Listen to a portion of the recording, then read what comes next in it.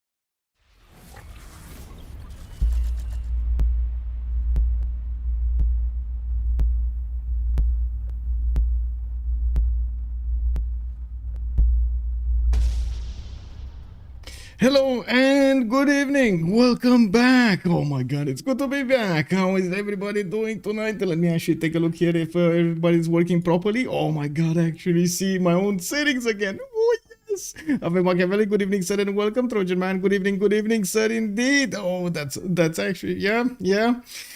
On spot without a hat. It is what it is. It's only TV without on spot. Yuri goes, hello there, sir, and welcome. Monstrat, good evening, sir, and welcome. I did also notice we do have Mishu in the house. Hello there, sir, and good evening. We have also Colorado. Good evening, sir, and welcome. Macallian, bonsoir, monsieur, et bienvenue. I think it will help me, definitely, it will help me to hear more French and try to speak more French. Stringing sentences together, I think, is the hardest thing that right now I'm at. Hopefully, I'm going to increase my vocabulary, and at some point, we'll learn exactly what I need to actually connect the words with. Frankly, Four Fingers, good evening, sir, and welcome. That was an amazing strategy that they did play out on that. On those finals over there. Definitely I can relate to that. I do want to point out that it looks like they didn't actually get all of the players in the lobby, but the players right now from Freritos de la Vega going against Goal by Library, we do have them going through the pick and ban phase. So right now, as I say hello to everybody, I do want to say that on the screen you're gonna see the pick and ban phase being completed over here, with the first pre-games already being chosen. I do see Macedon on the left side by FTLV. On the right side we do have Cleopatra, Ptolemy, and Gandhi in India. We do have one more choice remaining for FTLV, and then they're gonna go for the map choice. We're gonna see where they're gonna land on. Big Z also, good evening, sir, and welcome. I do also notice Snake who's a mate. Hello there, sir, and good evening. Hello, sir, also big shout out, my man. Wrote first in the channel over there, but it was Monstras that did pick up that first promotion. Unbelievable. Nice. Xypunk also, hola senor, how are you doing? Hello. Let me actually switch my screen here and take a quick peek. Okay, there we go. We should have everything going on as intended. And also, I do see the players are getting more and more into the lobby, so hopefully it's gonna be fine. Okay, so talking about the map pool choices here, it looks like Tilted Axis, Lakes, Inland Sea, Rich Islands, and Highlands. Both Highlands got taken out immediately. That will give them the available choices of Pangea Classic Ridges, Pangea Standard Ridges, Primordial, and 7 Seas. We're going to need to see what the players will prefer to go for, and we've seen, to be honest, a lot of Pangea during this weekend. So, you know, I totally love that map, but would definitely like to see something like 7 Seas. And oh my god, I should have been faster on my explanation over there. It is what it is. Primordial, Pangea Standard, and Pangea Classic. Available for them. We're going to see the choices in just a few moments here. I do also want to point out that I have started processing those videos from the weekend, and slowly but surely they are getting on YouTube over there. You should be seeing them as different, like separate VODs with, of course, the beginning cut, and also the chapters for the game with all of the details for the players, the civilizations, and the leaders. Primordial. Oh yes, Trojan, man. Well, it looks like they took it out. Maybe we should start, you know, doing some how to say, doing this the other way around, right? We should use some reverse psychology here. We should actually say, oh, we want Classic Ridges Pangea, you know, so they actually take they ban Classic Ridges Pangea, so we get on Standard Ridges Pangea. I don't know. I mean, it is what it is. Sometimes you need to adapt to what you have in front of you. If people will want to do exactly what you don't want, well, it is what it is, you know. Yeah, I don't like that, man. Oh, definitely don't like that. I think the players like Pangea for the consistency. I do have to agree with that. And it is Pangea Classic Ridges. Whoa. Well, it didn't work out as intended, but looks like we nailed it, boys. We nailed it. Gargantos, good evening, sir, and welcome. What's the difference between classic and the standard? We do have the difference in how the mountains spawn across the map. So on Standard Ridges Pangea, the mountain chains will spawn according to the continent splits. So you're gonna have two big continents connecting to each other. In the middle, you're gonna see those mountains starting to actually separate the two continents, just like you would have in real life. You know how the plates actually do go on top of each other or also below each other, and well, that actually causes the mountains to create. Causes the mountain creation. We do have also on the Classic Ridges Pangea, the mountain spawning just randomly across the map. I don't think there's actually an algorithm that just decides it according to something or something another. It's just random across the map. So usually Classic Ridges Pangea does offer you a lot more space to go through to traverse the map from one side to the other, while Pangea Classic Ridges will actually have some natural borders being created because of how those continents spawned on the map. We do have them going through the next peak phase, and it looks like Sumeria is going to be picked up by Gold by Library. We do have on the other side FDLV taken out. These are the bans, right? Gold by Library is going to go for a ban on Sumeria, just, you know, to put it out there in proper words. On the left side, we do have Rome with Julius Caesar being taken out, not Rome Trajan. Wow, they took out big Julius over here. It seems like that's too much gold for them, you know, like don't let that man on the map. It's just gonna ruin us all. We do have Zulu also as the fourth choice here as a ban for FDLV with two more choices remaining for either side. For each side, we do have Gold by Library also going for Hojo Tokimun Japan. Interesting choices on the Pangea Classic Ridges. I would have I thought they're gonna go for, like, I don't know, Nader Shah, Mongolia, Genghis Khan, maybe some Lincoln bands, maybe some Hammurabi, you know, not, like, I wasn't really thinking of Japan. Julius, Rome, I mean, definitely strong, but there are others. Aren't there others? Yeah, they really are avoiding the worst phase. And to be honest, I mean, that's all good for us. Shaka over here, unfortunately, did take a ban. It looks like they consider him. I mean, he couldn't actually stand in for a simmer, even though he has very good results. It looks like the players are still watching him as a very powerful world leader, which is, you know, it is what it is. Also, with much pleasure, sir, let me actually take a look at YouTube. By the way, how is everybody doing on YouTube? Hello YouTube. Good evening, everybody. Cheesy, also good evening, sir. Small Soldiers, good evening, sir, and welcome. I should be able to put my chats back where they should be. Okay, there we go. We got the chats back where they should be.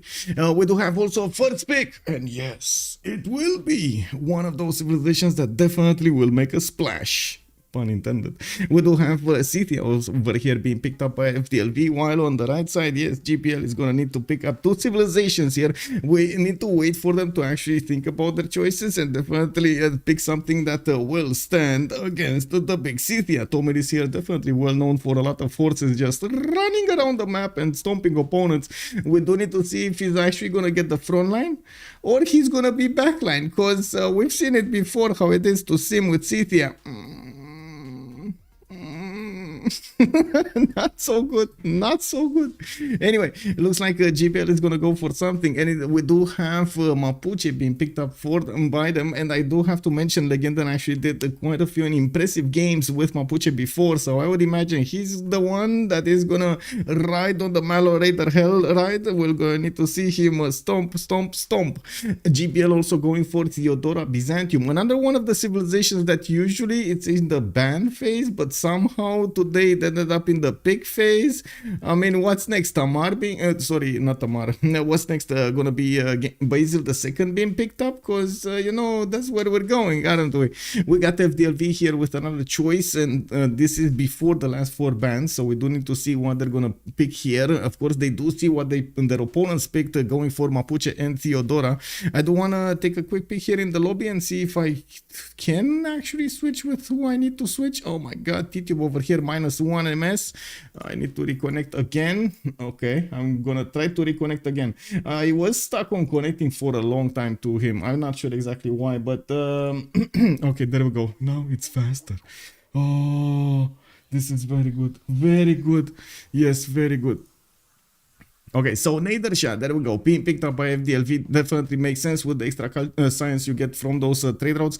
He's also going to get quite a bit of extra gold, and I'm pretty sure he's going to be happy with the Immortals at the beginning of the game. Pretty strong units, even though the horses are definitely faster to discover and acquire, and the iron is still kind of a premium here. I would say a premium strategic resource at the beginning of the game. The players are still avoiding getting that bronze working just because of the extra district that you unlock. I was expecting actually quite a few more players to pick up that mantle of Irel War, especially with the fourth option here, the Exodus of the Evangelist, which was not actually renamed yet. I hope it's gonna take up a rename, but I don't know when. So they can just start up with encampments and try to go against their opponents with everything they have.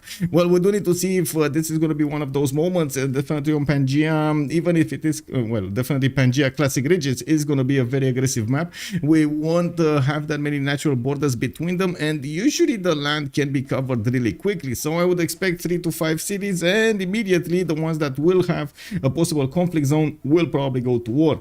We do need to see also the last 4 bands here with Gorgo being taken out from the rosters. I would imagine and they still have Pericles available if they do want to attack in the culture, although I kind of feel like that they won't. We do have Cyrus here, and to be honest, like this lobby starts to be like all out war. We've seen the first 4 picks. I would expect more war picks, even though usually the players do try to make strike a certain balance between the resources they actually need to have. Also the gold, of course, it's going to be very important if they do have the gold to upgrade their units and so on. So usually the players do try to pick up civilizations that can counterbalance each other. If one needs more gold, another one will need to make more gold, and so on.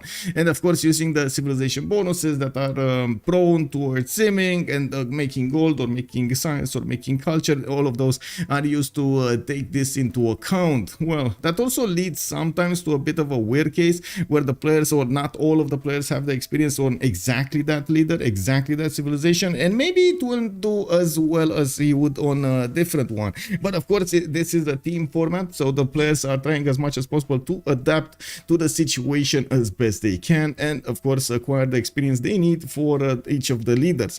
Now we are talking about Division 1 here in CPL Premier League. We've seen these both teams go head to head against each other multiple times. I'm pretty sure they are very adaptable when it comes to Civ leaders. We do have Spain here also being taken out by Gold by Library, and one more choice is separating us from actually seeing what the selection will be for the civilization leaders in the game. I think I actually missed my oh, I did. Okay, there we go. Was missing my chat on the left. Okay, so Montezuma, it looks like it's going to be chosen here by FDLV, and now we're going to see the next pick phase with Hungary being picked up first. They did actually click on it earlier, but they didn't lock it in. Interesting choice that, of course, we do see Hungary actually being picked up in the third and not catching a ban. They definitely thought Montezuma is a more powerful civilization, I would say, than Hungary, even though we've seen Hungary do quite a bit of mischief over the maps with its ability to levy those units and send them across the map from city states against his opponents, backline, frontline, backline. I mean, it's just chaos all over the place. If you do manage to get those city states next to your opponent or in the backlines. We do have FDLV needing to pick up the last 2 civilizations here, and I would imagine we're also going to see the lobby started up or at least getting in the correct position pretty soon. So we get to see that also. Come on, let's go.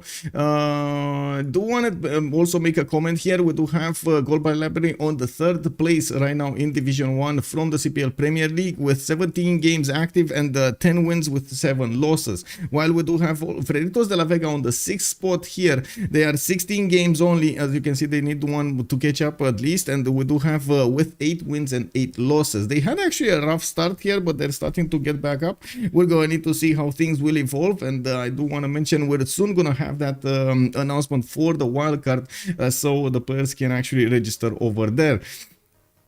Okay, coming back to the Civ draft, we do have actually all options. Wow, this was fast. Man, this was fast. We barely switched screens and poof, they chose the civilizations. It looks like Chandra Gupta is going to be picked up here by FDLV. Watch out for those Varus. And then we do have Catherine de Medici, the Black Queen, also being picked up by FDLV. That makes me think, oh, Titio is in the game, isn't he? Catherine de Medici here, one of his favorites. We do have also on the right side, is this King the Builder King, or is this I think it is, right? This is King G, the Unifier. Okay, W, man. Oh, the big guy is coming in. Let me actually take a quick peek over here on his so it's definitely not Uzetian. Okay, this definitely not this where is King Shi Unified? Yes, it is King Shi Unified. It's the one that looks to the left instead of the right. Got it. Okay, so let me actually swap slots over here if I can I clicked on it, but nothing happened. Oh, kick W. Oh, is somebody actually? Oh my God, this would be actually a little bit weird from me. Is somebody actually joining on that slot? Because that is definitely gonna cause some issues. I hope not, but yeah, it is what it is. Anyway, we'll see. We'll see how this goes, and also what kind of civilizations they're gonna pick for each leader here, for each player. We do need to see which one are they gonna play exactly.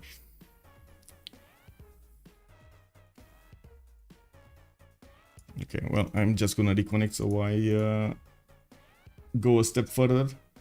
Wait, what? I don't have a game anymore? What? Oh, wow. So the host doesn't actually have the game up anymore. Lol. How is that possible? I think the lobby needs to be remade. To be honest. Why am I loading something? Let me just create a game and see how this goes. Troubleshooting every time, man. Troubleshooting games. It is what it is, you know. This for a long time actually I was speaking with the players, and like from time to time we get to the conclusion that this game teaches us so much patience, because you have to go through all of these hoops to actually get into games, get them. I think they just are gonna relobby here, to be honest. I think they're gonna relobby by the looks of it. Yeah, there we go. Are we getting in first? Let's see. Are we getting in first? I just clicked on the button, retrieving host information. Let's see if we're connecting to players. Okay. Well, yeah, there we go. Well, not first, but still, we're third in the lobby. Perfect. Okay, 1, 2, 2.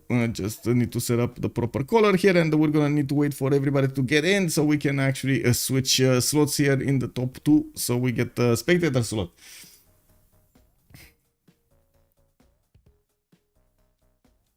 I'm actually quite excited to see how this is going to work out with so many world civilizations on each side. I would imagine this is going to be one hell of a game. I wouldn't really imagine this is going to go. I mean, it might, depending on the position of the map, but it might actually go to GDRs, and I'm pretty sure both teams are going to be there, just inching forward, taking as much territory as they can from their opponents. And, well, we do need to see if there's going to be any kind of out-of-the-box strategy, like we've seen the last time, the finals, for example. They were won with a very big effort from the other side of the map to get a navy going. Shush, the kind of navy over there. They didn't make a single harbor out. They didn't give up their choice. They didn't give up their hand, and their opponents just weren't aware. Well, they saw the military go up and up and up, but where it is, what it is, and so on and so forth. And until they started building, way too late.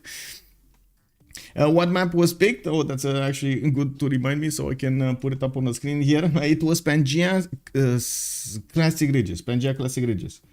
Not standard. Pangea Classic Ridges. Okay, give me a second here so I can put it up on the screen so everybody knows. Pangea CR Classic Ridges. There we go. TTube is back to Civ. Yes, good Abend. How are you doing, Salty? Welcome, ma'am. Party time indeed. Let's go, Freritos. He's back on track, back on his usual PC over here, or laptop, whatever he has, and we're gonna need to see.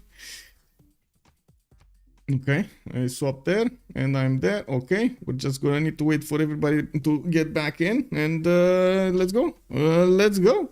Oh, wow, Hannibal over here doesn't have MPH. Wow, and so good that we actually can check this.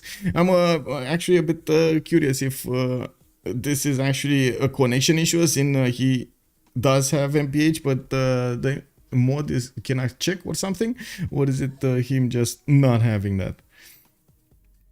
Maybe Hannibal gets MPH. Kick. Hello. Anyway, I hope he will. I hope he will, and he will do quickly. I also see the microphone is a little bit too loud. You gotta tell me this, because I can't really hear myself. Well, I guess I can hear myself, right? If I no, I can't. It's on the other. It's on the other headphones. You gotta tell me. I'm well, trying to concentrate on studying and failing. Hope you got home well. Yes, I did. I did get home well. It was fine. Actually, a good, nice flight to Romania. It was a little bit delayed. I don't know, like 20 minutes or something, but it was all good.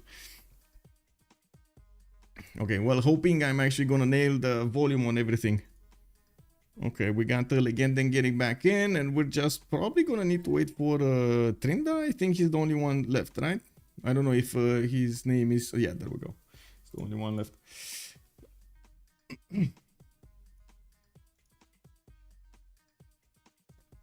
No, let me turn off the screens here on the left side so we get to actually see the other details. Okay, there we go. 1, 2, click on this and click on this. There we go. There we go. Okay, so people are getting into their correct slots, and soon we will have them also picking up their correct civilizations. On one side, we do have Freritos with Spriggan, that's Heimerdinger with Barsake and T-Tube showing up today for Freritos de la Vega. On the other side, for Golba Library, tonight we're gonna have Legenden, S&D with Chad something and Hannibal. Wait a second. Yeah, and Hannibal. I'm a bit, well, I actually am curious who is Chad. Who is this Chad that they keep talking about? Is that actually his name or is it something else? Okay, let me see. It is Chad Brodsky. Okay, it is Chad Brodsky. There we go. Chad Brodsky, the anarchist, with Hannibal, Legenden, and SNDZ. Okay. Well, let's see them getting to the correct slot so they can actually pick up their civilizations and go for it. Hello there, Battle Cruiser. Good evening, sir. Hope you had a good time. Yes, sir. Yes, the Legenden quality of Civ, I think it's so strong tonight. Let's actually see if he's gonna stomp his opponents with those Malon Raiders. He did it before, and I'm pretty sure he's gonna try to do it again. It is a spicy Chad. Yes, a very spicy Chad. Yes. Okay, so Freritos definitely doesn't want to give up on that Tomeris from the first one. Looks like Chad is going to be the one going for Kingshi Unified. We do have SND on Theodora, while Legenden, there we go, he's going for Lotaro here. Titube going for his trademark Catherine de Medici, the Black Queen. Barsake on Neidersha, Persia, and then we do have to see which one Hannibal is going to pick up and which one is who this actually, who's the last one here that we actually don't see his name. Oh no, we don't see the host anymore. Kick W, man. Wait, no. Yeah, the host just disappeared. Wow, it's a lol. It's a very invisible host over here. Look at this. He's actually in the game. Neidersha is communicating from the other side of the planet here with us. Oh my god, he came back. He came back. Oh no. Oh, Neidersha. Where were you, man? Where were you? Okay, well, it is what it is.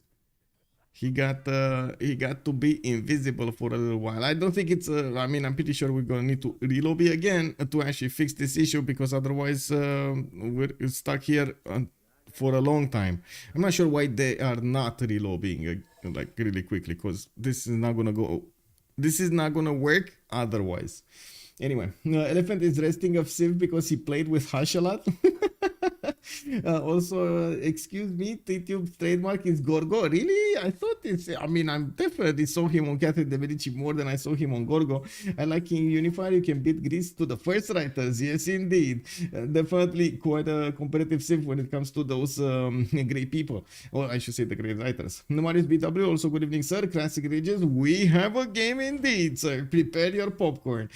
Legenden is on Mapuche. We got Freritos on Tomeris. I mean, just look at all of these, man. Just look at all of these.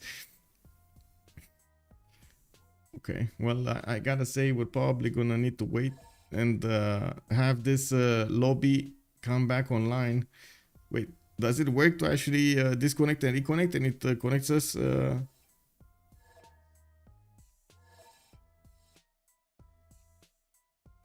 No, the host will jump on me. It's fine. I mean, it's fine.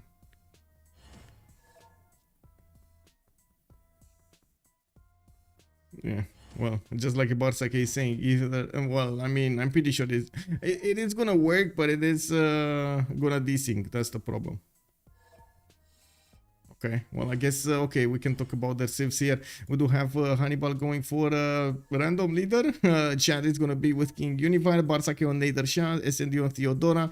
Legenden is going to pick up the second one with Lotaro. There we go. Now he's going to be a bit more competitive when it comes to those generals. Hannibal is gonna pick up Matthias Corvinus, while Spriggan is gonna be on Chandragupta. We do have T-Tube on Catherine de Medici, the Black Queen, and SND is gonna pick up Theodora on the last spot here. We are waiting for them to go up, and they're gonna try this. I gotta say, don't hold your breath for this lobby to work. I'm pretty sure we're gonna need to relobby, but of course we can actually have it a try. I can't really communicate with the players to, you know, tell them that, you know, it's kind of a useless effort to try to go in, but maybe, you know, there's that 1%, 5% chance that this might work, so I'm gonna hold my breath. It is what it is. I'm gonna hold my breath so you don't have to. Just a joke, man. Have a good time. I just watched yesterday game from Hush's Premier. I hope you won't ever know where your money was going. KW. Wait, we have a system on our team for who plays games, and I was not awake to plus this game because the Europeans did it before I was awake. Oh, I see. Now, I remember TTU's top 3 civs as Gorgo, Pericles, and Greece. No Catherine mentioned. Well, I guess so, but still, Catherine does seem to be a bit like a trademark for him.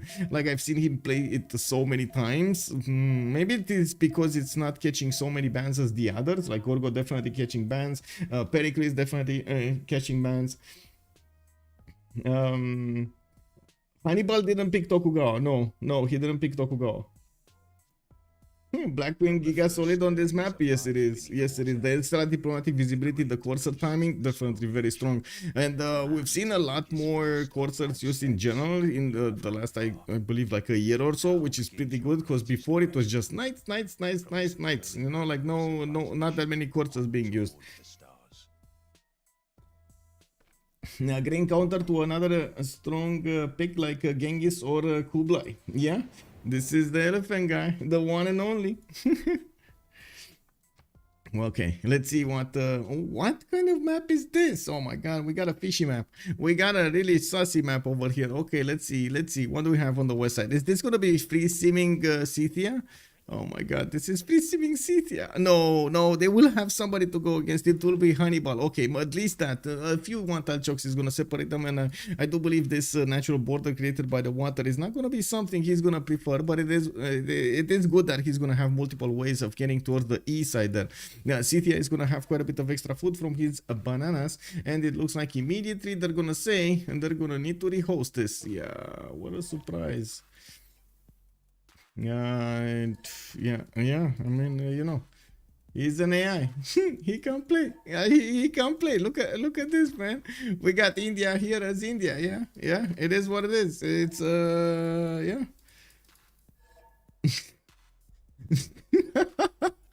Oh man. Oh well. 5 versus 4 confirmed. Stream sniping, get him. Wait, I'm leaving the stream now because Team says maybe they need to sub, didn't see the spawn. Okay, I mean, yeah, don't do it, man, don't do it. We're gonna relobby anyway, and as you notice, of course, we're not gonna be on this map. We're just gonna relobby on a new map. It is what it is. Well, I guess, you know, they're starting to clean the karma with a few extra free remaps they're getting with this. Being the red on one it. Hello there, sir, and welcome. Let me get back into the lobby here. I need to spam refresh on his profile page so I get the correct link in time. Hopefully it is gonna be quick over here. Just let's see how fast we can get. Can we get the first? Can we get the second slot? Can we get the third slot? You know, it all depends on our F5 over here. How quickly can we press the buttons? Yeah, I'm kidding. I hope, well, I guess Steam at some point is gonna realize that hey, somebody has spam refresh like 1,000 times in 60 seconds. What is this? Definitely there's something sussy going on over there. Currently in game. Well, I don't see his lobby. Like, where lobby? I definitely see your in game, but where lobby? They didn't oh, I see. They put up a lobby on somebody else. Come on. Okay, there we go. Hopefully we're getting in. There we go, we're getting in. So it was a lobby on somebody else. I was joining on a different person. What was it? Was it Mapuche, right? Over here it was the big man. It was Legenden that had this slot. Where is it? Oh, wait. L. Lotaro. There we go. I can set his Lotaro already. So he doesn't need to do any work, you know, just not clicking buttons. It's all good. Also, I hope you can snatch Hypatia from them. Yes, shift and ring like a boss over here. I can't even win on Prince difficulty watching for educational purposes and also because I enjoy being.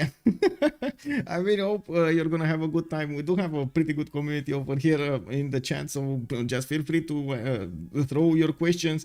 Feel free to ask anything, and also be right at home. Feel right at home. Let's wait for them to join. They're joining, they're picking their civilizations. I do need to swap with somebody, probably Legend, because you know, there we go. He saw his Lautaro and he was like, that's mine. Yeah, he got it. Okay, it's fine. It's yours. It's all good. You got it. Okay, spectator slot. So waiting. Let's put up the prediction for how many remaps we will have. This is something that we didn't actually get to do that much during the Civ land, but I do want to put it up over here as quickly as possible on both YouTube and of course Twitch chat. And also again, how are you doing, YouTube? Hello there. Hello. Start a poll for how many remaps, and we do have possible answer 0, 1, or of course 2 remaps. They do have 1 remap token each, and they will get the opportunity to use it at 10-10. We're gonna have a pause. They will actually get like a UI something drop down pop up over here on the screen, and they're gonna get to click buttons yay or nay. And of course we're going to need to see how they're gonna choose according to the land, according to what kind of neighborhood they're gonna be in, you know, friendly neighborhood, war neighborhood. It all matters quite a bit, especially if you're backline with Scythia. You don't want to be there. Like, that's the worst place. You wanna send Chandragupta or something on the backline, not Scythia. Definitely not Scythia. Last time, I mean, at least he did have Matthias Corvinus to go against somebody who would have been soaking that Scythian Saka Horse Archer damage. Okay, so looks like they're getting in and ready. I do want to double check one more time if my MS is good and I don't have any problems. No, it's all good. We can go. Let me actually switch to a blue color, because why not? I mean, if it's open, why not, right? I don't think anybody actually has the blue color, like that particular blue color. The dark, this is the dark blue, isn't it? I hope it is. Anyway.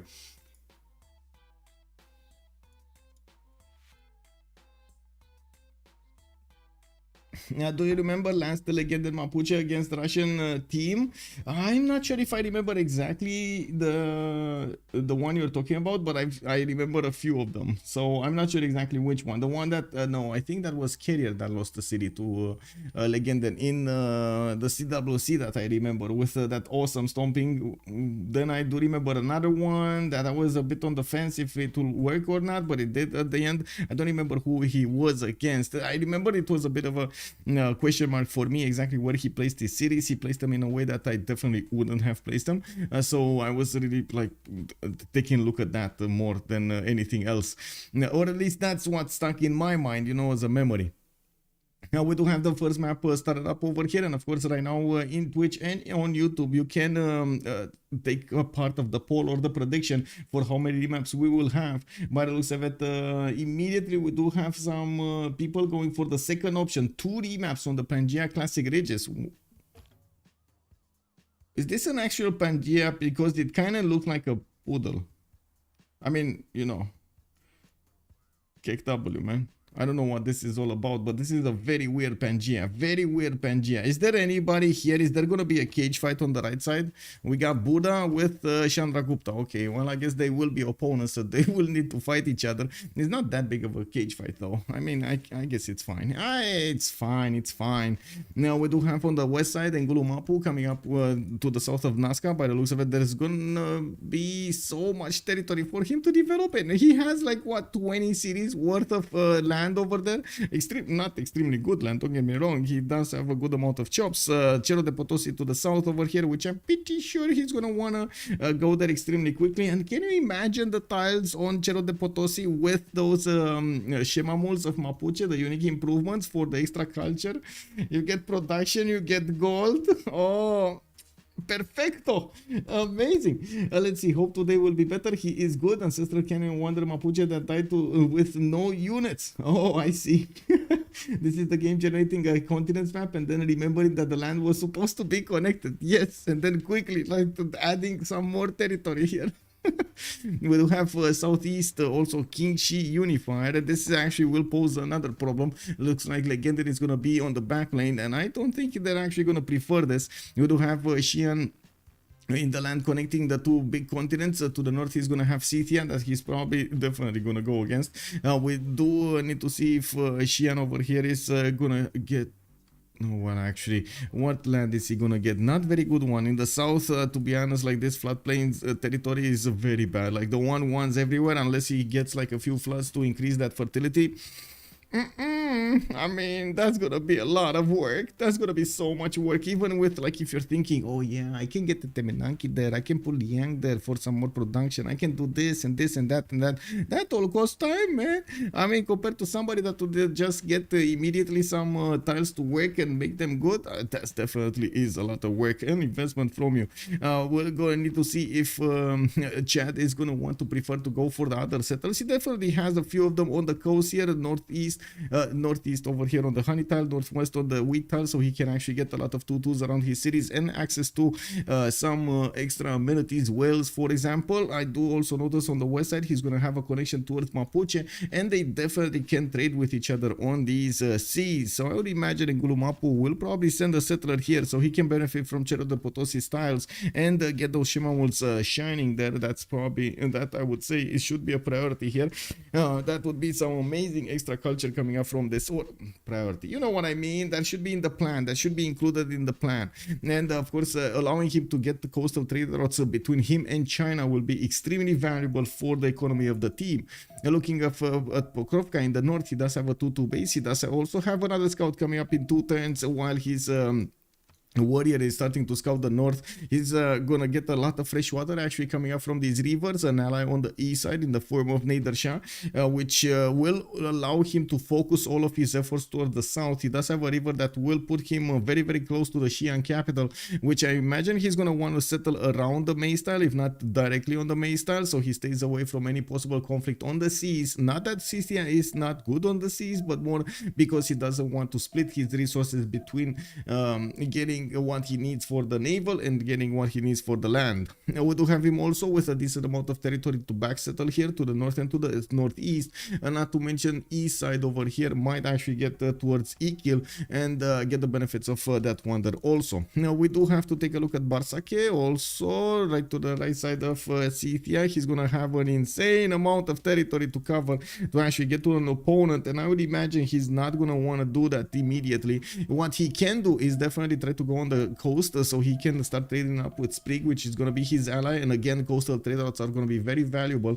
He could definitely try to also get a navy to try to stomp the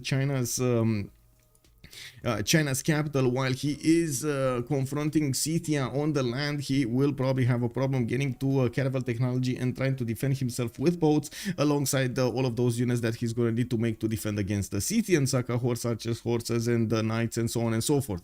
I would imagine also Mashad is going to be very happy to benefit from all of these geothermal fissures. He does have 3 of them right in the capital with multiple continents, of course, actually 2 continents over here, allowing him to get the benefits of more amenities than usual.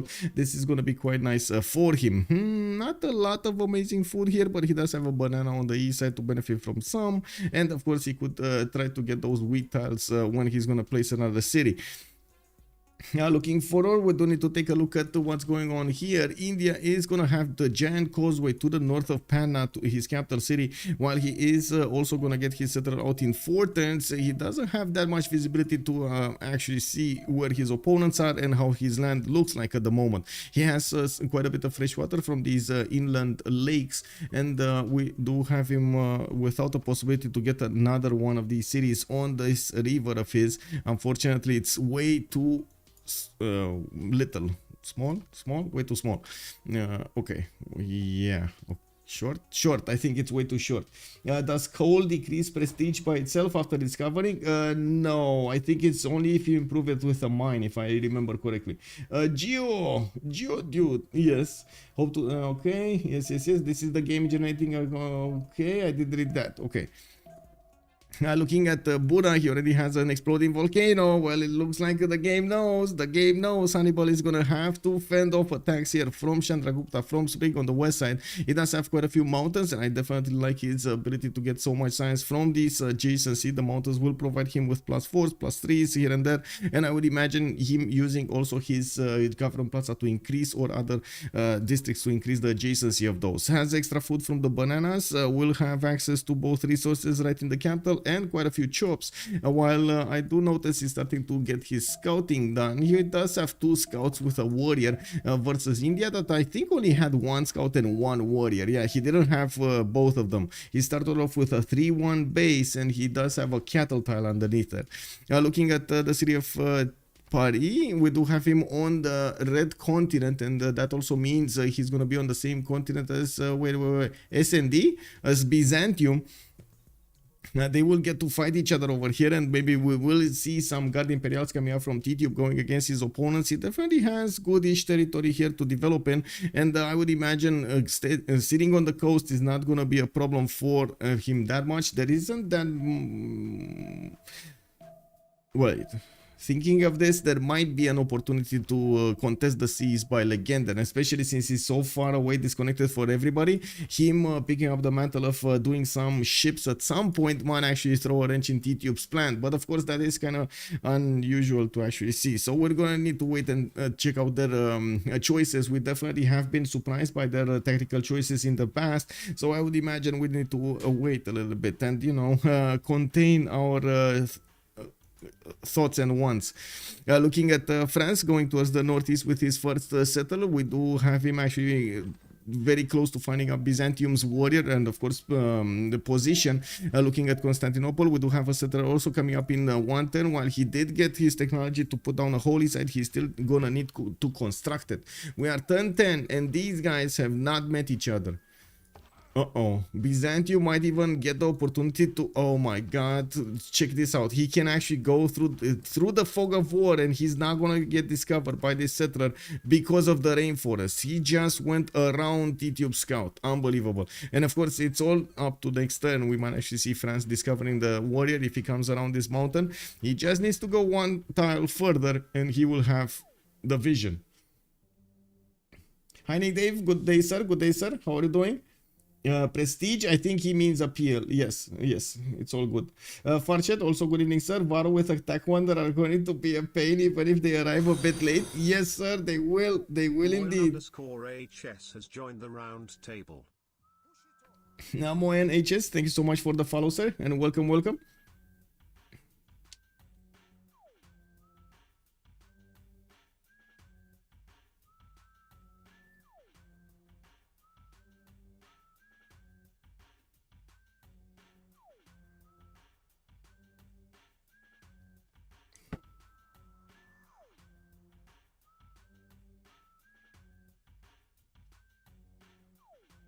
Well, they're definitely taking their time. By the looks of it, Goldby Library did manage to actually finish the vote, but on the other side, FDLV cannot make up their minds. There's definitely a lot of chatter there, and they will go for this. They will say, no, this is our map, this is our moment, and they will keep it. This Pangea, weird Pangea, very weird Pangea. I gotta say, this is such a weird Pangea, but they will keep it. So we do have the opportunity right now and the responsibility to talk about all of their strategic resources and see what they're gonna go for. We're gonna need to see how they're gonna develop their empires and set up their upcoming cities. I definitely wanna finish up the votes here so we get the points for. Oh my god, nobody. Some high rollers, guys. There is some. No, 2 people. I don't know who, but I'm gonna finish now. 2 people actually put in total 40 points on the 0 option, while all of the others did go for the other ones. Unbelievable. The high rollers, I call these high rollers. So let's see who are the high rollers today. Complete prediction. Complete prediction result is 0. And who this? Tornado 2991 and Spear 2, the biggest high rollers. They got so many points. Dave retained his knighthood for 11 months. Bună ziua, Mule. Bună ziua, Honey Dave. Thank you so much for the tier 1. Much appreciated, sir. Okay, let's finish this up on YouTube as well. Let me give me a second so I can open up the screens and click on buttons here. And let's see. It looks like YouTube also 12% of YouTube said 0%, but then 50% went for the one option and 38% went for the second option. I'm going to end up the poll, and of course, 0 will win.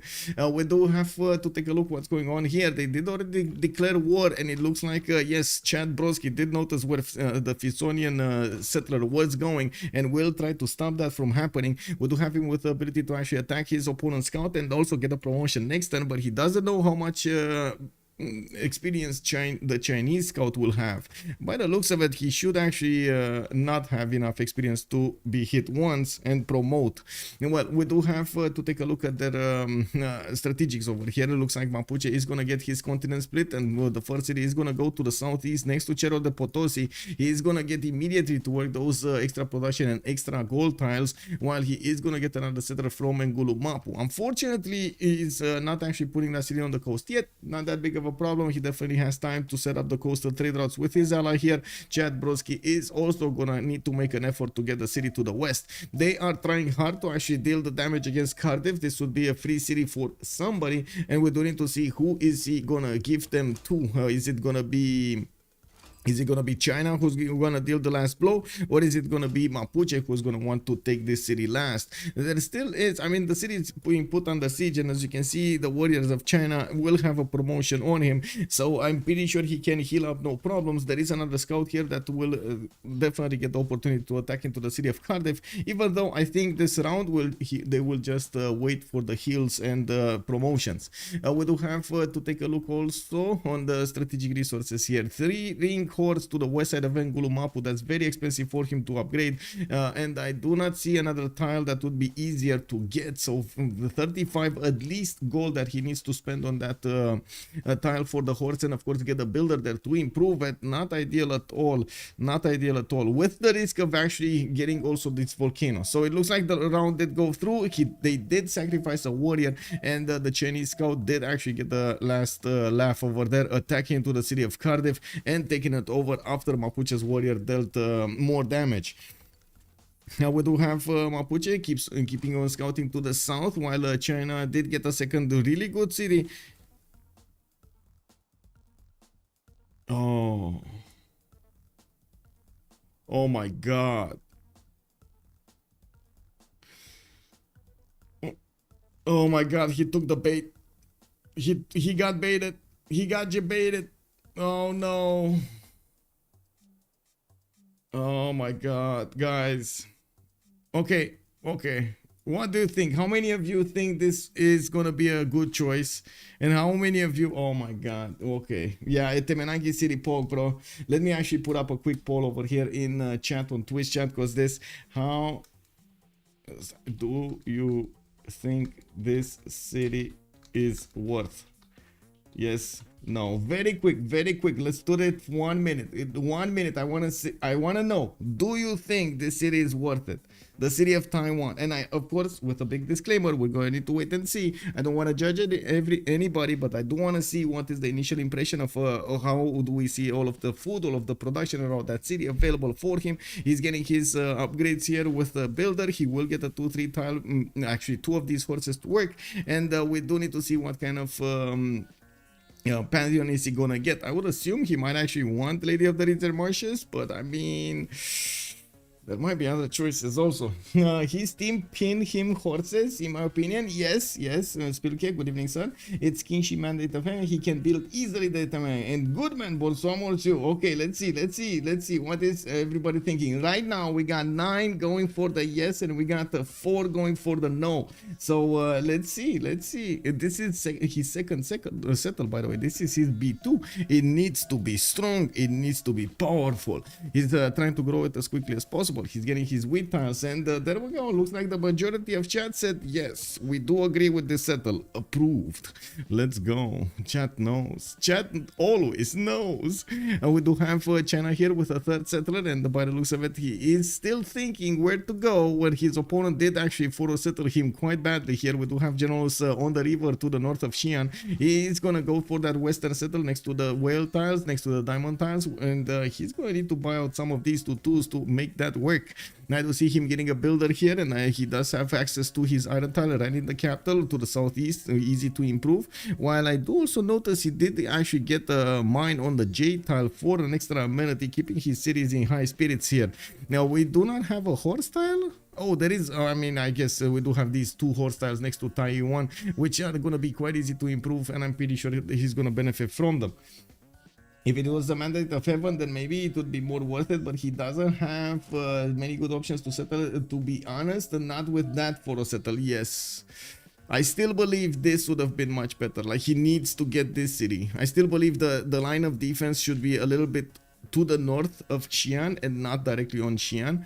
So I would have imagined he's actually gonna get one of these cities over here. Oh well, it is what it is, but at least that's what I imagined his defense would look like. This is definitely going to change up the dynamic. It is going to be much easier for those Saka horse archers to actually attack into the cities of Xi'an and whatever his B3 will look like over here to the west side, because they will get the upper land, the rainforest on the hills, and not have their vision stopped by anything. Anyway, now we do have to take a look also in CTI's territory. CTI is going to backsettle with one city towards the northwest, where he does have more sheep tiles to work and other 2 tools. He is going to get the fresh water from the lake here, and also getting a trader from Pokrovka will allow him to connect the city of Generalus, his B2, to his northern city or to his capital, depending on what he is choosing. We do have a builder coming out from Generalus. That means he did not choose to go for a monument first. It will take some time. He does have already extra fertility here on these rivers. Oh my god, the 3-2-2 May style over there with a 2-2 and another horse giving him a 3-2. That's pretty good. Incamun coming first here from Pokrovka, being put down towards the south. We know where he's going. We know where he's going. Hello there, Amir. Hello there, sir. Is that mandate China or Unified? That is Unified, and the hat is back. Yes, it is. I mean, I'm back home. I'm all good. I'm all fine, and back to my usual self. And I gotta say, I do feel a lot more comfortable over here with all of the equipment I have, because I know it, you know, like it's easy for me to say, oh, I need to press this button to actually get this result, and so on and so forth. It's not a mystery. Yeah, definitely more comfortable. Hello there, Urek, and good evening, sir. I need to figure out a way, though, to feel comfortable even if I'm going to a land place and get my own equipment there. I need some more to put some more thought into this and what I should get and how and where and why. The Beasley, hello there, sir. Also, he should attack CTA instead of letting it happen the other way around. True. I mean, the best defense is an offense. Fusion MK, hello there, sir. How are you doing? How are you doing?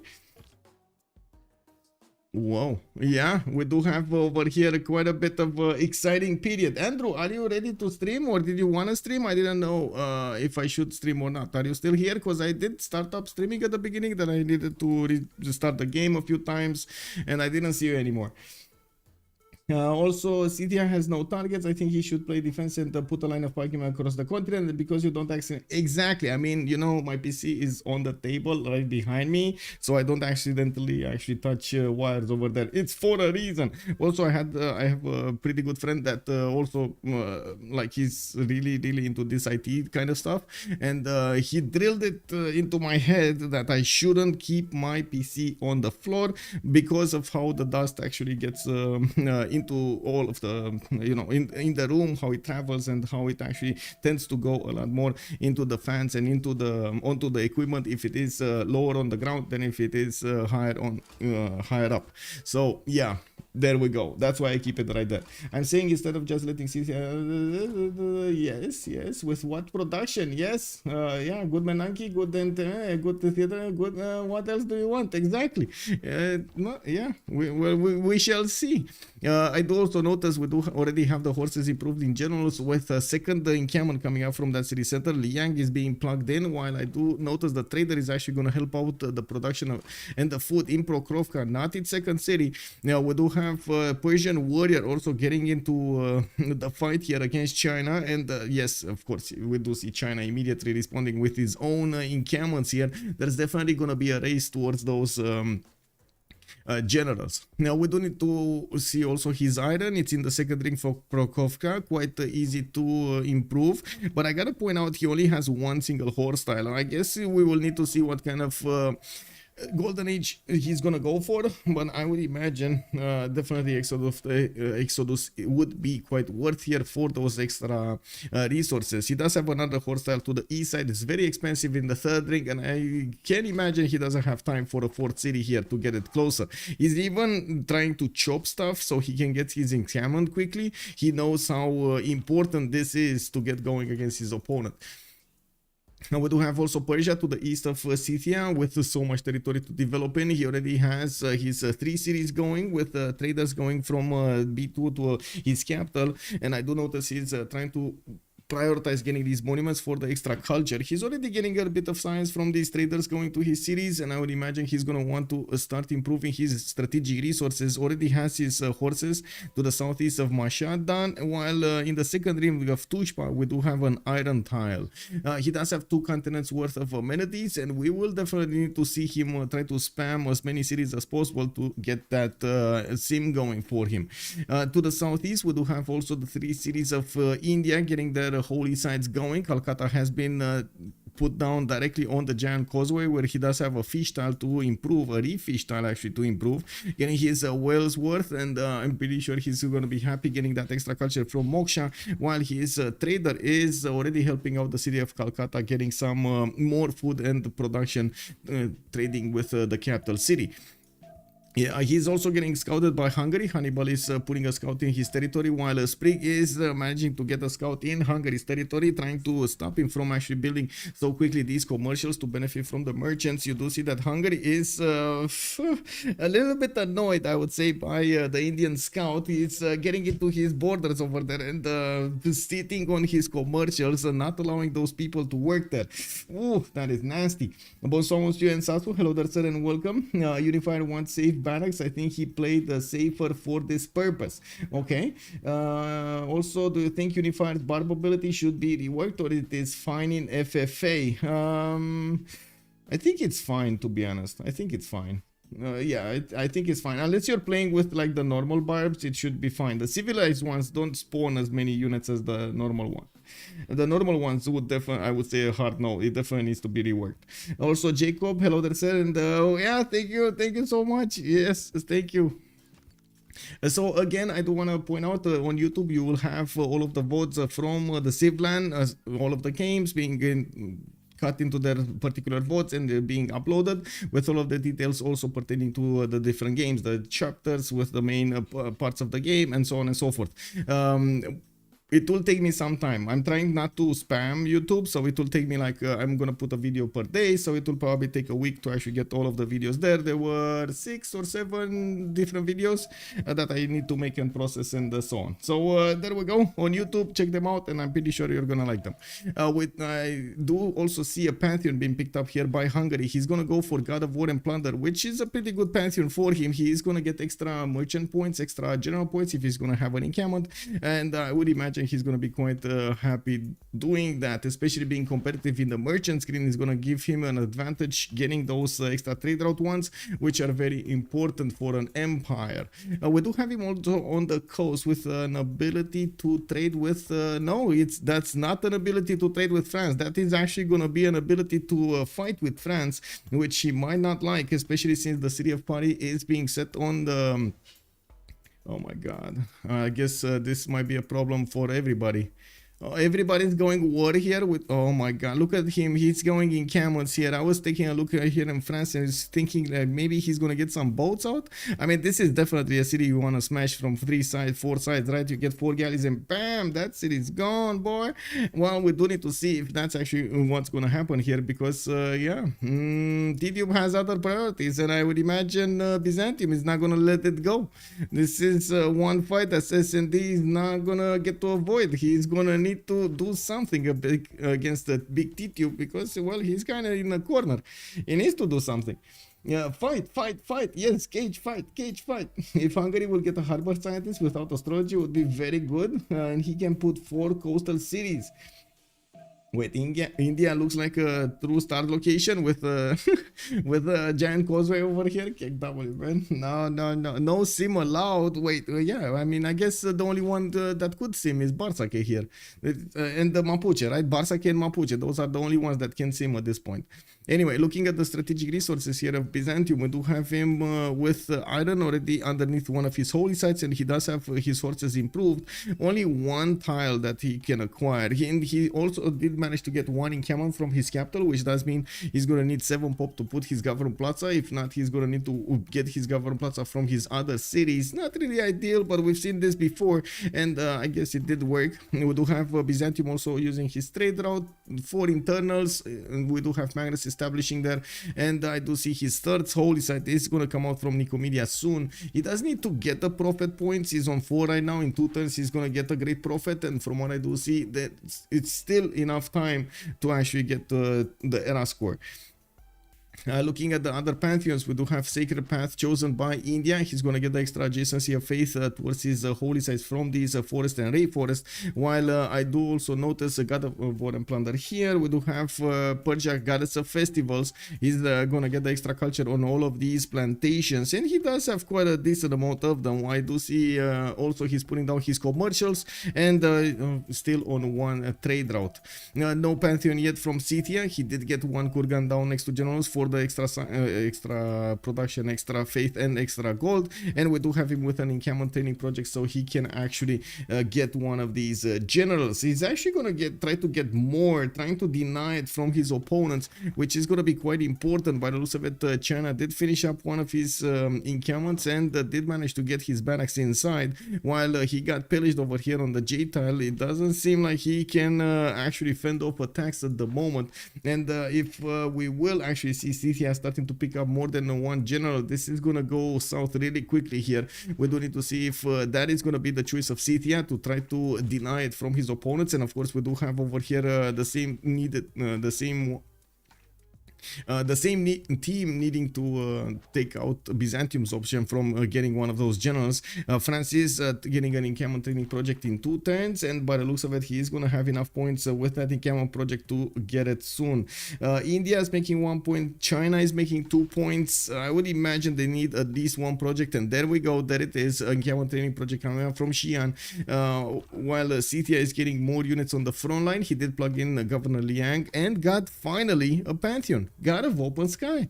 Wait, is this going to be Lady of the Reeds? Yes, this is Lady of the Reeds for China. So he's getting that extra production here in Taiyi 1. And we do have it with right now. Let's check it. Let's check it. 13 production, guys. That's a 13 production city. Let's take a comparison over here. Guangzhou is 6, but that's only 2 pop, by the way. And Cardiff is 8, 3 pop. So yeah, I mean, I guess not that far away. Anyway, we do have Scythia. Whoa. Did that? Oh, it was the archer that shot, right? It was the archer that shot. I thought that the Scythian scout just, you know, attacked into the city of Xi'an and just died. Theodora, no general for sure. You think he's not going to have a general? Well, I mean, he's trying to get projects done. Encampment training project coming up in 1 turn. And I do not see Scythia putting new production into these. Yeah, he's not actually getting another general. So by the looks of it, he's not going to get to deny it from either China or Byzantium, which is kind of a meh, you know, kind of a bit of a problem there. India did not put down an encampment, so I guess he's not going to care about it. He does have the giant causeway, which is going to give him more bonus points anyway. And just put down his government plaza, got a religion. Let's actually check it out. Islam, work ethic, and lay ministry for the extra production he's going to get from his shrines and temples, while he's going to get the faith going for his holy sites. He's also going to have culture for his theater squares. We do have also city patron god is chosen by Mapuche here. Legenden is going to get his 4th city really quickly, and he's going to plug in Magnus in his capital city in 1 turn, getting these builders out and about, while he definitely needs to I would say get these going. The Shemamuls, come on, let's get the Shemamuls. Well, it is what it is. An iron tile over here also next to Puel Mapu is going to make it much easier for him to improve, but his horse style is still very far away, and I don't think he actually had the opportunity to upgrade any other, right? So he's on 10 horses that he probably got from a hut, and that's about it. While I do notice we do have Chad making iron, and we do have also S&D making iron, so that's pretty good. On the other team, Freritos is making 0 iron a turn. Their units will need to be horses because they just don't have the resources for the iron.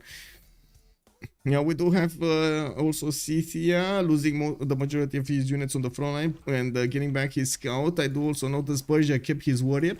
While we do have China getting his second in camel here from Guangzhou. We did have him finishing up a there we go, one of these projects. So he's gonna be 19 points, or I should say 27 points right now. While there is one more general available, I do believe actually Cynthia had the ability to fight for this, fight for the deny of China's general. I guess he's confident enough that he's gonna have it anyway. Can you show continents for Guard Imperial, please? Yes, this is one big continent for the Guard Imperials. One big continent. He's gonna have all of this territory to protect with those Guard Imperials. Even Hungary will have this. Unbelievable. This is like an incredible continent. It spans on half of the map, more than half of the map. That's a lot of territory here.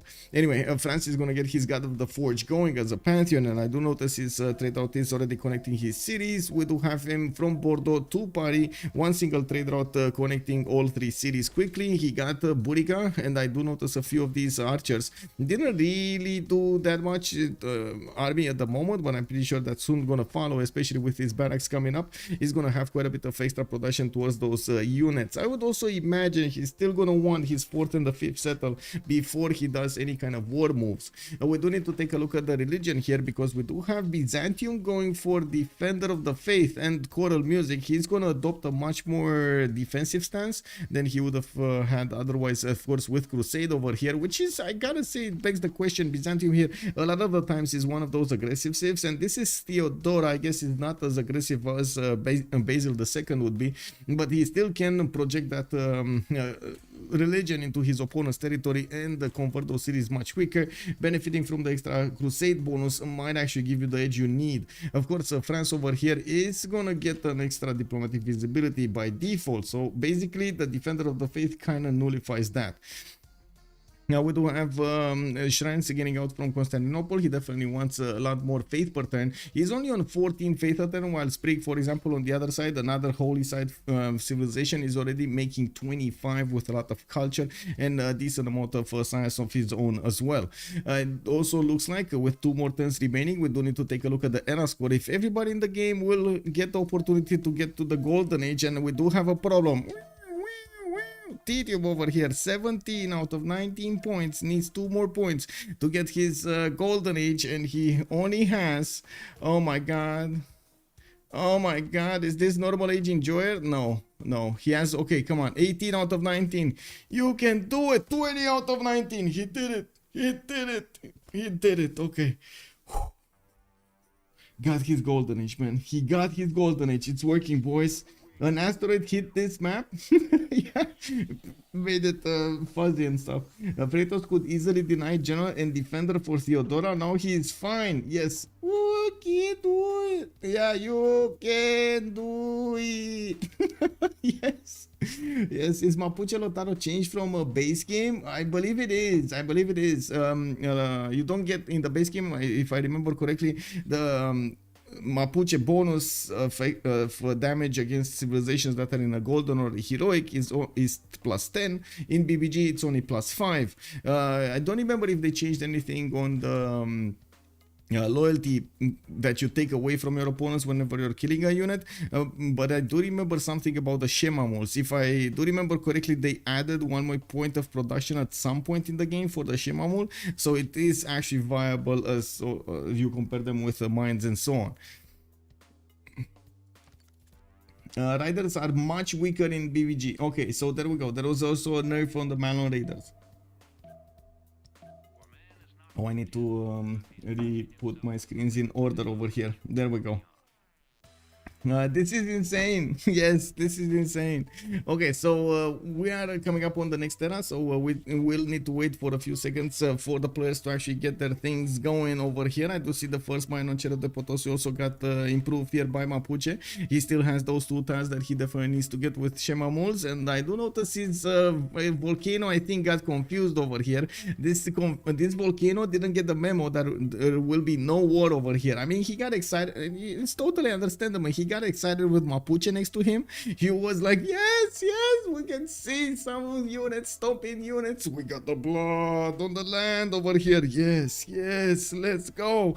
And well, he didn't realize this is Mapuche, free sim Mapuche. This is a much more peaceful Mapuche that he has ever seen. Anyway, looking at S&D, he did go for his Monumentality Golden Age, 18 faith per turn with 37 production, 10 science and 17 culture. He did get his religion, and of course I do see his general is being fronted on the front line. The French units are definitely taking a look over here at the Hannibal Barca general, and well, they kind of want to take him to their territory and you know, show him the good stuff of the city. Yeah, we do have Hannibal here with 14 science and 9 culture, and yes, Matthias Corvinus with a pen brush and voice gold range. We got him on 3 cities. Very, very sad about this, by the way. I gotta say, I am seeing the name. I am seeing the name of the city. It's a very sad city.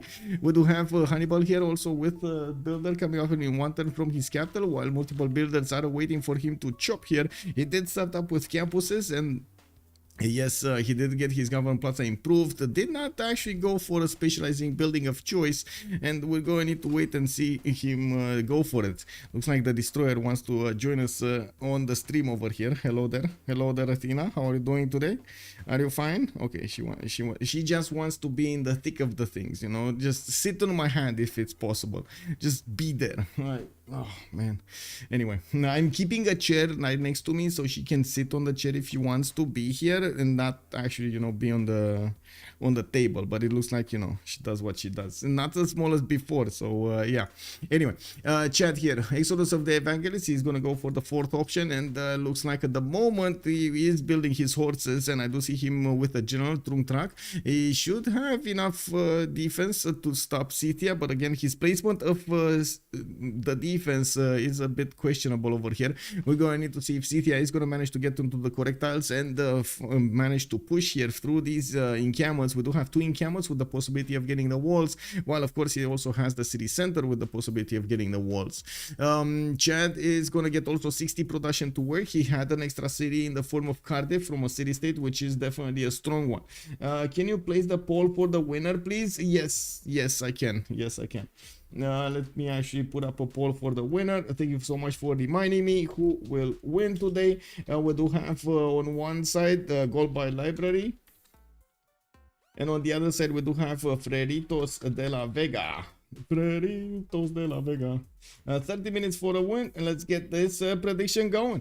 Also, he is their only free simmer. Hope he would not. Yeah, I missed the cat appearing in stream during the Civ land. Yes, Nutria, yes, I'm sorry. I'm pretty sure she would have been very happy to smell new smells, but couldn't take the risk, man. Couldn't take the risk. She's not. Whoa, Athena, calm down. Okay, calm down. Next time we'll take you to the land. She got very, you know, upset over there. I was like, couldn't take the. What do you mean? Couldn't take the risk? It's my risk to take. You know how these teenagers are. You know, it is what it is. Gata. God. Okay, 2 things were missing during the Civ, the hat and the cat. Yes, sir. Now we do have quite a few horses coming up from Scythia from the north, and yes, they will have the general to increase their strength. We do need to see how quickly these units will get to their opponents and how quickly they can actually do some damage. Let me actually get the cat over here. Oh my god. Okay, you can see it here. Yes, you can see it here. There we go. We got some horses coming up from China. And we got Legenden Lotaro with a pen brush and voice golden age, 8 science and 19 culture on his 4 cities on the west side. It does seem like he is gonna go for simming. He's gonna get the goal for his teammates with multiple markets and commercials coming out. Momiko, thank you so much for the tier 1 sub, sir. Much appreciated. The cat cam. Yes, I do need to get the cat cam. She's very annoyed that I'm keeping her like this. Hello? Stop biting me. Look, people are seeing you. Stop biting me. What is this? Yes, there we go. Hmm? Come on. Okay. Audience chamber also the choice for Ngulumapu. A bit surprising that he's not going for this particular position with Ancestral Hall. Would have definitely expected him to spam a lot of cities, and the Ancestral Hall kind of makes sense. We do need to see if, of course, Audience chamber is gonna be also a good choice. Now, by the looks of it, also Barsake with 20 science and already 27 culture. Nidarsha is getting his sim going here. 4th city already coming out, 5th, 6th, and 7th. And by the looks of it, he's already making use of multiple commercials and got some of these campuses down. A +5, for example, next to the city of Tarsus, with another +4 over here. This is a pretty good start for him. Also, 37 gold per turn is not something you want to miss. With multiple horses from Scythia arriving next to the borders of China, we do need to see how fast he can actually do the damage here. He doesn't have a lot of Saka horse archers, but he's starting to get them out. And these are one of the few units of the ancient era that actually, from the beginning of the game, that are actually classical, and they do get the benefits of extra movement and extra damage from the generals. Yes, she is actually adorable. She's so adorable. Team names, yes, team names, yes sir. We're getting this going. Left team is gonna be gold by library, and we do have on the right side FDLV is gonna be Freritos de la Vega. There we go. Shouldn't Mapuche attack Scythia? I don't think he really can attack Scythia, at least unless he actually goes for the disembarkment kind of strategy here. It is gonna be a bit harsh for him to actually do that. We also do see Scythia actually starting to do some attack runs against China. It looks like he's bringing more units to the front line, and we do need to see if his target will actually be these encampments. These are at the moment, the encampments are probably the weakest link in the defense. You can see how much of a difference in damage these horses do to the other horses or to the encampments. It's so much easier to attack into the encampment and consider it being taken down. Now we do need to take a look here on T-Tube on 13 science and 20 culture. He's getting his attack going against Byzantium, which already upgraded quite a few swordsmen to stop any kind of attack from happening. Looks like France is gonna get to flex his extra damage from his archers, but you gotta remember that Defender of the Faith here in the city of Nicomedia is definitely gonna help out Byzantium nullify that advantage that France would have gotten. With the 4th city also going towards the west side, I would imagine he's gonna want his 5th one pretty soon, but not before he's getting another wave of archers and more of these horses, so he can guarantee his strength against Byzantium. Titube did choose to go for Exodus of the Evangelist, which is going to give him more resources, more production towards units, and a little bit more extra culture from his encampments.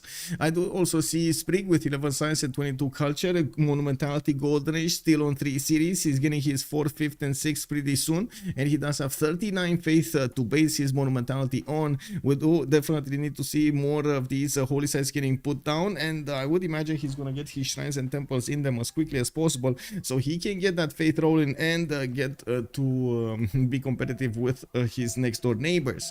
Phyrsos, Exodus of the Evangelist, of course, he was the one that we were talking about attacking into his opponent, and he is going to go for the encampment attack here against China cities. We do need to see if he's going to manage to punch through. There is definitely a horse.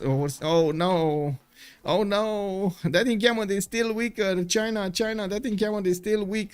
Hello, Athena, come on, not here. She's actually staying in the middle of the, oh my god, look at big baby.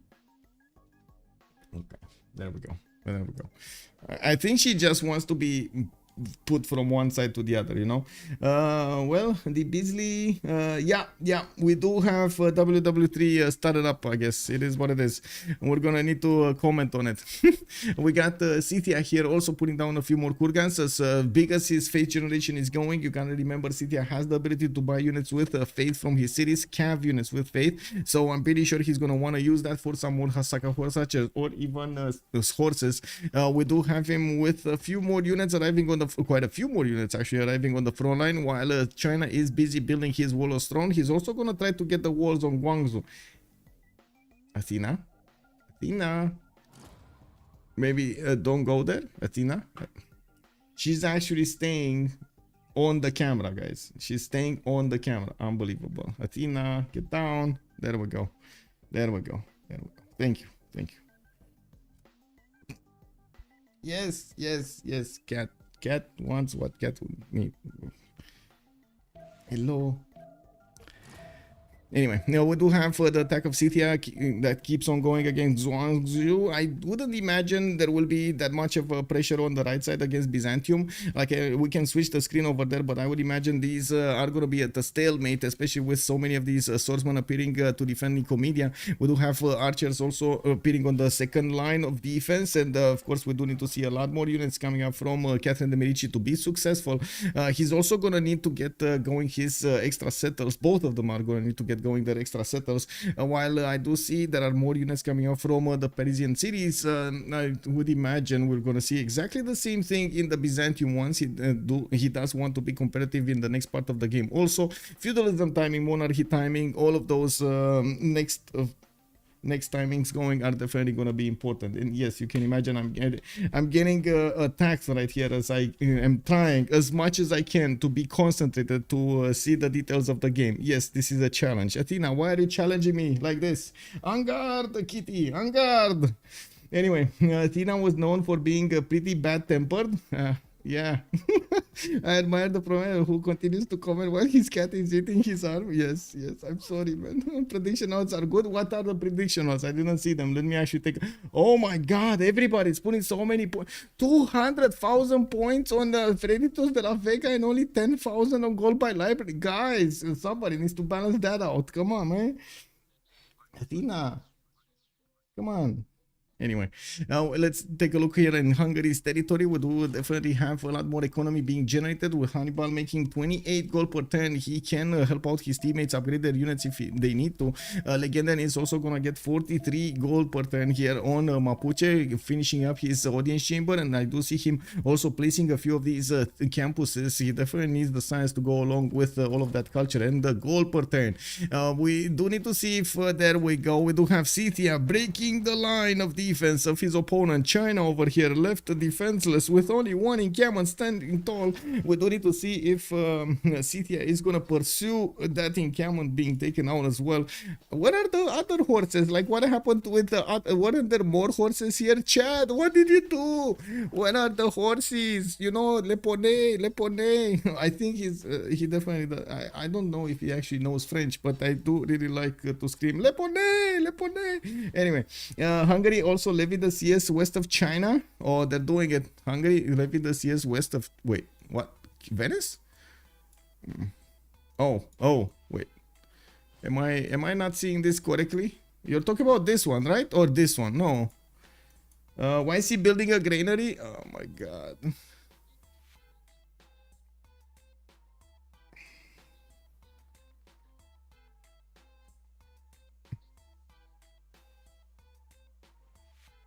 Yeah. Hey, Solo! Hello there, sir, and welcome! Привет! How are you doing, sir? All Triangle, good evening, sir, and yes, we are watching Freritos de la Vega going against Gold by Library, and I say going against because on both sides of the map, we actually have FDLV members going against their opponents. We do have Scythia trying to stomp through the Chinese territory here. Qingxi Unified, unfortunately, didn't build enough units, and even though he did get multiple encampments, well, the Scythian army just started to stomp through everything they could find their hoofs on. On the other side, Catherine de Medici did pull off an attack against Byzantium, forced Byzantium to get a lot of a defense here on the west side, and you do see him trying to follow this up with a bit of simming. We do need to see if this is going to be going his way or not. Oh, easy kill over here. Come on. Scythia, you gotta do this. You gotta do this. Oh, he's forcing him to delete? Or unstack? No. Oh, I guess, you know, it is what it is. Freritos, I gotta say, very sportsmanlike here. Very sportsmanlike. He actually allowed him to get the horse out of there, while he would have killed that encampment, or did have the opportunity to kill that encampment anyway. I do see El Cid also got recruited here as a general, and this is the core one. We do need to see if he's actually going to choose to use it or not. Now, I would have imagined we would have seen a few more Saka horse archers coming out from the Scythian territory, but it looks like only a few of them, are like one or two of them, are actually getting onto the front line here. Okay, so there we go, just needing the 3 hits on this encampment, and we do see the Scythian Saka horse archer getting closer. Wait, is he gonna go for the city center? Is he actually gonna? No, I don't think he's gonna go for the city center.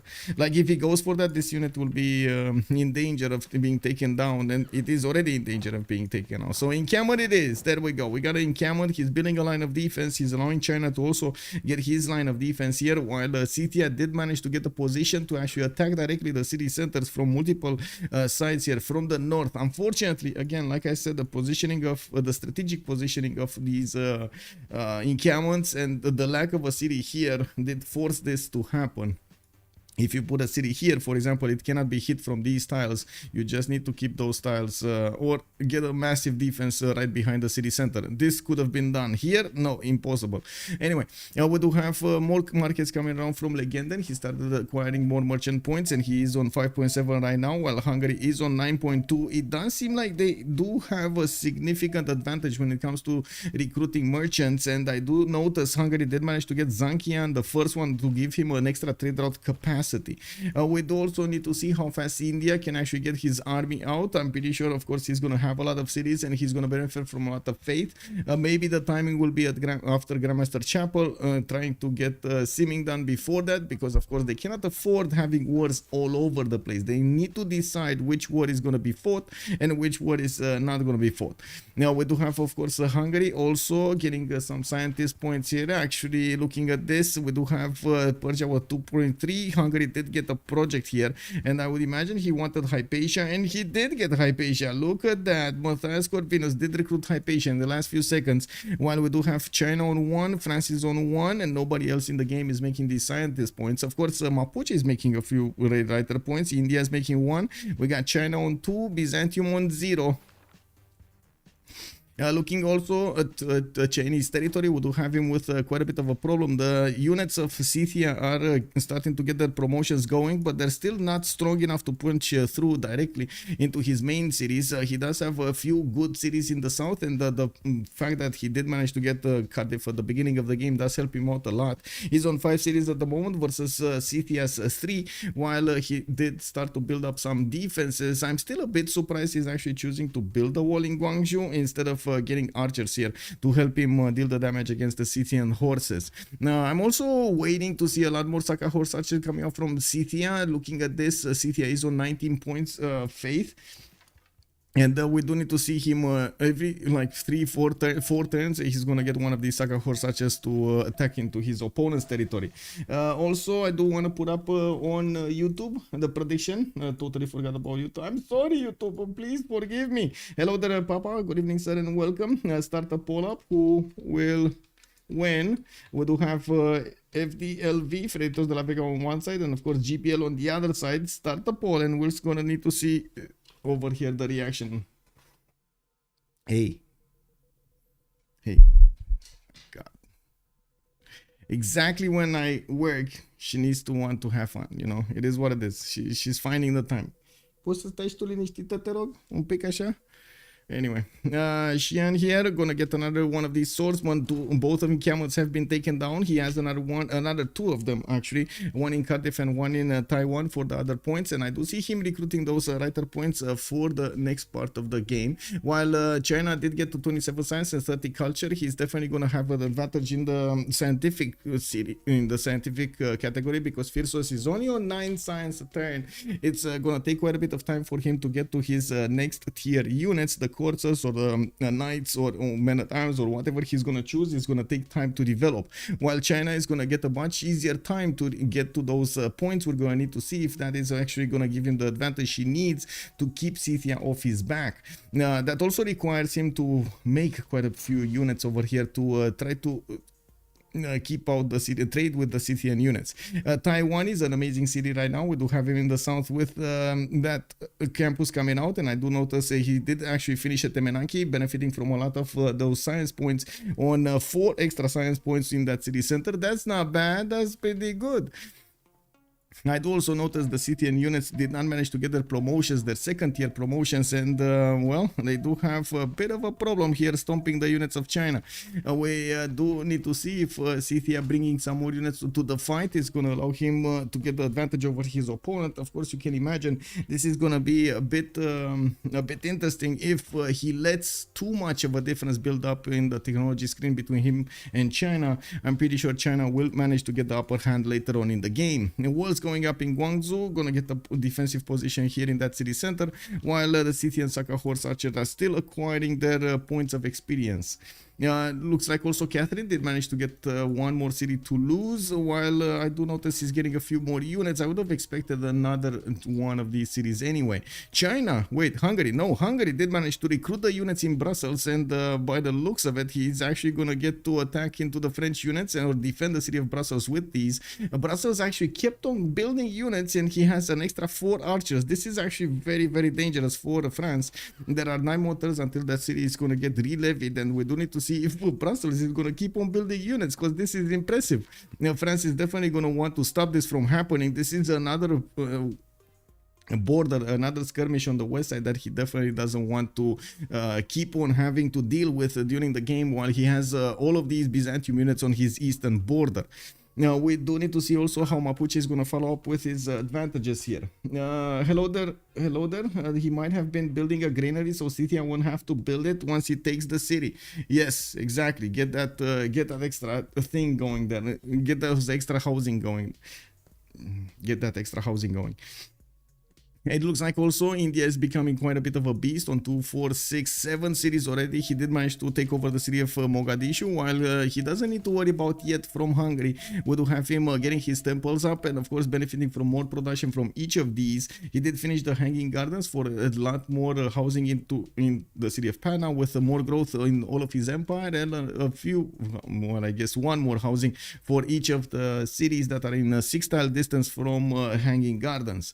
Now we do have a few more units from Scythia getting onto the front line, with a third Saka horse archer making his way. We do need to see if the Scythian units will manage to get back their position into the city of, in the borders of the city of Xi'an. While I do notice they're taking quite a few hits here, it doesn't seem good. It doesn't seem good, I gotta say.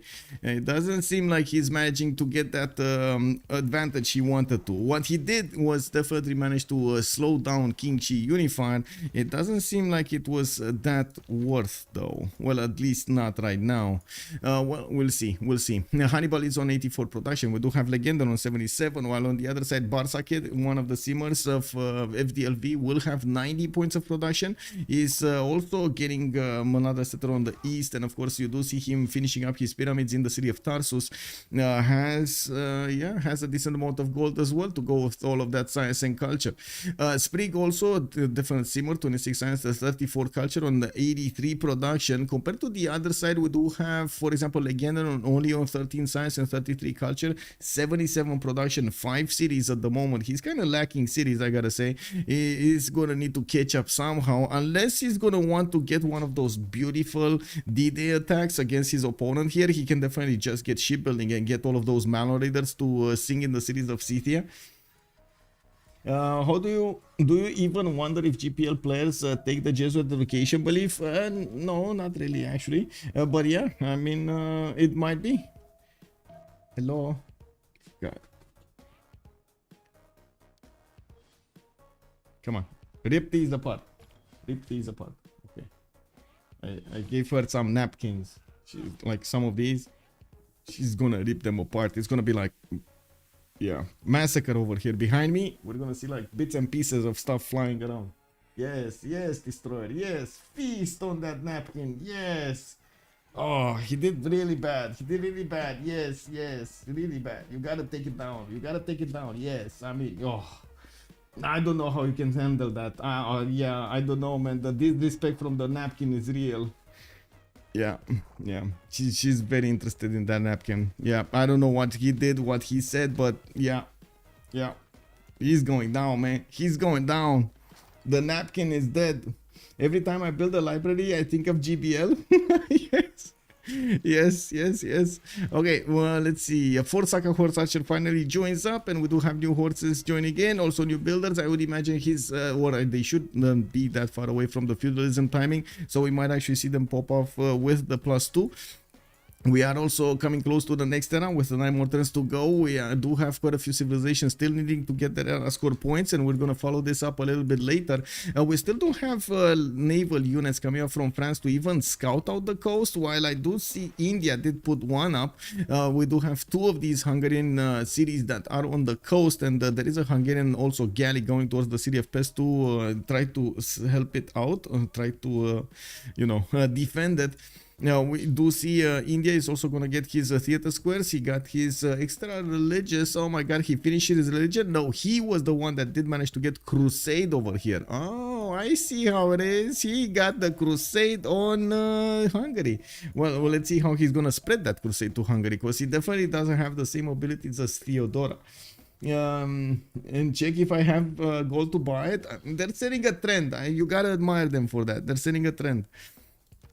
Okay, library is coming in. It looks like SND is not gonna live up to his team name. He's actually gonna build it. Hard building a library. Ew. We do have a settler coming up from Constantinople, and yes, more watermills from his other cities. He definitely wants the shrines for the faith per turn. While he has been doing okayish with the 58 faith per turn he's making right now. He's on 26 science and 54 culture, while Tidube is struggling to actually keep on the same number of culture points. Right now, I'm actually thinking wouldn't have been a better choice to go for Pembrush and Voice in this situation, since he didn't really have that many choices to go for. But anyway, Hungary did manage to stop the city of Brussels from being taken down, and he still has quite a few swordsmen here. He's gonna get to his men-at-arms technology, and I would imagine he's going to make use of all of these archers as well. This is quite a dangerous place for France. Titube is going to need to put some units to defend his west side as well as his east side. You can see he's finishing up his defensive posture here on the east, being pressured by SND quite a bit, but I'm pretty sure SND is planning to put another city somewhere around here. He can definitely put it on this 2-2, so he can have a bit more defense there. Now we do see also the CCN units are starting to make a line of defense. A bit unfortunate about the positioning of his Saka horse archers. If he actually wants to do damage against his opponents, he does need to go one tile further, so these will get the visibility. We do need to see also what's going to happen here when these encampments are going to be remade, and of course we're going to have the walls started to get going. That will definitely be a problem, way bigger problem than losing 1 or 2 horses here. Now we do have also more cities finally coming out from Scythia on 5 cities, while his Pingala is establishing the city of Isik. He's placing down as many of these kurgans as possible. He's actually making a lot of faith right now. He's on, let's check it out, on 26 faith a turn. That's a lot of faith per turn. It will allow him to get to buy a lot of those units with faith. No problem for him to benefit from that. Now we do need to take a look also how Mapuche is going to develop his empire, with campuses finally coming out from his cities. He's also choosing to go for the Great Bath to stop any kind of floods in this, and also get some extra adjacency towards the theater square. Legendan is on 21 science and 42 culture. Did get Moksha on Puel Mapu, and finally put down that Chemamul here next to Cerro de Potosi for that extra point of production, the culture, and of course the gold that you would have gotten from the tile. Moksha establishing the second city, while I do see Pingala in the north for the extra science. He did put up Lafken Mapu as a Reina city, and well, I guess never actually send a city here to the southeast of his capital. I would have expected this would be a priority instead of Lafken Mapu. Maybe he, I don't know, maybe he wants to give it to China or something. Everything is possible. Anything is possible, guys. We got Arena coming up from Megulu Mapu, and this kind of gives me the idea that he's gonna try to go for Colosseum here. What are you doing with your legs up? Really? This seems comfortable? Okay. She's you know, she's standing like with all 4 paws in the air over there, and I was like, what the, yeah, she's very happy, I guess. looks at me, you know, looks at me funny, man. She looked at me funny. I know. Anyway, let's see. We do have Reina here in 2 turns getting in, and I do see builders, quite a few builders actually getting out of Mapuche territory. He is ending up on that feudalism timing and definitely wants to get everything he can. Looks like Cynthia did go for a little bit, but unfortunately his lack of wins over here, victories in the Chinese cities, does mean that Chad did have enough time to get his men at arms, and now he will have a strong enough unit to punch any kind of Scythian unit in the face over here. Scythia, realizing this and retreating his units, he's actually going to need to recover quite a bit. He does have 25 science and 27 culture, but he definitely has quite a bit of a problem in the total tab. Chad is 528 science versus his 308 acquired at the moment, and yes, Chad does seem like he's getting bigger with his muscles. So 36 science versus the 25 of Freritos. Yeah, okay, let's see how Persia is gonna do here. Finally, Temple of Artemis coming up from Tushpa, sending a few Peridesas, and of course improving his plantation, so he gets the extra culture. Pyramids, they gave him a lot of builder charges in the meantime. He does have one extra one for each of his, and I would imagine he already has, like, look at these, +6 builders over here. So good. He can chop, improve, and do whatever he wants with his builders, repair or whatever. I do also notice he did send the city very far in the east that might be connected to the cities of India a little bit later. We're going to need to see what Persia is going to try to do over here with this particular city. That seems like very far away. I was expecting him maybe cattle tile, even though that's very bad territory. If he does have ancestral hall, which I imagine he does, he's going to pop a builder and get the opportunity to improve that land very, very quickly. Now we do need to take a look at the era scorers. We're progressing through the turns here. We do have 6 more turns until the switch of the era, while SND is still in the dark age. She's trying to get more points here. I do see new settlers being placed down, and Sira is going to get another holy site. We do need to see if he's actually going to manage to get to his next level. Hannibal is also on 50 out of 53. He only needs 3 more points, and he is getting attacked here. We do have the Indian units getting onto the city of Pest and managing to do quite a bit of damage against that city center before. Hungary did manage to get enough units to attack into India with a horse and a galley. That city is gone. Hungary loses the first city of the game, and who knew that India is gonna draw first blood? We do have to see if Hungary is gonna manage to also keep the city, sad city over here, alive. I'm pretty sure France did get the memo that his opponent is on the coast, and as you can see, India is bringing more boats from his cities settled on the east. Has quite a bit of production actually from those shrines and temples in his cities, but this didn't build one. This didn't build one. Like, okay, he's getting harbors instead of holy sites. So I would imagine, wait, he doesn't have production from those. When Canal City? That's what I want to know. Now we do have to take a look at Chad here, going for the Dark Age, 30 out of 39, 38 out of 39, while again in his 54. He needs 65, so he needs 11 more points to get to that Golden Age. Barsake also did manage to secure his Golden Age points, 61 out of 60. We got T-Tube here on 30 out of 38. Sprig is going to be 59, 65, 6 more points necessary for him to get his Golden Age, while Firsos will need 9 more points to get to his Golden Age. We did have another city being settled here from Scythia in the north, and I do see him keeping on his Saka Horse Archer production here to send to the south, while he might be in danger because yes, we do have Chinese men at arms actually starting to move forward, marching towards the cities of Scythia, going through the territory here, and we do need to see if the Scythian Saka Horse Archer are gonna have enough damage to stop this attack. That seems like no.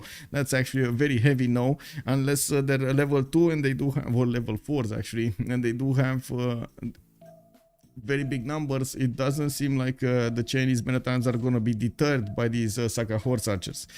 We do have a few more builders coming around, and yes, on this coast, Scythia also has a city there. We do have India with also possible navy on the west side, but I would imagine he's still going to be busy with Hungary for quite some time here. Hey, ce-am vorbit noi? Hai, fii cu minte, ce-am vorbit noi?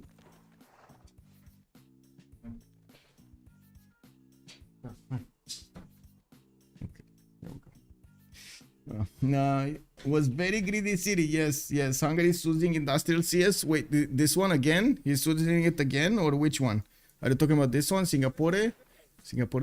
Okay, we got 3. Brussels. No, it's just Brussels, right? It's just Brussels. But I mean, he used it a long time, right? He has 2 more turns, and I'm actually a bit surprised that he's choosing to move them out of the borders. I would have imagined that Hungary, first of all, doesn't want to actually give them the chance to be flooded, and second of all, he would actually have the opportunity to upgrade them into men-at-arms. If he moved them like this, he won't have the opportunity to get them.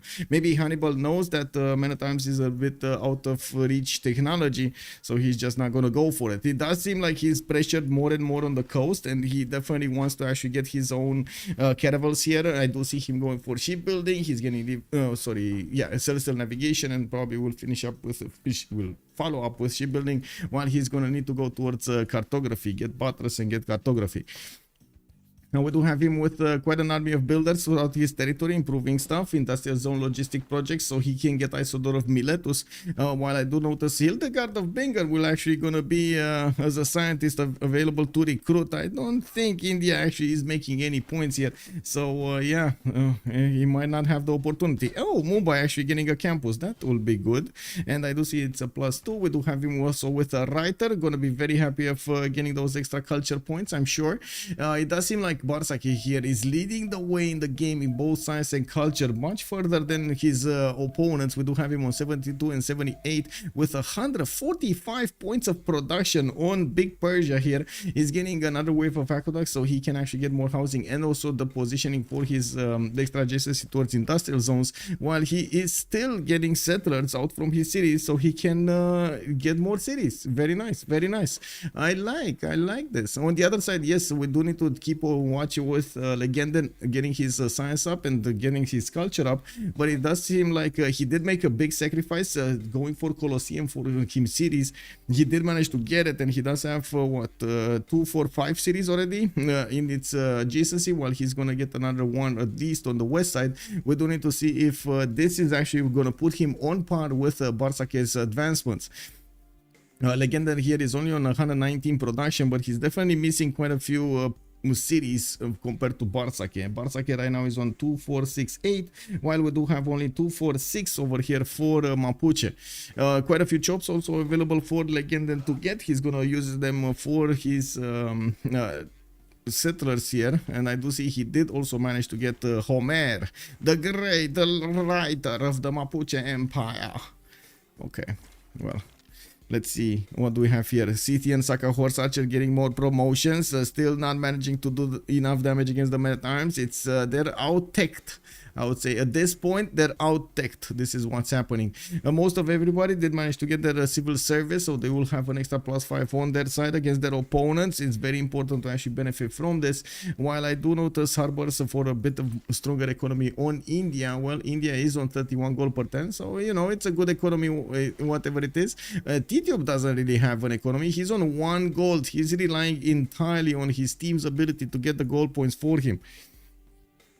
If they would have money to recruit Brussels and get men-at-arms, crossbow army to the France would be Pog. Yes, this is what I'm expecting. I mean, this was what I was expecting. Hannibal actually trying to go for those technologies, but he's choosing not to. He's going for cartography in 8 turns and mysticism in 1, while looking at their coffers over here. Let's actually take a look. He does have a 990 gold, while it costs 375 to get the units levied here.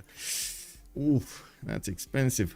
And France is gonna go on another offensive attack against Brussels. Maybe he will take it down. That would be actually a lot of lost gold and from Hannibal, unfortunately. Well, we'll see what develops here.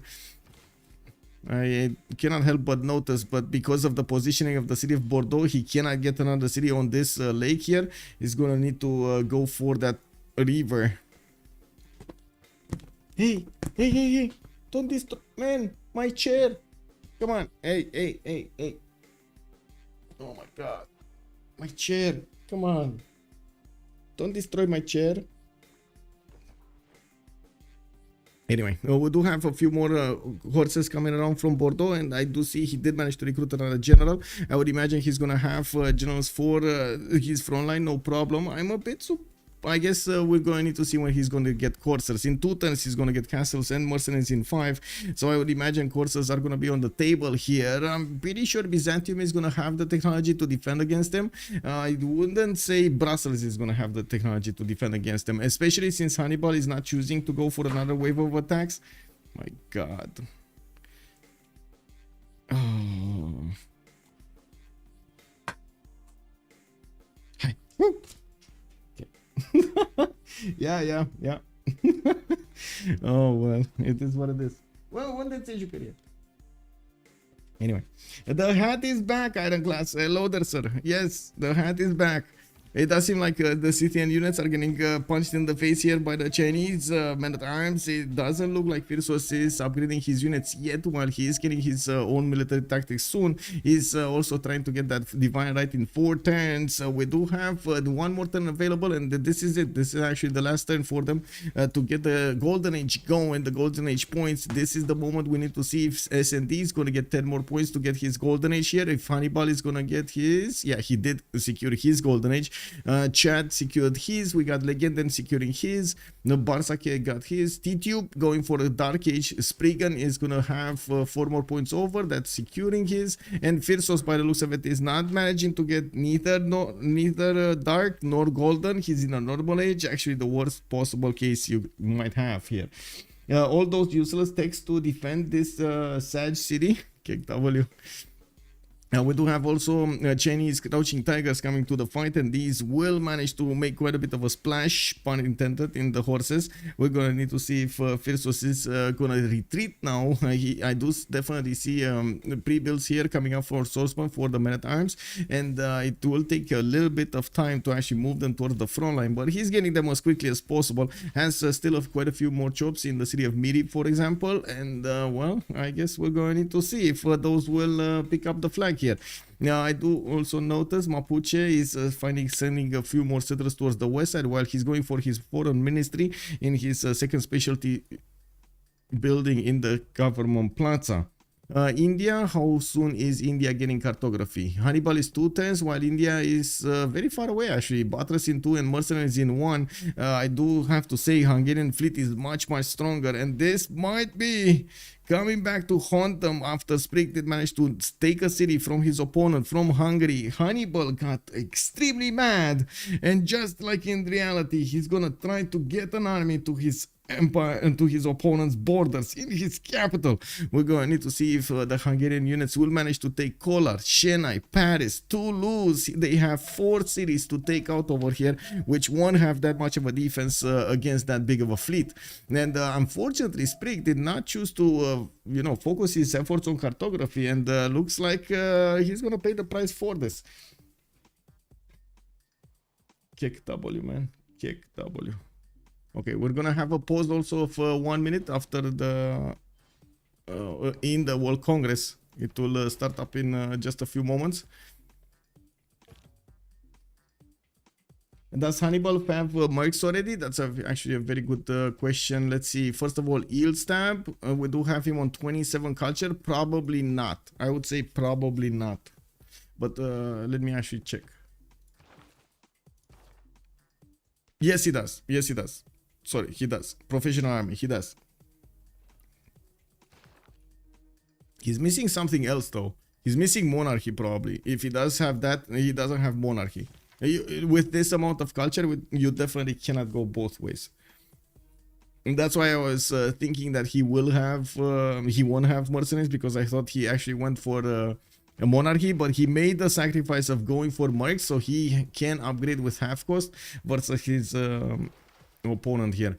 We do need to see if he will get enough gold from his teammates, and it's definitely a decent economy here, but I want to say it's amazing, like splashing. I mean, we got Legenden on 60, we got Chad on 6, Hannibal is 22, while S&D is on 14, while on the other side Barsaki is 76, we got Sprig on 50, and Freritos is on 16, with T-Tube only coming up with 1. Unfortunately, the stats of T-Tube did make a nosedive over here. He won't have that much to play with, and I can't believe how many I'll say hairs I have on my face right now. Give me a second.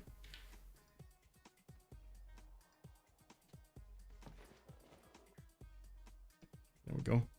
Cat needs stuff to tear apart. the destroyer. Yeah. We gotta feed the beast, you know, feed the beast with stuff to take down. Anyway, looks like actually the Chinese units didn't make that much of a headway into the city and defenses. I was expecting him to be a bit more active here, especially since he did get his crouching tigers. These are very powerful units against especially these horses, and I would have imagined he's gonna keep on moving towards it. Anyway, let's actually take a quick pick on this, and let me fix these options. What is it? Me recon me. Okay. Hello, me recon me. I go A. There we go. So 2 minutes as a pause, and we're coming back.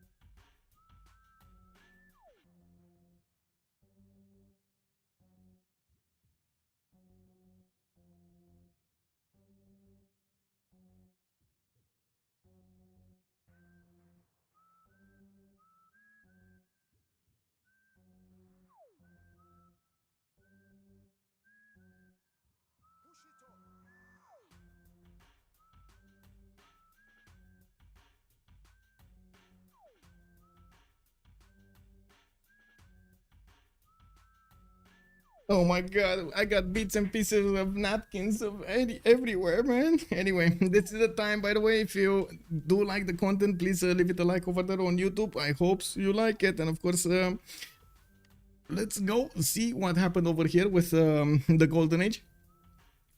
We do have Lotaro not growing via culture. It looks like a light caps going for the +5 combat strength. I do see 2 diplo points here also on Lotaro on Legend. And while CTR keeps on pounding on these units to get the extra +5 against wounded units upgrade. He's getting his own men at arms, and we're going to need to see him try to punch through this defense sooner rather than later. Yes, and they did go for a normal age, unfortunately. Not that good. Matthias Corvinus free inquiry Golden Age, and he's trying to get as much science as he can for those caravels. He's soon gonna discover there we go. He does have the ability to actually get cartography, the caravel upgrade, and he just needs the gold. Chad is Pen Russian Voice Golden Age, 42 sciences, 471 culture, definitely much higher than Firsos. Will that matter though? I do have to ask this question. Will that matter? Also, I do want to point out we do have over here Legender on 86 science and 57 culture with a free inquiry Golden Age this time. He's trying to use the adjacency of his commercials for this science pattern while he is putting more work on his settlers. He's quite a bit behind Barsake here in the simming department. 140 production versus 188 of Barsake. Barsake being on 127 science and 68 culture with 100 gold per turn in a free inquiry Golden Age. And we do have Titube in a Dark Age, and that will give him the opportunity to upgrade all of these courses, all of these horses into coursers and get the +5 card going. This is going to be quite a problem. We do have actually Byzantium units, not benefiting from an extra +5 since light calves have received an extra +5. All of those courses will be extremely strong going against Byzantium here. We do have Sprig also with a Pen Russian Voice Golden Age this time, 59 science and 89 culture, trying to get more boats out with 2 cities. He's also getting cartography in 3 turns, so he might have a fleet to defend himself, and he does get the visibility over the Hungarian units. He will know he's getting attacked, especially because of the city's strength. 61 over here in the sad face city is definitely there. We got also Freritos with 2 little science and culture, I gotta say. 36 science and 32 culture.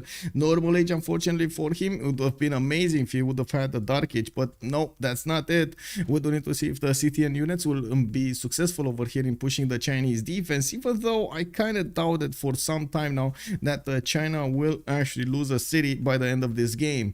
We do have him with a much better result when it comes to his whole empire, and even if Freritos is doing his best to stomp his opponent, is still not managing to figure out the way to get into the Chad borders and pop those veins here. Now we do have also units from Mapuche, from Legende, getting next to Isik, trying to force his opponent to not go coastal here. We do need to see if Mapuche is gonna try to get some caravels and frigates to storm that city. While intelligence agency is finishing up in 7 turns, we do have more production of men-at-arms here from the Syrian units, from the Syrian cities. I do notice India will have a few tiles to chop here. In Chennai, in Kolar, he can definitely switch these tiles. He's going to need to invest quite a bit of gold though, and I would imagine with his culture, he definitely has monarchy and mercenaries, not a problem for him. Yeah, interesting choice to go for foreign ministry instead of going for his grandmaster's chapel. He's not going to get the ability to use his faith per turn of 65 to actually buy some land units, which would I think prove useful, especially against Hungary here. And we do have the city of Brussels finally about to be taken down. Looks like because they did not invest into another levy of the city of Brussels, the units of France did manage to make quick work of it, and now they're going to start attacking the city center and will take it down for themselves with 2, 4, 5 cities, soon to be 6 cities. It does seem like France is managing to try to grow back out of his predicament here. There's a massive difference in culture between the 2 nations here, between Theodora and Catherine de Medici. We do need to see if TTUB is going to manage to close the gap, and second of all, if SND is going to manage to secure some form of an advantage, maybe nationalism, a lot faster than his opponent. Now we do have Paris trying to get the walls. He got the message that his opponent is coming against him with caravels, and yes, he does only have 1 tile of attack. It is all up to India to try to get a fleet out and try to fend these boats away from his territory. I'm actually quite curious how they're going to try to get the defense going here, while next turn Sprig is going to get his cartography. We do have these Hungarian units with the available movement to actually take at least 1 of the galleys down, if not even 2 of the galleys down next turn. It's all up to the first moves, and we're going to need to see if Hannibal isn't going to jump on the fact that he can't do this. 2, 4, 6, 7, 8 units, 8 Indian galleys are actually going to make for a good force to fend off Hungarian attacks. India is also trying to go through the admiral screen. He's on 5 great admiral points, while Hungary is also on 5. At the moment, we do not have medieval renaissance admirals, so none of these are actually going to give them points towards caravels. They're still going to need to wait for that somehow. Somewhere they need to wait for that.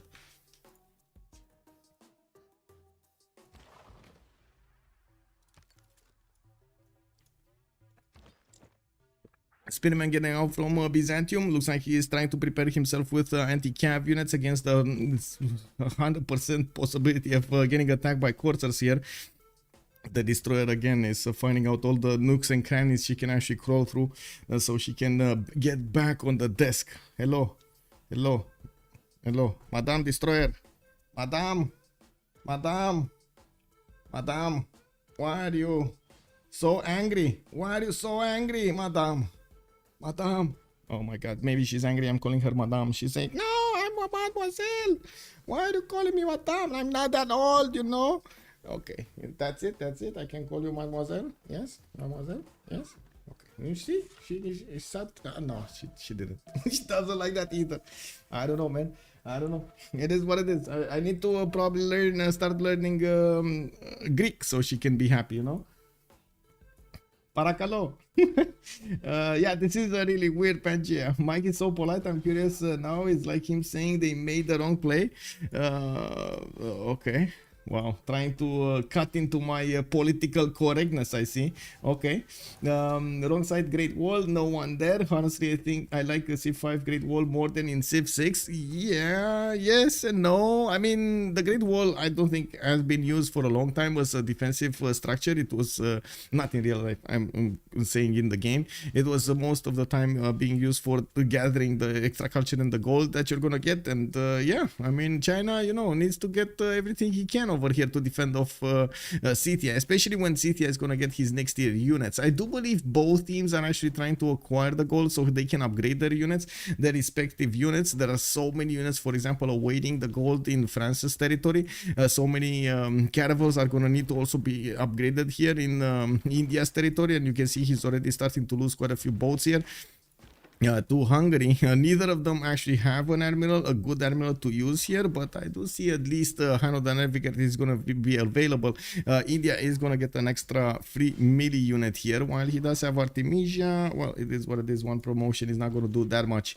More writers from Sprig. I do see he's getting more theater square festivals to acquire those, and yes, more gold from the harbors. Definitely a necessity here. Now we do have also Hungary getting a few units of horses next to the city of Kőszeg, and I do see his hard building from Buda more horses. I would imagine he's gonna try to do something here with an attack on land to balance out that attack on the, or actually complement. I think the correct word is complement the attack on the navy of India here on the water. Persia is still a beast and will keep on being a beast for quite some time. 185 science points with an 89 culture. He's also benefiting from the adjacency of his commercials from the gold towards science, while he's getting his foreign ministry from Mashhad, new theater squares and new campuses being built in his territory, while he did manage to settle 2, 4, 6, 8, 9 cities at the moment. Susa did get placed in between those 2 cities on the east side. He still didn't need to raise an army, and I'm pretty sure he wants to keep on going towards the top technologies and top civics, while I do notice he's also making the gold pattern for his teammates. I do think there's a lot more gold necessary though. I don't know why I have the impression that they need to make a lot more gold, especially because of this. Like the slowdown of the attack of France will give such a big opportunity to Byzantium to defend himself, get the correct units in time and get the correct technology in time so he can fend off an attack.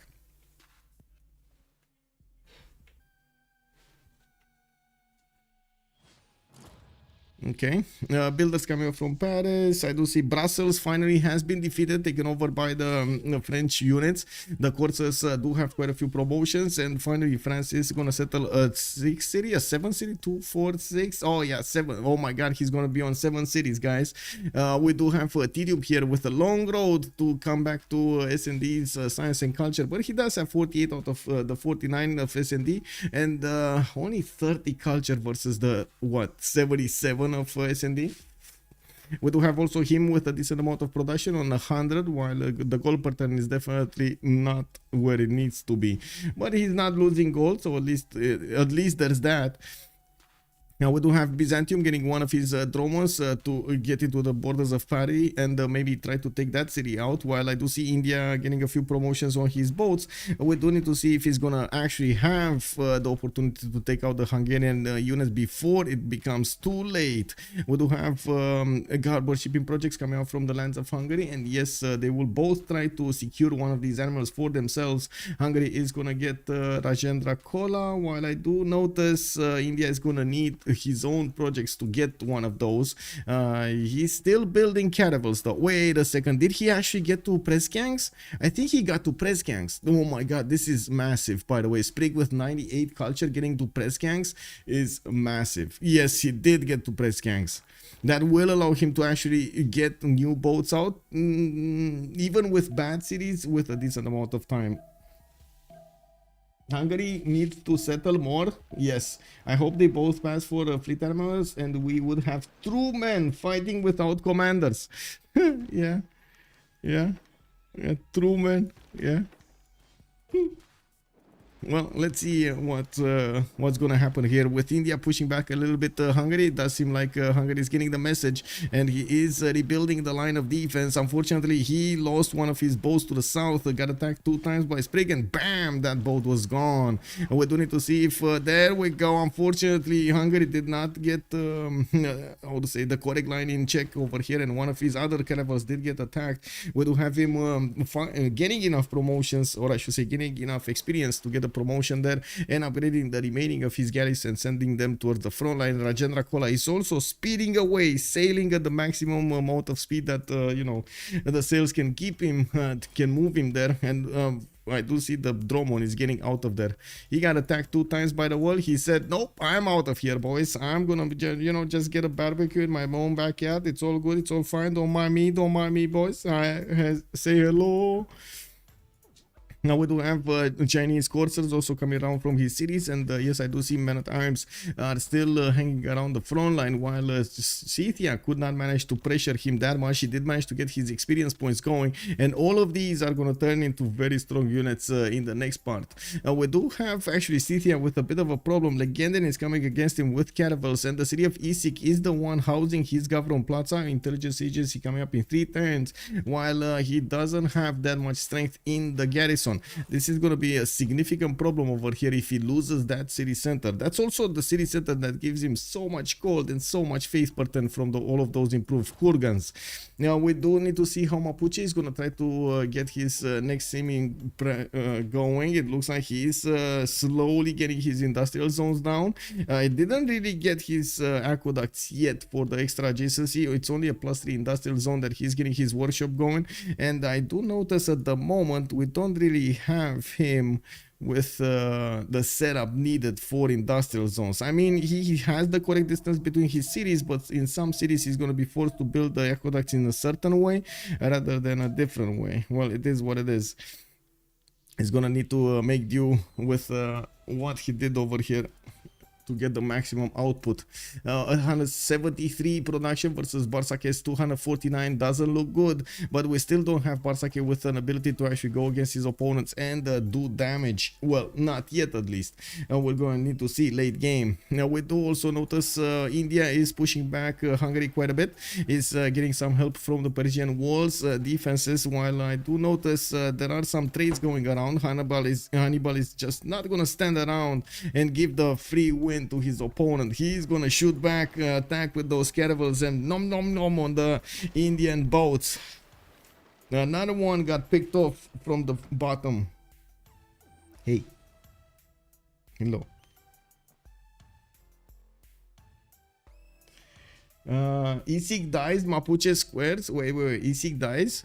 Issyk dies, you think? You think Mapuche? I mean, to be honest, I would have loved to see Mapuche actually getting some coursers, some Malon raiders in the water, because look at this. There is like no defense in the main cities of Scythia. He could have gone to the capital city, no problems, like no problems. Anyway, it is what it is, and just keep on going forward. Force also Persia to try to get a defense going. Yes, I understand it might have actually slowed him down quite a bit here, but so is getting so many boats out. And not to mention paying for all of those boats that don't really give you the same return. Now, I do have to point out the Hungarian fleet is much stronger at the moment than the Indian boats, since we do not have an admiral here for India. We do have new boats getting out from Kolar next turn and from Chennai, while I do notice Hildegard of Bingen did get recruited by India. He's trying to get the harbor shipping projects from 2 of his cities, no, 1 of his cities. That might not be enough. He needs 2 projects over here if he wants to recruit the next one, Himerios. Well, Himerios is... Whoa, he got Leif Erikson. Wait a second, where is Leif Erikson? What? Oh, he bought it with faith and it's in the city of Calcutta. Never mind, he got it. That is what I said, Mapuche needs to attack. Yes, he only wastes 1 city production for boats. Yes, but a lot of time.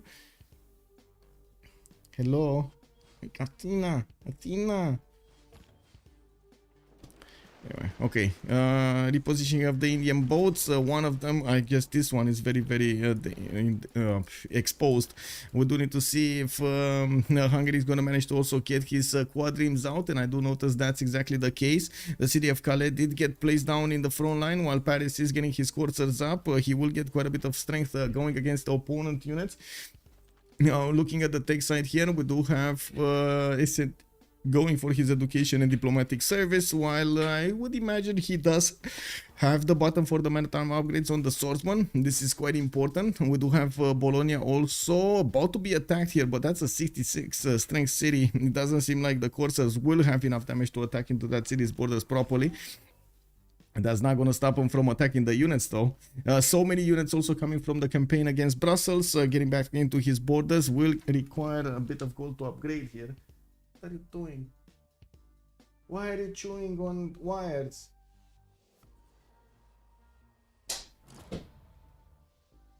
Chewing on wires. She found a USB cable. She's like, what is this? Oh, this sounds like candy.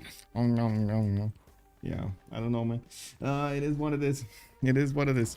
Anyway, now we do have markets coming up from Economedia, and yes, Victor is establishing in that city center for a little bit of extra defense. While I do notice the Hungarian boats didn't keep on pushing the Indian ones, I would imagine this is their time, especially. Oh, Leif Erikson finally did get on the other side. Okay, it's fine. For a few more turns, we might actually see this in a stalemate. We do have quite a few more caravels coming out from these cities of India, and I would imagine it would have been amazing if he would have managed to get a canal city to the south of Chennai, or canal going over there, so he can pass boats from the west to the east. Getting a few horses as well, since we do have Hungarian black armies coming out from Hannibal, going against the units of India. Remember, he did not get his Grandmaster Chapel. He doesn't have the ability to buy units with faith. He chose foreign ministry, and that might come back to haunt him. Now we do need to see if Hungary is going to be successful here against India. Looks like Sprig will have the opportunity to promote one of his boats, and he did immediately. Also going to get the opportunity to stop another attack from the north. We do need to see. There we go, moving in with that caravel in the correct placement, and I do see new ones getting out as well. Very nice, very nice. Still no attack on the cities of Paris here. Hungary does have the positioning, but he doesn't actually have the strength to go against those cities. We will need to see him get the frigates out if he wants to do that.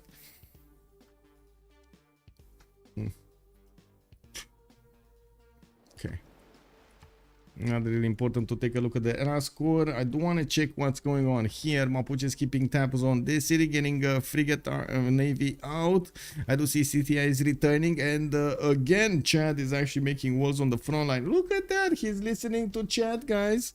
Look at that. He's getting the walls in the front line here, trying to get more defense on his units. Okay, okay. And the +4 won't do bad, you know. I do see him also acting some of his cities, which of course means he's preparing also for the industrial zones setup. I don't really see him with extremely high pop cities, so that will definitely be a problem.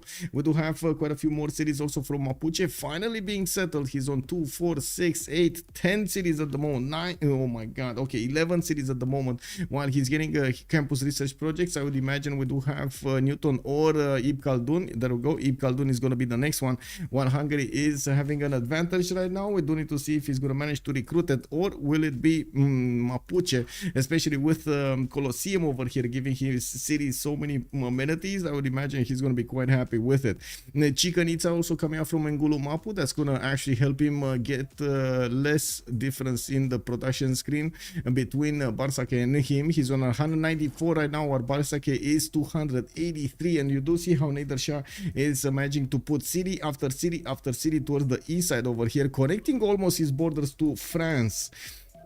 We do have also Persia getting a few caps. Oh my god, I'm not okay. This is gonna be a race, guys. 4 projects coming up from Khaldun, from Barsake, with all of that basic production of 289 points going towards this.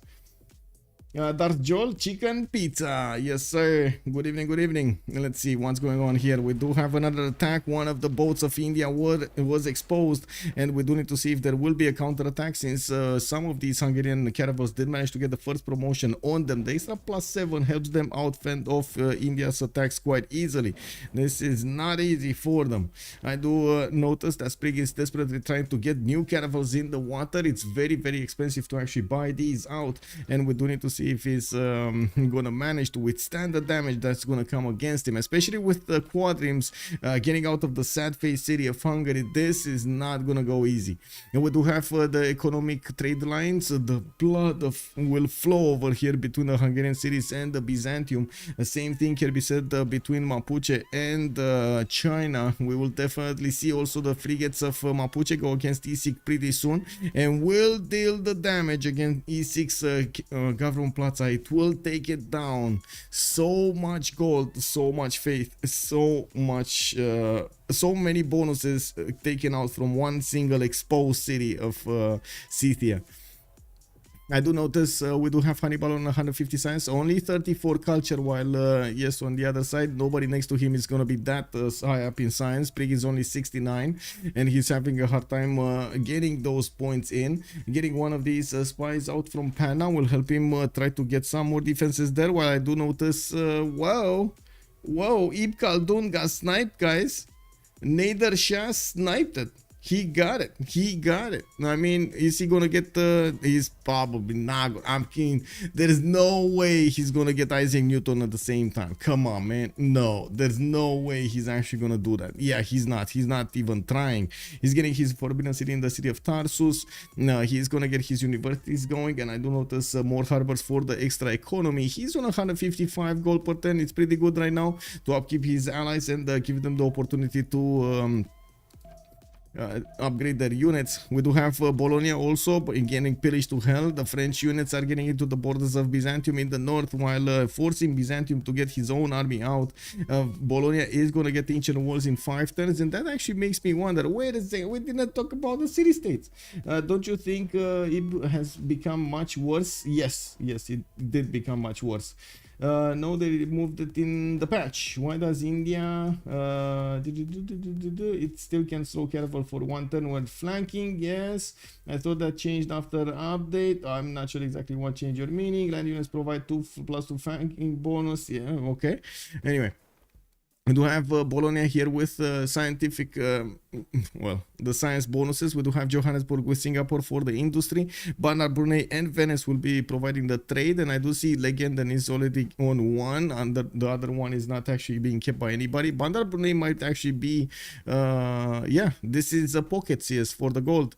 We do have Ayutthaya with Caguana and Antananarivo appearing in the game for the culture bonuses, while Nazca is the only one for faith. It is India that's keeping tabs on it. We do have also the Griefers starting to get into the lands of India, and getting some of these black armies into his territory is definitely gonna force India to get an army of his own to stop them from pillaging too many tiles. They did manage to pillage at least 1 mine, but that's it. It looks like Hungary is gonna need to rethink his strategy to get into the borders of Kolar. If they do manage to get in there and put that city under siege with the navy, he might actually break through. We do have finally some Hungarian frigates also coming around, and it looks like since the Indian units are getting some promotions on them, they are recovering health and doing quite a bit of damage. Since Hungary did not actually continue to build boats or that many boats in his territory, his numbers are slowly dwindling. We're gonna need to see if Sprig is gonna manage to keep up the effort and will have the better moves against Hungary. We don't have any attack yet from Scythia against China. Basically a stalemate here. It looks like Scythia is putting a few units in the water, but didn't actually go through with any attack. He might actually try to get some griefers in and around towards the city of Taiwan, since we don't actually have any Chinese units in the water. But that still is going to limit him. He doesn't have cartography, and he can't really stay away from actually getting next to the city of Xi'an. So no, that's not a good strategy.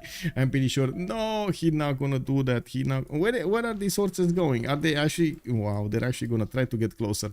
They're just gonna die over here to the crouching tigers, one-shotting them in the water if they keep on going like this.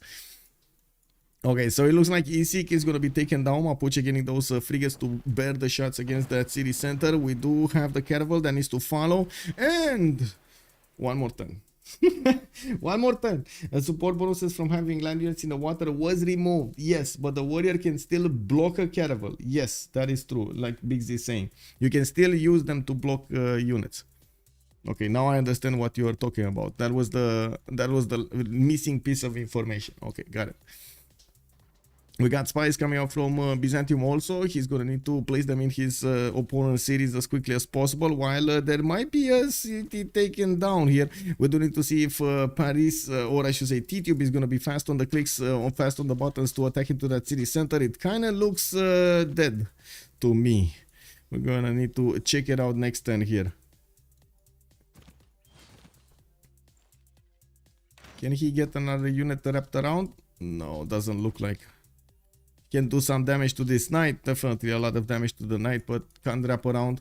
Okay, I don't also see Theodora with a big ability to get his taxi straight up, but there still could be a chance. I mean, you know, with a bit more logistical effort and discovering cartography, he can definitely get one in Mapuche's territory, one in Hungary's territory, and well, if China wants a religion, maybe in Chinese territory.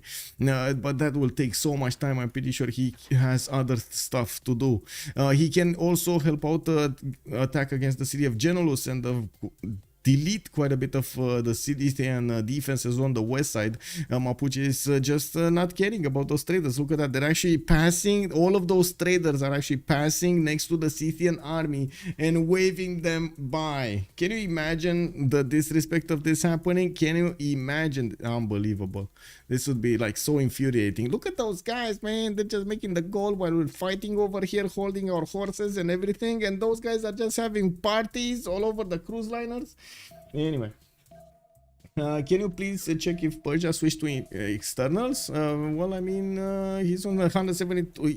You can see for yourself, actually. Do I need to check? Because you can see them over here. I'm pretty sure you can see them over here.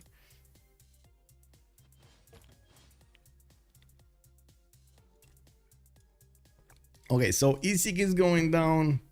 Looks like India did manage to win the war against Hungary on the coast, and the moment there's still no movement from France. France did manage to take that city of Byzantium out from the north, while yes, I guess there will be a 1-for-1 trade over here again, then definitely getting the city of ESIC taken down. All of those kurgans got deleted. The Gavron Plaza got deleted, while I'm pretty sure he's just gonna delete the city altogether. Whoa, whoa, whoa, caravel in the lake. Caravel in the lake. What is this? I guess he has some extra vision over here. Yeah, well, when the raiders come, it is what it is. We do have the frigates pushing back these Scythian Saka horse archers, catching them with their feet wet. We do have to see if he's gonna manage to get out of this. Hey! United Primer, Greg 242. Thank you so much, Greg. Much appreciated, sir, for the prime. Thank you, thank you. Persia, not Mapuche. Persia, not Mapuche. Persia. I do see. I don't see, actually. I don't see yet. Most of his traders, I would imagine, they're still internal. Yeah, they're still internal. And that was my bad. I thought Mapuche, and I was definitely questioning myself. Why would you ask me that? Anyway, we do have the frigates also needing to get next to the city of Generals. We're going to need to see if he's going to get one horse. That's what he needs, right? One horse to take the city after it's going to be lowered in strength. We do need to see if it will be China who's going to try to get the horse, or Mapuche is going to get the horse. Now, that caravel is like one from Ursa's drawing. Yeah, Captain Diabetes, hello there, sir, and welcome. Okay, more universities coming around from Byzantium. He's getting some missionaries to spread his religion. He did get a tithe for the extra gold from each city center, and watts for the extra faith and the science. Pretty good to actually have at this point. He's trying to get the new campuses out, while Negedan is desperately trying to get to the industrialization to get to raise that production up. He is going to finish also the Chichen Itza. So he's 199 points before Chichen Itza. Let's see how Chichen Itza is going to help him out, because Barsake is already 413. Okay, he got 13 points of production from the Chichen Itza. That's not that great, actually. That's not that great. Okay. But still 159 science, 108 culture. He's gonna optimize a few of his cities, getting into the correct placements. Looks like Nazca is actually attacking him from the north. He's forced to upgrade at least one of his Malon raiders to fend off these attacks. Nazca coming in with even with the builders to use them on the offense. Okay, I mean, you know, Nazca, you do you, bro. It is what it is. Now, the Griefers have also been pushed back. It looks like Hungary's black armies are not in the borders of India anymore. They couldn't actually get through towards the city of Kolar, while I do notice India is still building up his caravel count and trying to get a few quadrims of his own. We're going to need to see if Hungary is going to manage to fend off the next attack. I do notice he's getting some heavy chariots and some industrial zones, so we do have him trying to follow up attacks against India afterwards, but on land, not on the seas. This might cause an issue since he is not rebuilding his navy or supplementing it. This is definitely going to be a problem. We already have the swordsman getting out of the series of T-Tube. Of course, he has been trying to get to his well, I say he's trying to get to his military science, and then I see him going for cartography. Is he that close to military science that he can afford to go cartography to yeah, I guess he is, right? He wants turning swordsman from everywhere. He's just gonna need the gold, and that will be a lot of gold necessary. And you know what's funny, because he kind of forced Byzantium to get a lot of anti-cav units, and now he's gonna go for Guard Imperials, which are melee units, getting more bonus against the anti-cavs. This is gonna be amazing. Yeah, that caravel. Okay, Hungary is almost at ironclads. Well, you say almost, but it's military science. Anyway, it will take some time to get there. He does have a lot of science, though. 178. Did he move away? Did he move away from steam power? That shouldn't be that easy to get steam power, to be honest. Anyway, Titium going for cartography. Firsos Batras here. Looks like he's kind of losing the city of Genelus, getting attacked by Mapuche. Still a bit, how to say, a bit curious why Mapuche didn't get an army of Mano Raiders to get to attack his opponent. I'm pretty sure City would have been dead if he did that. And not only that, but if he would have gotten like 7 or 8 of those Mano Raiders, he not only would have gotten so much value out of the pillages, but he would have also forced their opponent Simmer to do such a big defense, and it would have been at a critical time while his opponent was trying to get his coal power plants up and so on and so forth. Well, Barsake is benefiting from industrialization for quite some time now, and he is gonna get his research labs pretty soon. Scientific theory in 1 with naturalism coming up in 3. Let's see what's going on here. How quickly can actually T-Tube get to his military science? I don't know, because he's on cartography in 2 turns. He did not switch towards military science. Putting down industrial zones, getting a level 2 spy here in the city of Paris. I'm pretty sure he's going to plug it in one of the Byzantium cities. Yeah, definitely going to plug it in one of Byzantium cities, and he needs to secure his general for that correct era, for the industrial era. Renaissance Industrial 1, China is gonna get 1, CTI, France only 6 points. He's gonna need quite a few projects, like at least 3 projects to get there.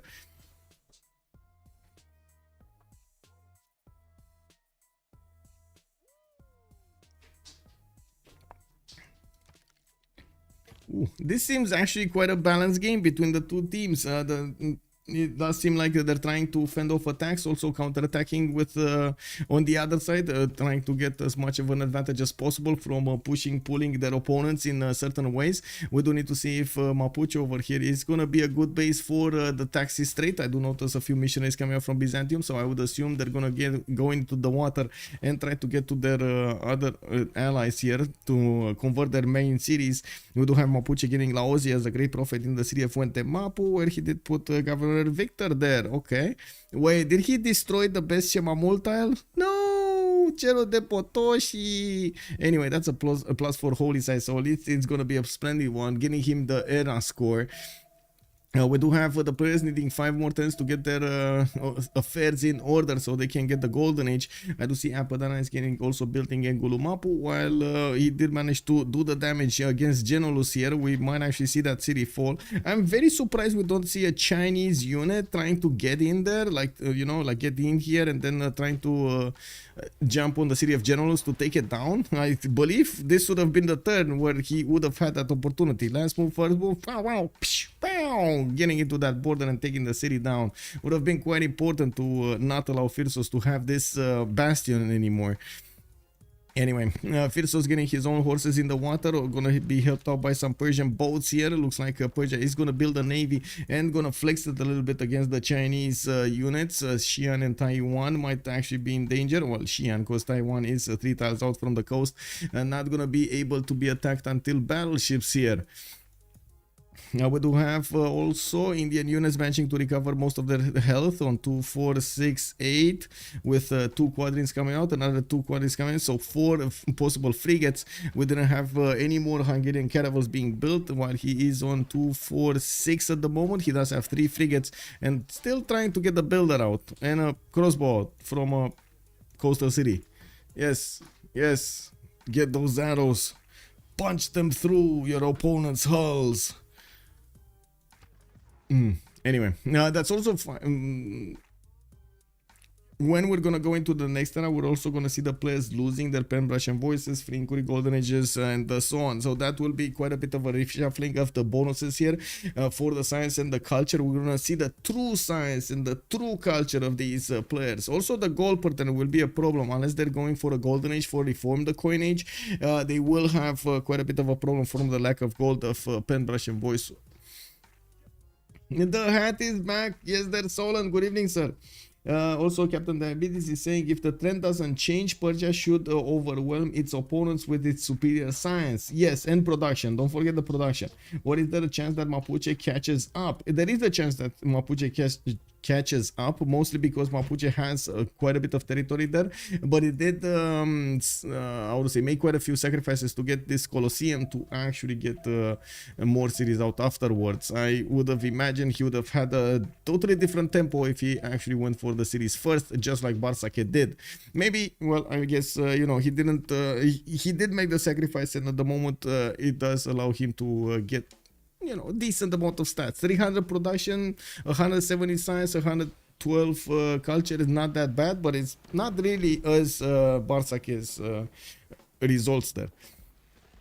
Well, it looks like because of the lack of a unit here and the positioning from the Chinese Corsair, they're still gonna need to go another time against Genolus. They allow the walls to go up, and by the looks of it, these frigates will need a bit more time, at least one more turn to attack into the city center to take it down.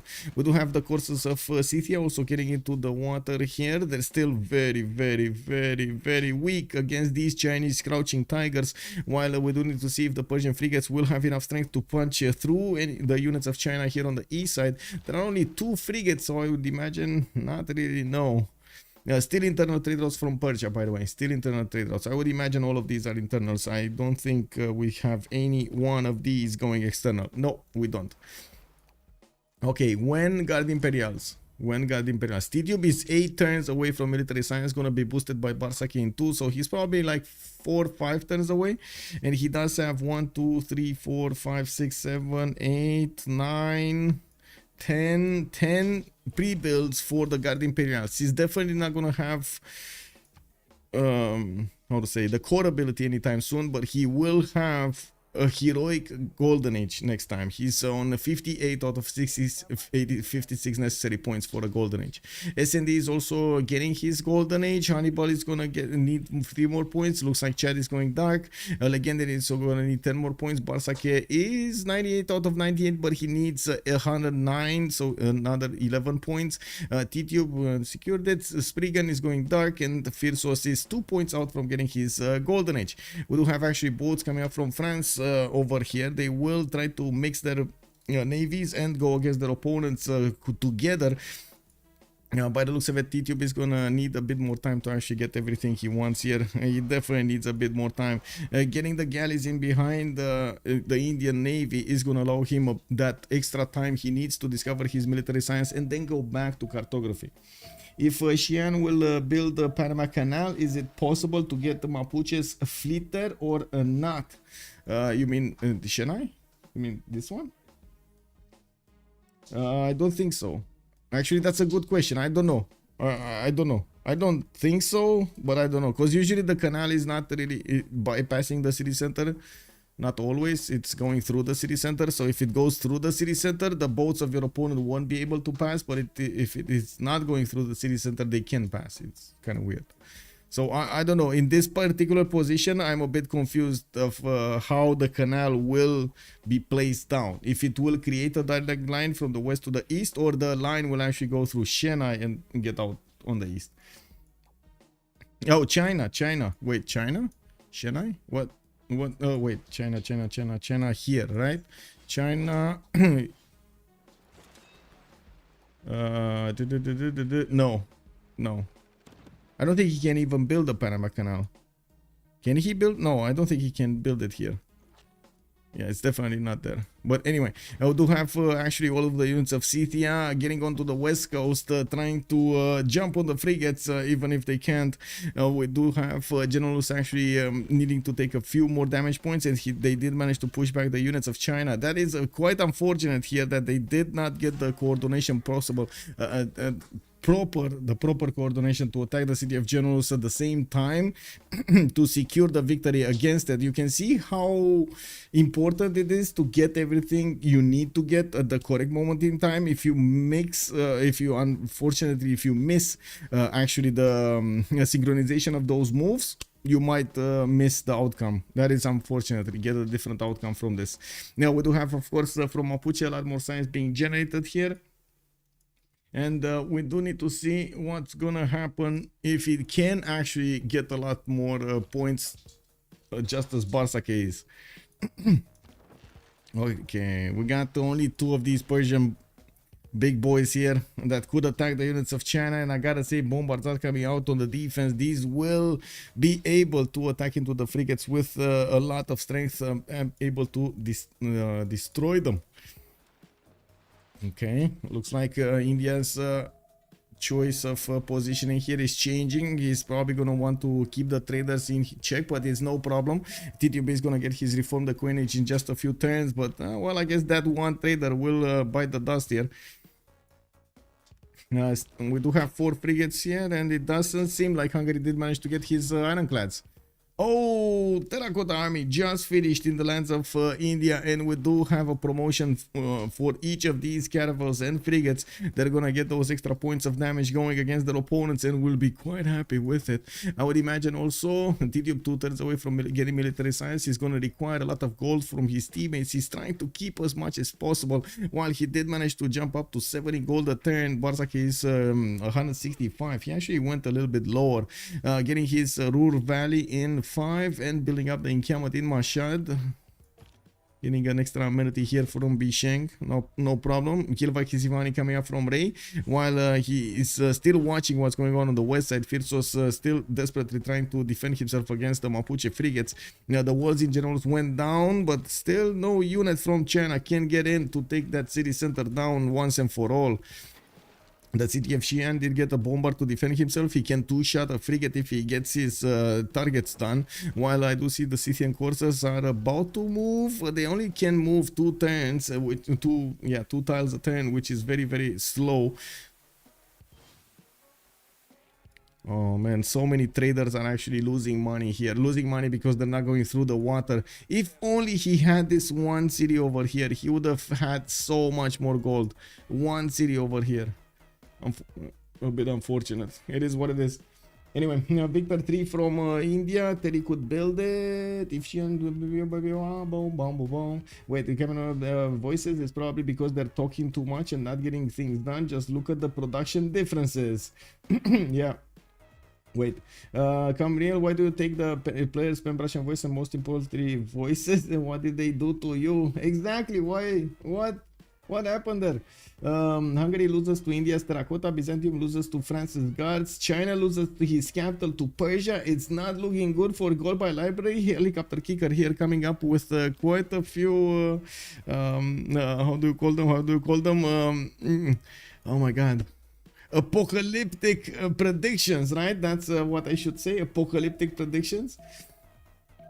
But yeah, it does feel like the next part of the game is going to be crucial for the outcome of the game. We do need to see what's going to happen in the next few turns with the navies about to engage each other. We do have quite a big navy from France also, and he is going to go there after he's going to get his military science, I'm sure.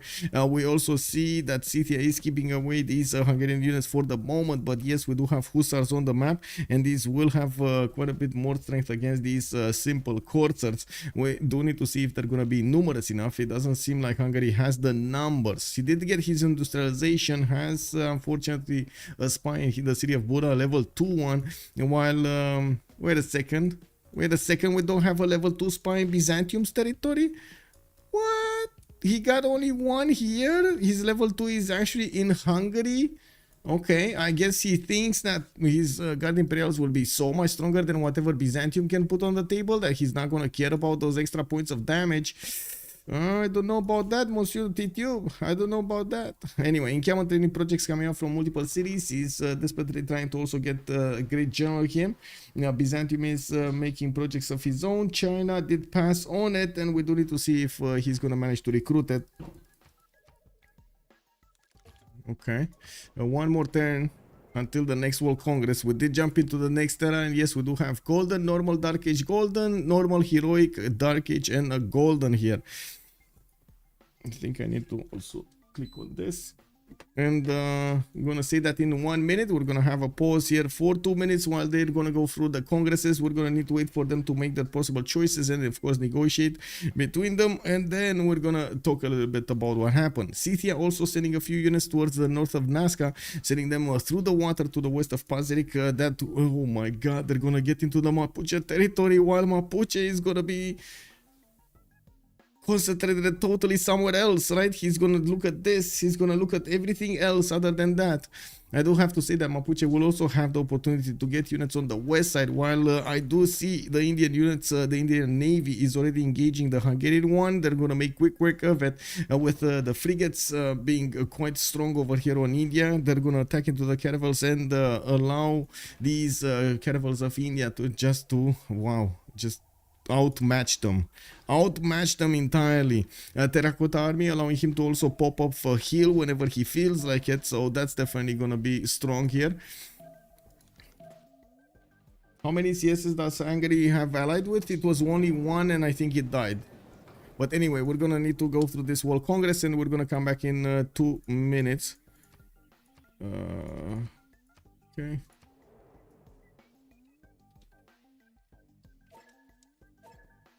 There we go. 2 minutes and we're coming back.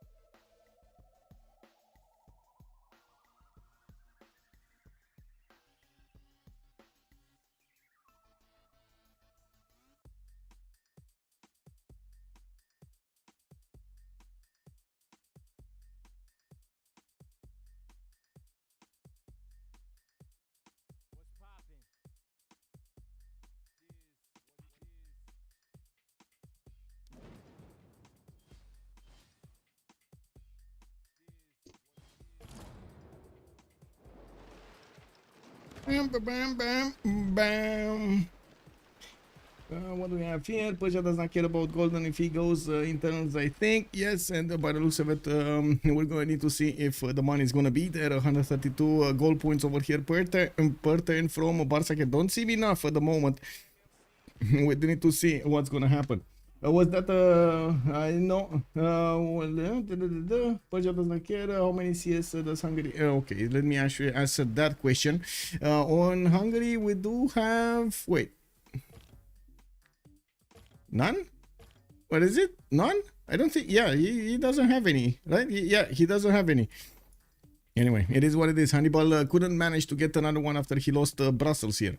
By the looks of it, we do have also France getting the ability to. No, he didn't. What? He needs to get his military science, military tactics also. Oh no, that means he's missing muskets. No, that's gonna be so much time. Anyway. Looking on the west side here, we do have Scythian units getting closer to the Chinese borders, while, well, we're going to need to see if there's going to be a defense against this. There are definitely quite a few bombards available to defend the city of Xi'an, but Barsake, well, he lost one frigate. It's going to be harder for him to do anything. I'm pretty sure the Scythian coursers are just going to try to pass around this, and they did manage to get their own cartography, right? They're in the deep water. Yes, they are.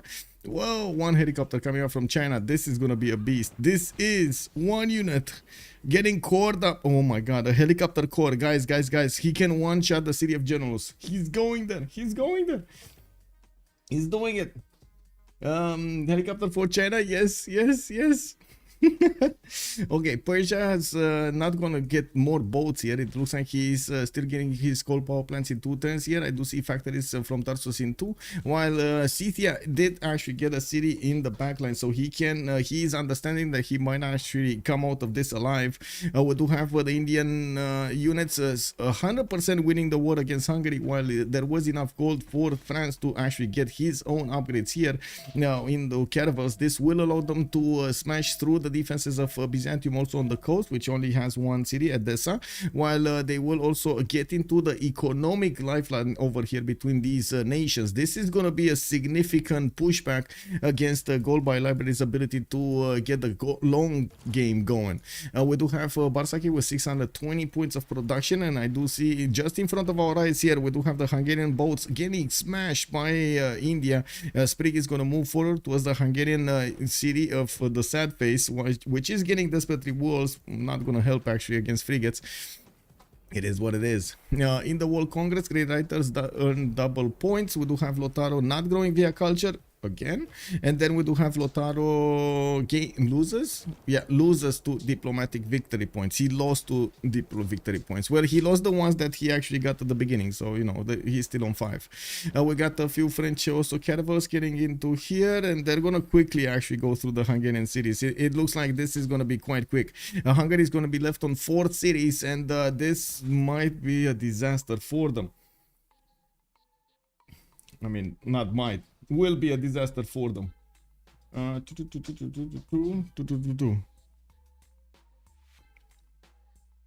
What is the level 2 spy and why is it still in Buddha? I mean, I totally get why he wants damage against Buddha, but I thought he's gonna prioritize still Byzantium here, right? Oh, there we go, level 2 spy in Adrianople. Never mind, he got it, man, he got it. I didn't see the promotions on this one. I thought it's a level 0 when I actually first saw it, to be honest. Didn't you see it, the level 0? Was I mistaken? Were my eyes deceiving me when I took a look at it? Anyway, we do have France here with definite +6 against his opponents, and yeah. Oligarchy Legacy Guard Imperials coming up soon from Monsieur Titube. I'm gonna need to see when he's gonna get that option to upgrade his units. He did choose to go cartography first, so he upgrades his own caravels. He probably thought that it is gonna be a lot bigger navy, and especially after the experience they had in the finals of the Civ land, you can imagine right now they're gonna consider the threat of a navy much stronger, much more important. Now we do have a general here, Amina. Wait a second. So generals has been taken. Of course, the Chinese helicopter corps was unimpeded over here to get the city of Generalus. There are no units from Scythia that could actually attack into that unit and stay alive. As you can see, they're kind of dying here. It is what it is.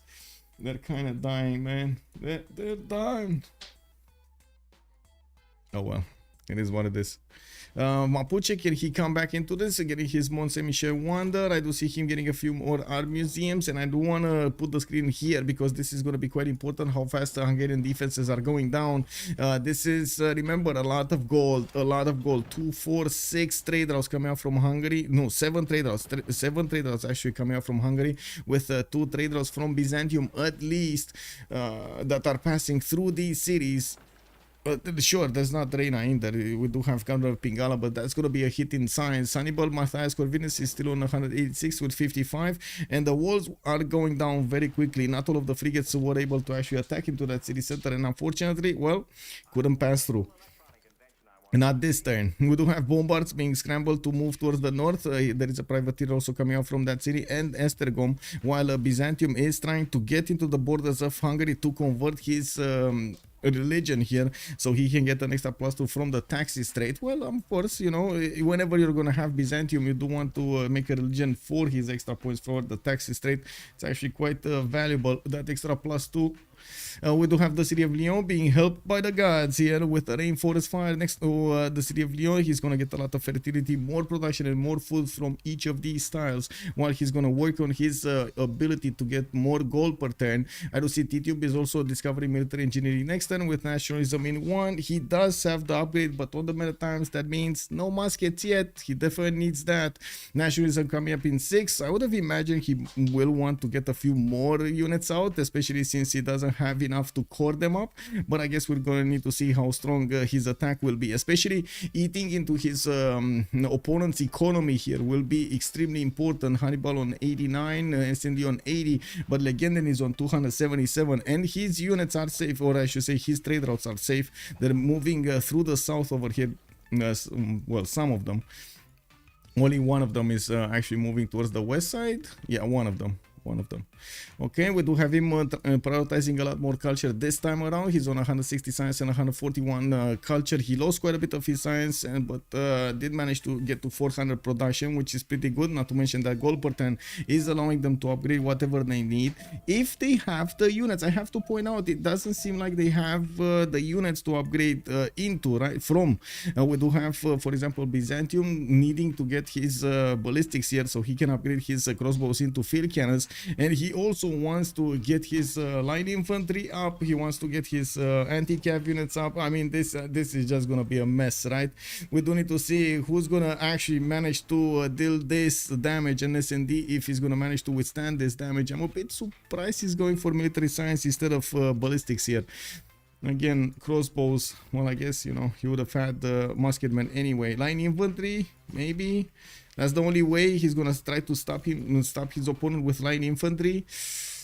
Okay. Well, now the city of Hungary is gonna be taken down. The sad face will be no more. Is this gonna be the day India is gonna smash through and deal the damage over here or not? No, they're prioritizing the gold. Look at that, 500 gold there. Bam! Another 200 gold. Bam! We got another 3 trade routes over here. Thousands of gold points are pouring through the empires here. Wait, I heard the notification. We got Anonymous Gifter dropping 5 community subs. Ooh, thank you so much, Anonymous. Also, Heinie Dave, for me, it depends how many artifacts they are in my territory, stopping me from building. I need to get more art usually. I see. Also, what ratio of art museums versus archaeological museums you like to go? I would say actually in the majority are museums, but you can definitely build 1 or 2. Probably 2 archaeological museums would be the ideal number. If you have a lot of them, maybe 3, but I would say 2, it's more than enough.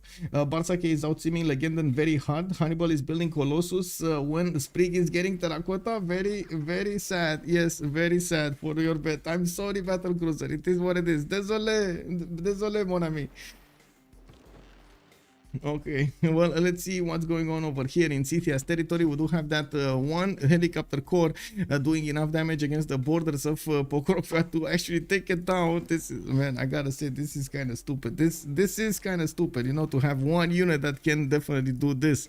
This point in time with 1077, and we got the helicopter corps running around everywhere. China is gonna bring his other military into the borders of Scythia, and that will also mean Persia will need to be faster on getting a defense here. We do have him already putting his aerodromes down, and yes, I mean, if he gets advanced flight, he's definitely gonna have a strong unit to defend against this.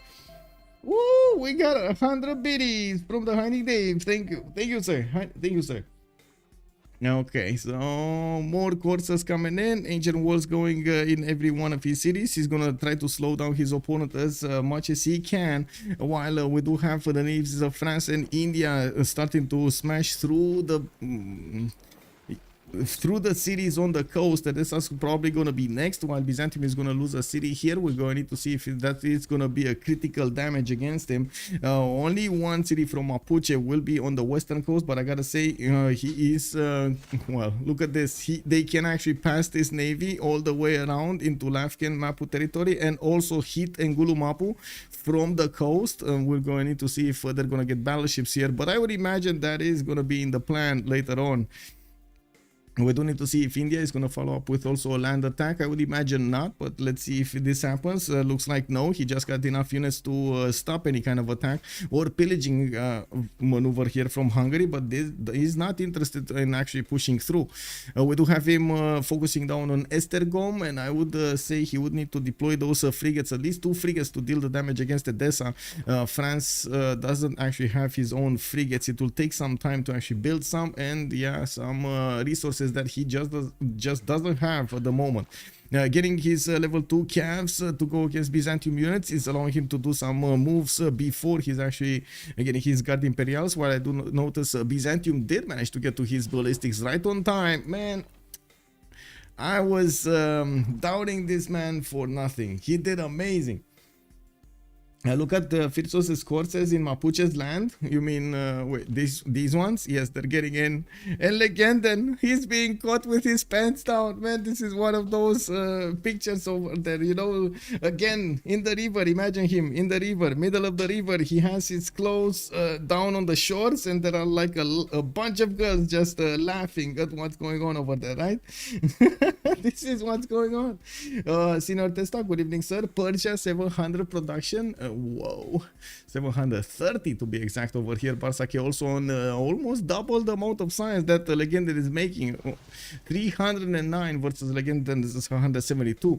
But of course, a lot of things can change over here, especially with the Chinese army getting into the borders of Scythia and starting to take down cities. Now, we do need to see if Scythia is going to manage to slow down China enough. So Persia has the opportunity to build some units. We do have calves coming out from the cities of Persia at the moment, while he's finishing up his aerodromes. Doesn't really put the production into his planes yet. He's getting advanced flight in 3 turns, and that will allow him to get fighters in the air. That will be a unit to use over here against China. Now, we do have him also bunkering down, getting a few of these walls up. So if there will be an attack, it will take a few turns. Every time he does this, he's basically buying time for his empire. He's gonna pump out nukes. Yeah, I think so. Why is Nazca still alive? I don't know why Nazca is still alive, to be honest. We do have a few Mapuche Malon Raiders there. It was a city of his opponent. I know the city center was very obnoxious to Mapuche, but I think actually what did happen over here, Legenden was always feeling behind his opponent because of the difference in stats, and he always tried to be a little bit greedier with his choices here, even though I still find it very suspicious that he went audience chamber instead of ancestral hall with enough possible land to settle like 30 cities if he wanted to. Are fighters more effective than bombers against units? Yes, sir, Captain Diabetes. Yes, the fighters do have a penalty attacking into walls, but do not have a penalty attacking into units, while the bombers are exactly the opposite. The bombers will not have a penalty attacking into siege defenses, or I should say into walls, into city defenses, versus units. Units, they will have a penalty, -17. What map type was this? Pangea Classic Ridges. You can actually see it beneath my camera over there.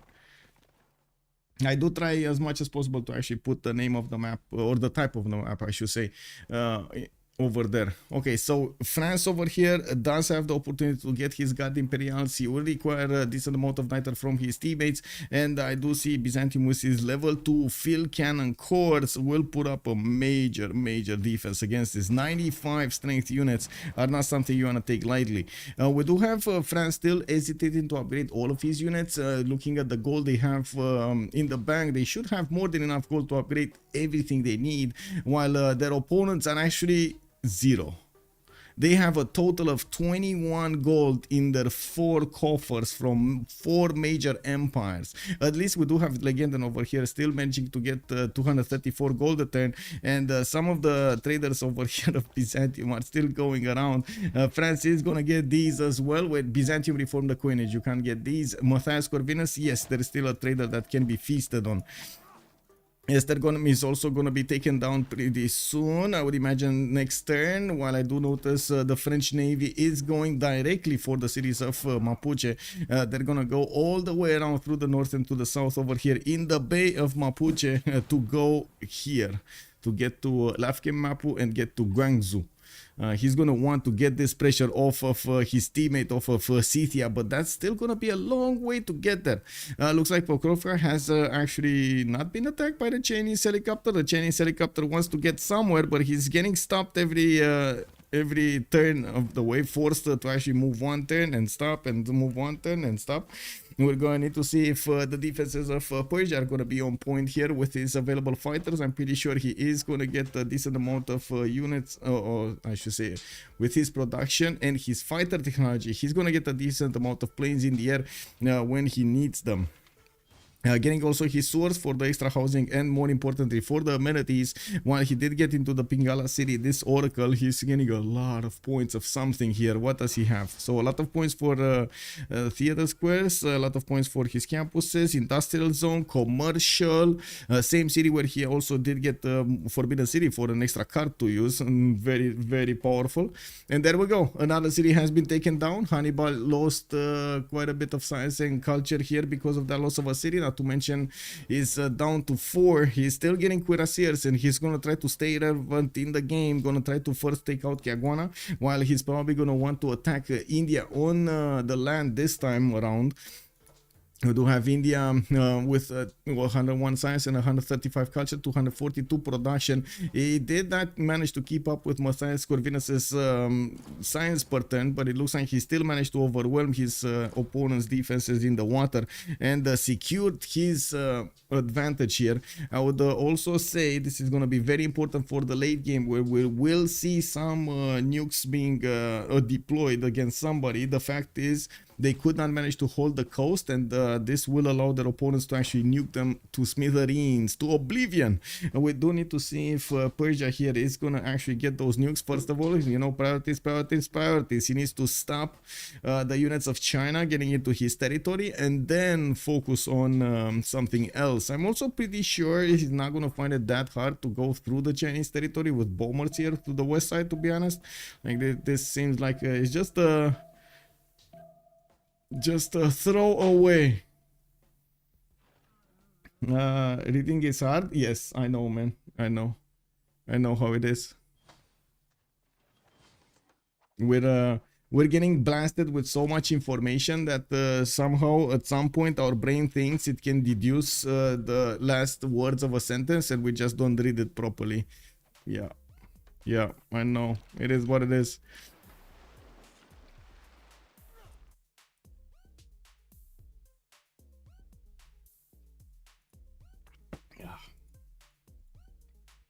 Okay, getting back my chats how they should be. Okay.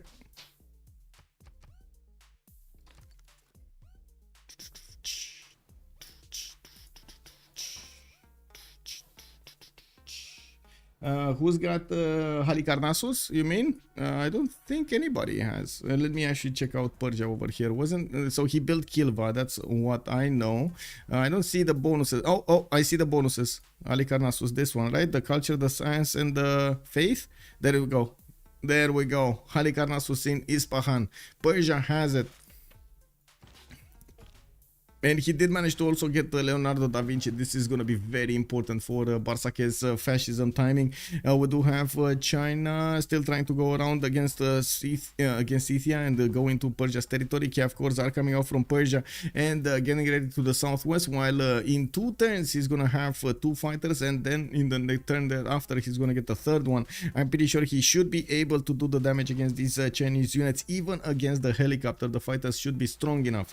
Now we do need to see if they're gonna take this city out. This has actually been forgiven here for existence. I do not see any frigate being deployed to that city center, but they are definitely gonna focus down the Mapuche city. All of the 4 frigates of India are going to do their attack runs next turn against the first city defenses, while he does have a few caravels also ready to pounce on that city center.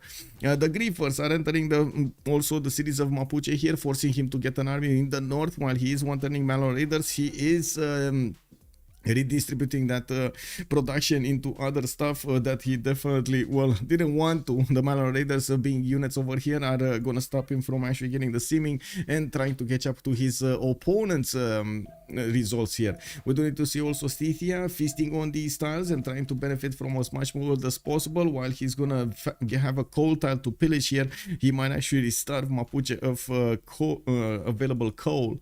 Mont Saint Michel is gonna finish in the city of Magnag Mapu for that extra culture on his floodplain tiles. He's gonna get quite a bit of it actually in his empire. I do have him here with 1 2 getting out. Wait, what, 2? Okay, these are not floodplain tiles. Ooh! Oh no. Okay, just 2 3 4. Okay, I see some more. Okay, 4 culture a turn, 1. Okay, well, I guess it is what it is. It's not that big of an advantage. Anyway, Pikumapu is getting attacked. The 4 frigates are getting in, and next turn that city is gonna go down. That did have +6 campus over there. That's just gonna be deleted. And unfortunately, well, wait a second. That's not the campus. It's from Chadi Mapu. That's the campus from Chadi Mapu. This one, Pikumapu, never built a campus. It was in the build queues, never actually got to build it. He's just gonna lose the market. It is what it is. Now let's actually take a look what's going on here. We still don't have France upgrading his Guard Imperial, even though I'm pretty sure they will have the gold. He just didn't consider it as a very important fact over here. They do have Byzantium with 1200 military strength. It would have been hard even for the Guard Imperials to punch through the line infantry with field cannon corps support right behind them. So I would imagine Titube over here is gonna wait for some later on timing, even though he does have 1700 points of military. His teammates are tearing apart his opponent, so yeah, he's just gonna wait over here with his military until his teammates are done doing the damage against their opponents. Securing the coast over here against Byzantium is also very important for the game, even though I do have to say I'm a bit worried what Hungary is going to do next. He's building a significant amount of military, and I would imagine he's going to go against India. India doesn't yet seem prepared, nor does he have the ability to buy units with faith, but I'm pretty sure he's going to have a decent amount of production to build quite a few units. Now we're going to need to see if it's going to be enough. China here did kind of fall off the map since the beginning of the game. We did have him push towards Mirif, and it looks like now that the fighters are there in the air, the helicopter corps of China are not going to be able to withstand the damage. He's one-shotting Cavs, one-shotting Cuirassiers, and one-shotting field cannons. So I would imagine China is not going to be happy when all of these fighters are going to counterattack into his army and deleted from the screen. This is before Scythia actually lost all of his cities and his capital, but he did lose another one here next to Genolus. We do have Persia also with a few privateers in the water, able to do the damage while he's getting into his territory more of these fighters. He's also building the Oxford University in the city of Mashhad for the extra science per turn. Angkor Tom in Sparta, he's gonna get Filippo Brunelleschi to help him out build it quickly, and of course Filippo does benefit from an extra charge because Mausoleum of Halicarnassus. Chad Mapu, I see Mapuche is a man of culture. Yes, he's very Chaddy like. Okay, Pikun Mapu has been taken down. That's one less city for Legenda to benefit from. It does seem like the Griefers did manage to pillage the coal tile and will manage to pillage another one of these lumber mills. While we do have new courses getting in, Mapuche did react with a few of his Malorators and Knights in the north and trying to build his Statue of Liberty in Lafke Mapu. That's 12 turns out, and it would seem that it's not enough time. Wait. So France's caravel fleets did just fleet up over here and stopped in the middle of the land. Okay, I mean, they definitely need to take this city out. Interesting that they didn't force Byzantium city to be taken out. Anyway, I guess we shall see how Barsake is going to want to follow up this attack against his opponent. He does still have the most science in the game with the most culture in the game, 330 and 225, 888 points of production. He has more than double the amount of production that Lotaro is benefiting from. 4 times the amount of Hannibal Barca, 4 times the amount of SND, like what a WTF, man. Sprig is also 285 points of production here with his 2, 4, 6, 7 cities. He didn't actually lose a city, did he? The beginning of, no, he did not. And now he's gonna raise his production numbers with the shipyards, getting out of the cities with the harbor, not to mention more industrial zones coming up from the western cities. He did manage to pad those numbers for the culture and will have pretty good stats later on. Now, well, Hannibal did lose his Frincuri Golden Age. He lost 2 cities, and you can see he went down to 120 science and 46 culture. He still has the advantage of more science acquired, but that will slowly diminish while Sprig is getting more. Can we zoom in on the chopper? Yes. There we go. The chopper. Can we see it from the face? Oh. Yeah, we can see it from the face. That's a Huey, right? Huey helicopter, if I'm not mistaken. I'm not sure exactly about the model, but I think it's Huey. Like transport / attack helicopter or something.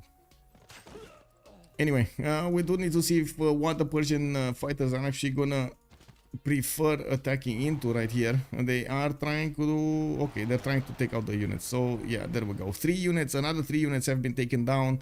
We do have more fighters that need to be deployed here, and they're gonna stop the helicopters from actually going in. Yes, the helicopter can take Miniv. I don't think Scythia cares about it. I don't think Persia cares about that city anymore. They are more focusing on something else here. Legenden also gonna get his flight in what, 3 turns? I think I saw it. Yeah, 3 turns. While Chad King Unified is gonna get Steel Worlds in 2. Well, that's not gonna help against bombers, I'm pretty sure.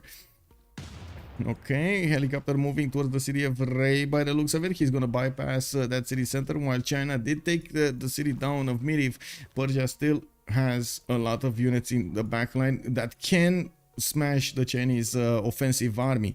Now, we do not have quite a resupply line coming up from China, but he does have a few of these cuirassiers going back onto the front line to replace the ones that he just lost. But with how many of them are dying to the Persian fighters, I don't think it's worth resupplying them that far into the opponent's territory. Barsake 2 turns away from chemistry, 2 turns away from mobilization here. We do also have the Guard Imperials getting out, and yes, they did core up 108 strength, military strength on them. Looks like the field cannon course. Oh, 95 is still not enough. +9 against his opponents. Oh no. Yeah, France nationalism guards over here. Again, not enough of them. I do see 1, 2, 3, 4, 5, 6 maybe. I mean, come on, I would have imagined like he's gonna need like 10 of these scored ones. Like he would need 20 of these swordsmen to get them. But anyway, I guess we're gonna need to see how impactful this will be if he does manage to get the city of Nicomedia, and on the coast he can actually take down the city of Edessa, which of course I do see the Indian frigates are coming back to take a stab at. I would imagine it will be quite a blow to Byzantium's ability to sustain a war or sustain a development in the later parts of the game. Well, when it will be very, very important to have gold patent, and very important to have the science, the cities, the production, and so on. Star Spanky, bună seara domnule, bine ai venit. Hello, hello. Are the fighters stronger than the helicopters or not? Automatic, good evening sir. Yes they are. So a fighter is 95 damage. Oh, I think they just took out the helicopter. Yeah, that helicopter is dead. I'm sorry. It was what it was. We got right on time, Automatics. Thank you so much for reminding me, because we got here right on time. Okay, the Titubian Guard Imperial Corps getting into the borders here of Byzantium. Let's see what they're gonna do.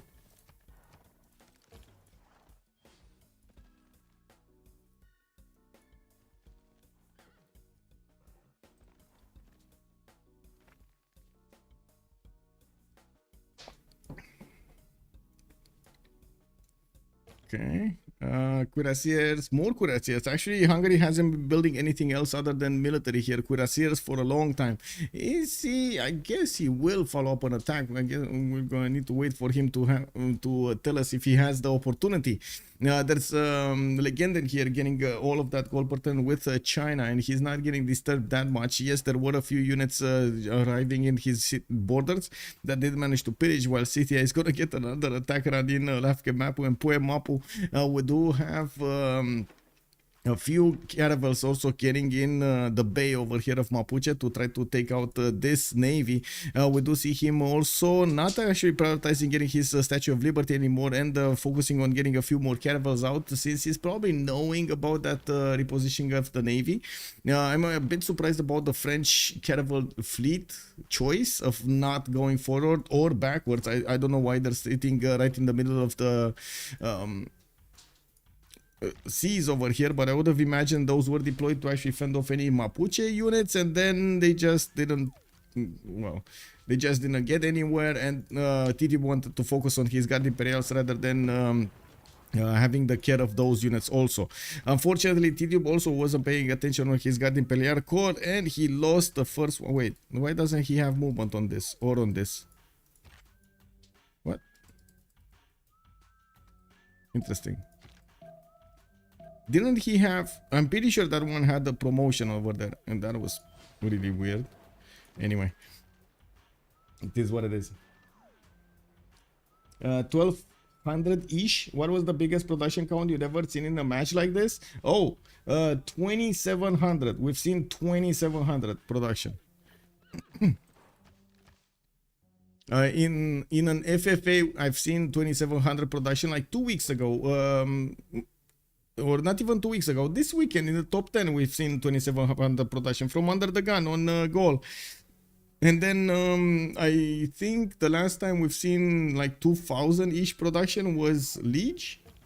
If I'm not mistaken, Liege. I don't remember with whom, but I think Liege was the one that did so much. Anyway, we do have the fighters of Persia pushing back altogether the Chinese army, and it does seem like he's gonna retake the city of Genolus here. Could also take 100 people of favor away from this, liberating it back to Scythia's ownership. We do have him also focusing on getting all of his research labs to get that extra science going, and I would imagine GDRs might actually be a better choice than bombs here. We do have him also with, well, not that much of a success in pillaging the cities of Persia here, of Taiwan, of China. Unfortunately, earlier there were a few corsairs getting in. They did manage to do a bit of damage, but yeah, not that much.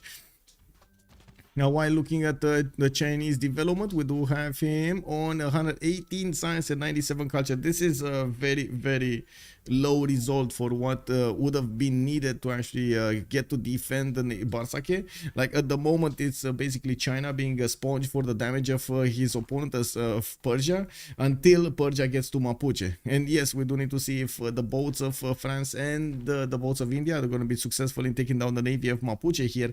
It's finally, we do have the French units also going towards the north. These will be strong enough to attack into their opponents with +9 intel on Mapuche. This is gonna help out so much to get that victory there. And we do have France also moving forward towards the borders of Nicomedia. I do see quite a few Byzantium units are ready over there to stomp the grounds and help defend here against their opponents, while France is going to finish up his military academies. He's also starting up on his bombard corps count. The siege units are going to help him punch through the fortification health of his opponent's cities much easier. He doesn't really have, unfortunately, ranged units, and this would have helped so much to actually attack into the Byzantium defenses, but I guess you know, he just, oh my god, in a flood. I think Titube is mad. He's gonna lose another Guard Imperial Corps. Guys, these units are not cheap, and I'm not talking in gold numbers, I'm just talking sheer productive numbers. These are not cheap, very hard to replace. I would imagine TTUP is gonna have a very hard time replacing these on the front line. But anyway, we will have the Indian Navy managing to do the damage against Essesa slowly but surely. These are steel wall cities. Again, couldn't actually get into Byzantium. Well, they ignored actually going against Byzantium, and now, well, they're gonna pay the price. Steel walls have been finished, and all of these frigates will need to keep on doing the damage slowly but surely to take down this strength. It's gonna take a long time. We do have Scythia also getting a few more cities in the back line of Persia, so he can stay alive through the next part of the game. Big Ben is coming out from Tushpa, doubling the amount of gold they're going to benefit from, and I'm pretty sure Barsake is going to ask them for all of the gold they have in the coffers when Big Ben is going to finish. General's free cities, we do have a few fighters being redeployed, and they will make quick work of the defenses and the units. Not a problem. While we do have some Chinese units getting into the waters, finally the Indian caravels are getting around the peninsula to the north, and they are facing directly the Mapuche Navy. It's gonna take some time for all of the boats to actually get into position so this war can start. I would imagine again that they might actually try to push forward a little bit to see what caravels he can pick off before things get too heavy here, but he doesn't have the vision, and I'm pretty sure he's not gonna be that risk, how to say, prone, I guess it's the word, prone, that prone to risk. Anyway, how is Mapuche sim going? I mean, it's going better, to be honest, and we do have him on 261 science with 284 culture. Still not up there. Barsake is still managing to do a lot more than him on 378, and that's before finishing up all of his research labs and powering them. I would imagine also when Big Ben is going to finish, the gold per turn, the gold is going to explode. Gold per turn, not really, but we do have him with more gold per turn right now than Mapuche, and look at that, 1,000 points of production. Like, that is, whoa. Whoa, yeah. S&D here, even with his predicament, he's managing to get enough science and culture to keep off Titu from his borders. He got a little bit of help also from, I would say, you know, random events in the game here, from the gods of Civ. The flood happened, and the Titubian Guard Imperial Corps just didn't have enough strength to go against the cities of Byzantium. This was a kill box that Byzantium did develop over here, and you can see Francis struggling to get all of his units in his opponent's borders and keeping them alive in the meantime. He's trading quite a bit with his opponent, and it's not going well. We do have the cities of Edessa here getting attacked, but again, not enough strength on these.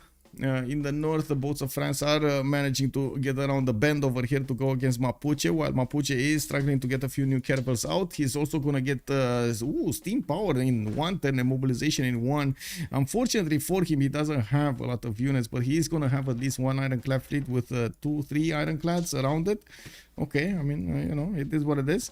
Persia also getting a massive amount of fighters here. And wait a second, is he missing a fighter? I'm pretty sure he had 4 of them. Oh, there we go. It's actually lower to the south. Okay, I see the 4th one. He will need to get the aerodrome. So military engineer coming up from anywhere. Oh my god, wait a second. He's going to space so quickly? 5 turns to spaceport?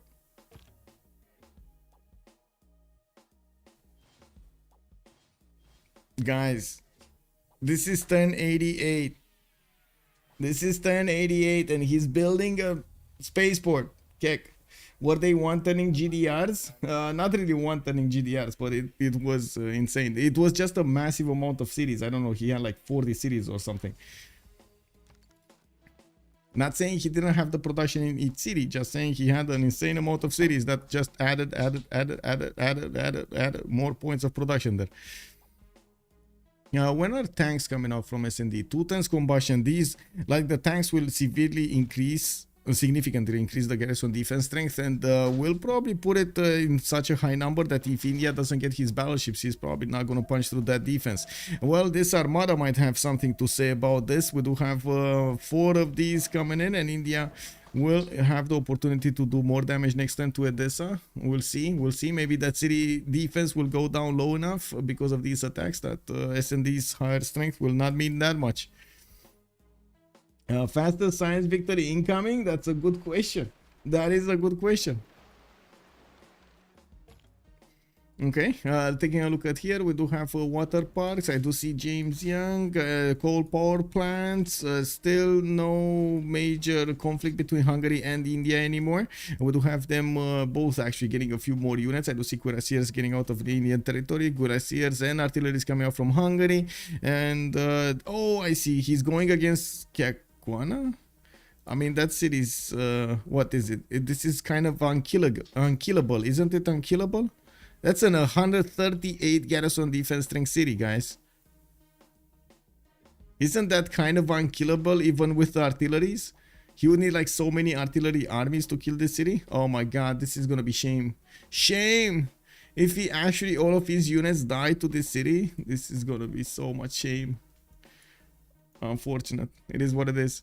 Anyway, looks like China is having a bit of a problem. Persia is getting his cav armies and will get his helicopters over here against China. He's gonna do to China what China did to his teammate, to Scythia.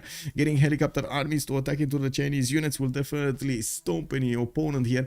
We do not have a Chad with enough science to get to his own higher strength units, but I do see he did manage to get steel walls and he's pumping out a few anti-air guns, trying to fend off these attacks from the fighters slash bombers. Okay, liberation in Genolus. Looks like Scythia got his city back, while all of the Navy of France is bearing down on the Mapuche defense. He's getting them back to upgrade them into ironclads, and I gotta say they're not doing an amazing amount of damage. There are definitely a lot of units that could just sacrifice themselves against Mapuche's defense to take them down if necessary. All for the Queen, I guess.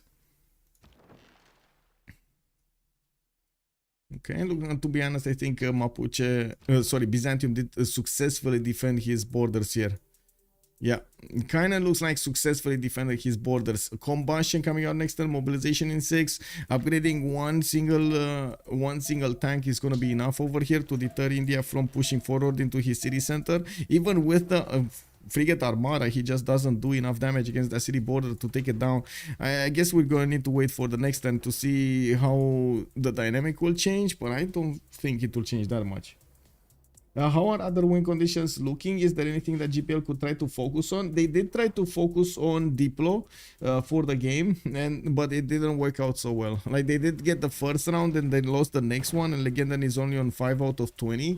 Even if he gets like Statue of Liberty, that would put him on 8 out of 20. If he, oh my god, these frigates are just dying, aren't they?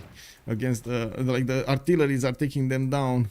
One by one. There we go. Another frigate got taken down. Oh yeah, that's one tank, and this is it, right? One tank, a few artilleries, and boom, that's it. Okay, there we go. Coming back to the question. Okay, so in the Diplo screen, right, we got 5 out of 20 for Legenden. He would be on 8 out of 20. If he would got Mahabori Temple, that would put him on 10 out of 20. Oh wait, he has Mahabori, so yeah, he cannot get that point anymore. So that's still 8 out of 20 if he does manage to get Potala Palace, which I don't know if anybody built, but I guess we will see. He will only get one more point, so that's 9 out of 20. That's at least 3 congresses away from getting a victory condition, the Diplo victory, and even in the case of him getting the science and the culture points, that feels very far away. In the culture victory, I'm pretty sure he's not going to get anywhere. With Barsaki on 246 culture for some time now.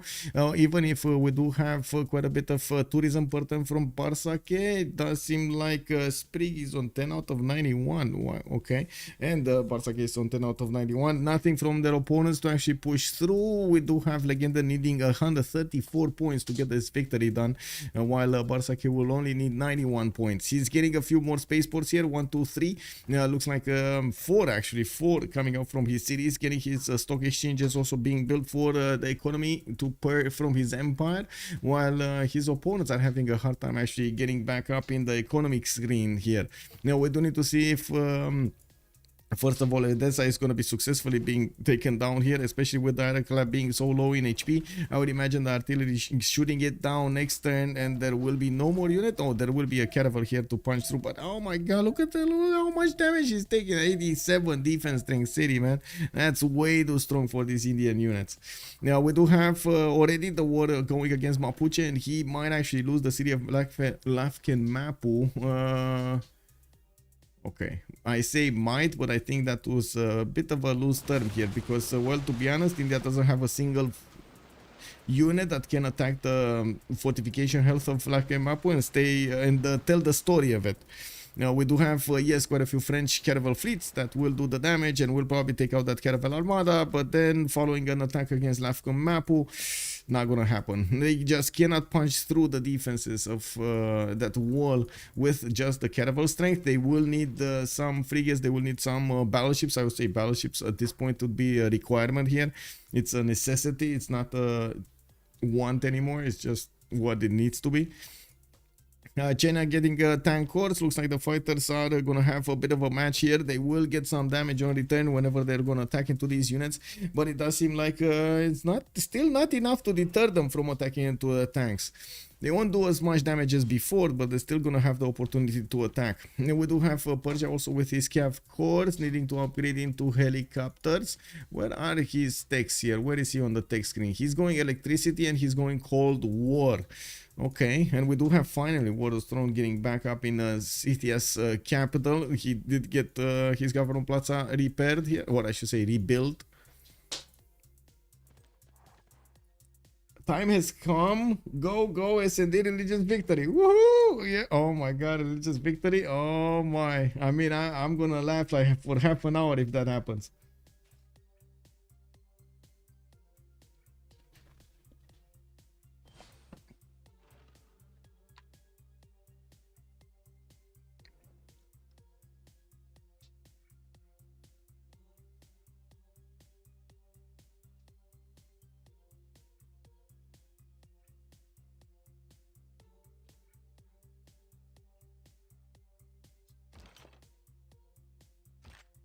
Okay. Oh, this got somehow stacked. I guess he clicked somewhere and the unit just decided to stack. It is what it is. We got a few more turns until the switch of the era, and it looks like Chad over here is gonna get his golden age, or I should say heroic age.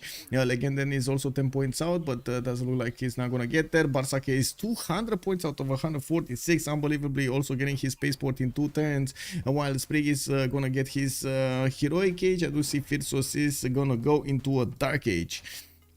Now we did have India here, still not doing anything, still trying to get his stats back up, 132 and 161, finding off Mapuche's units in his back line. Did manage to take out that ironclad armada of Mapuche. Looks like the French units, the French caravels were successful in this conquering, while they will get to feast on all of the Chinese and the Mapuche traders. I believe both of them are actually in Golden Age and they cannot do it right now, but let me actually double check. Yeah, Reform the Coinage here, and Chad is Dark Age, so they can touch these traders, the yellow traders 1, 2, 3, but they cannot touch these Mapuche traders. Next era though, this might happen because we do have Mapuche here with still needing these 7 points to actually get his Golden Age, and I'm not sure if he's gonna get it. 2 turns for Bolshoi. Oh no, that's next turn. Yeah, that doesn't look like it's gonna happen. 7 points right now, doesn't look like it's happening. Okay, Guard Imperials from France did get back. We do have Bombard Corps getting in, but don't have enough damage to actually attack into the steel walls and be successful, especially with tank core strength here on Byzantium's defenses. Edessa is finally actually out of danger here. We do have all of the Hungarian traders that will get exposed. Oh, wait, they were exposed. Why are you not pillaging them? Whoa, India, you're losing so much gold right now because you're not pillaging the traders. Okay, I guess Sprig was so focused on that city center he totally forgot to check if these traders can be pillaged, or maybe all of them were in the lands of Byzantium and couldn't get pillaged at that moment in time. Not sure exactly which one is the correct one. Anyway, we do have Hannibal here staying in a dark age, so still these traders will be exposed. We should not follow a GPL Freritos battle anymore. We need to see if Caguana can kill Hannibal. Oh my. Look how many times he actually attacked that city center, and city center is still alive, man. Oh my god, this is, I don't know, I guess we need to have a prediction. It would be awesome if I could put up another prediction here to see if Caguana is gonna stay alive until the end of the game or not. Because, well, there's a lot of military bearing down on Caguana, but it looks like Caguana is winning, or at least not losing, basically.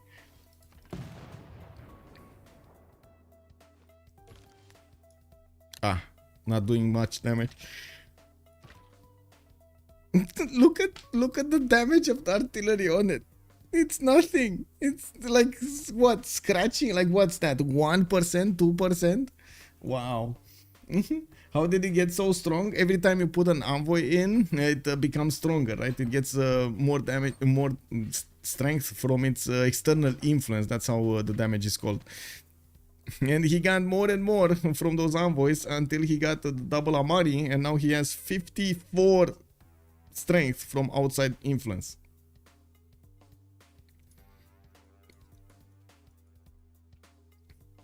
That's the reason you should know your tank designs and templates. Wait, this isn't yeah, this isn't Hearts of Iron 4. Yes, that is true.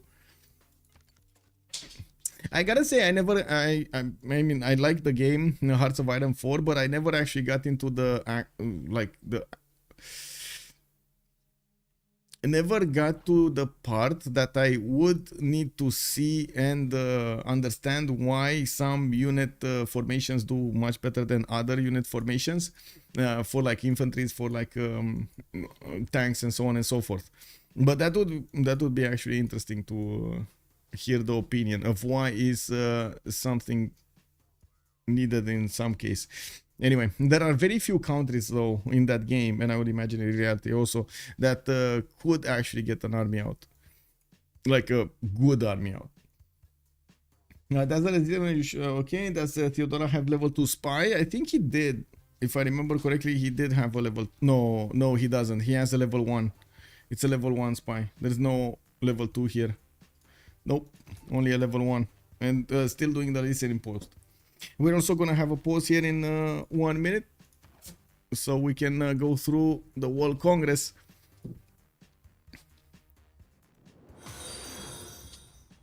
Ooh. Dreamo1 has joined the round. Dreamo1, thank you so much for the follow, sir. Welcome.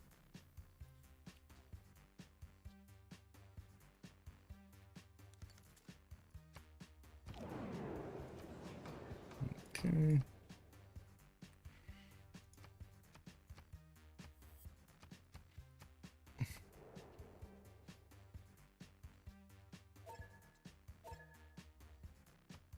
Okay, 2 minutes and we're coming back.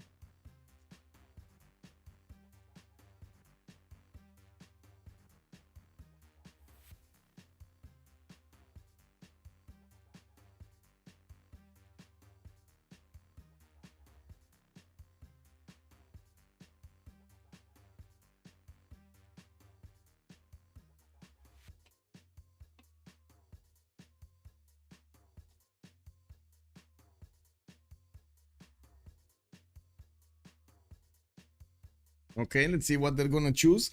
I'm actually a bit surprised and curious about what are their plans in the next part of the game, especially with the Legendary. I mean, sure, Legendary is gonna take his time over here, and he's not getting pressured as much. He still has the ability to keep on simming, but oh my god, like there's so much of a difference between him and Barsake, not only in technology, but everything, like production and so on.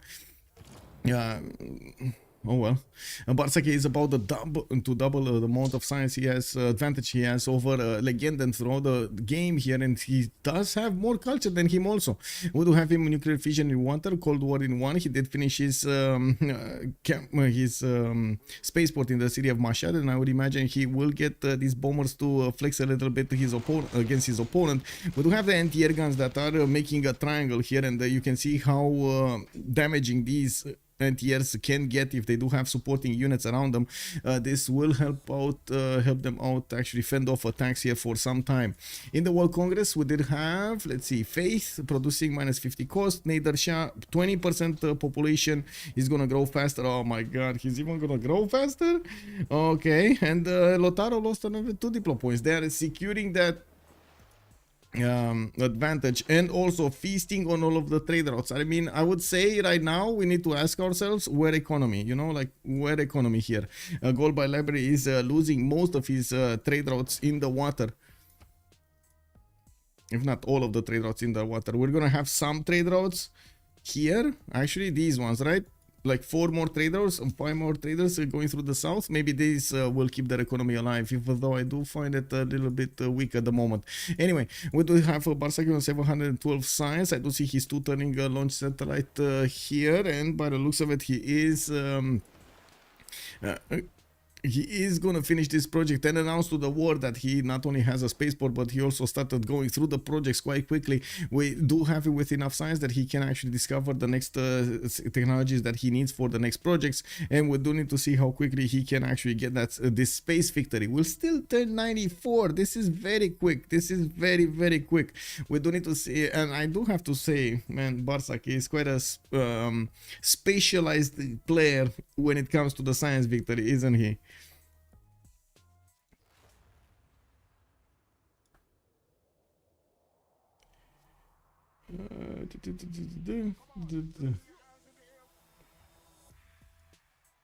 What do you think of the difference between Persia and Mapuche? It seemed in this game spawn difference or decisions? Decisions. No, it was just decisions. Holy moly, how much production does Mashhad have compared to Tushpa? Okay, we can take a look at that. Mashhad is on 192 production, while, wait a second, Ngulu Mapu, the capital city of Mapuche, is 85. And you were asking which one? Tushpa, compared Mashhad versus Tushpa. Wait a second, Mashhad versus Tushpa. Tushpa is 258 production versus Mashhad almost 200.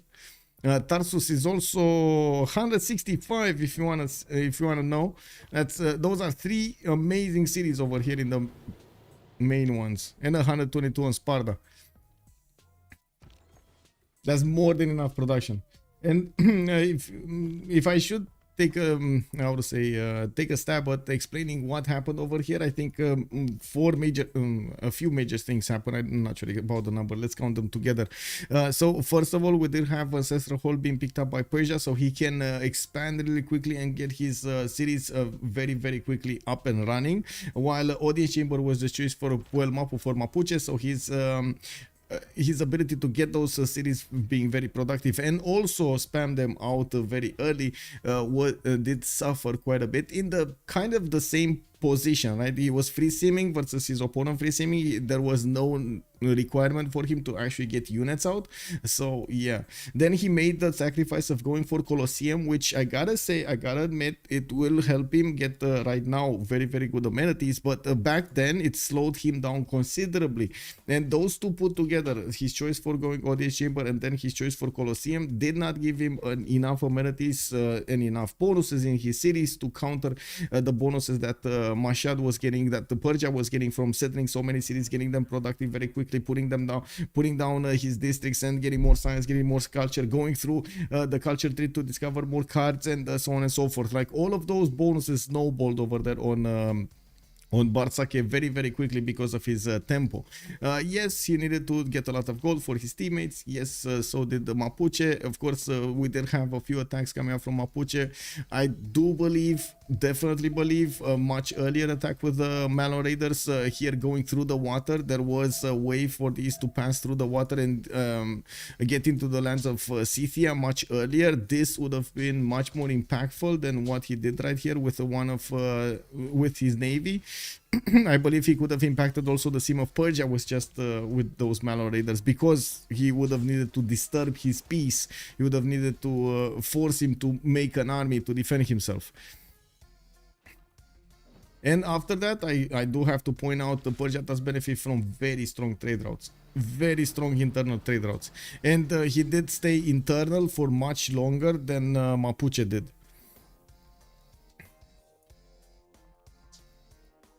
No, Edessa lost its walls, but it's still benefiting from defense here. He got a battleship out, and SAD is gonna successfully defend the city of Edessa from his aggressors here. We do have Indian with only a few boats remaining, and he doesn't have the strength to go against the battleship anymore. We do need to see if he's gonna rebuild his navy, and also maybe at some point connect the west to the east. Now we do have bombers being deployed to the east side, and I'm actually quite curious what is he gonna do with them. Bandar Brunei has been taken by Hannibal. Well, it doesn't have any more units, and it will probably be stomped to the ground here. I'm pretty sure these Persian units will make quick work of it. Wait, this Persia actually get a city-state? Oh my god, no, that's gonna be a city-state for him. That is his city-state. Okay, got it. That's gonna be his extra city that he's gonna get over here for free from Bandar Brunei. Is Hungary doing anything? Oh my god, guys. Caguana is still half in his fortification health.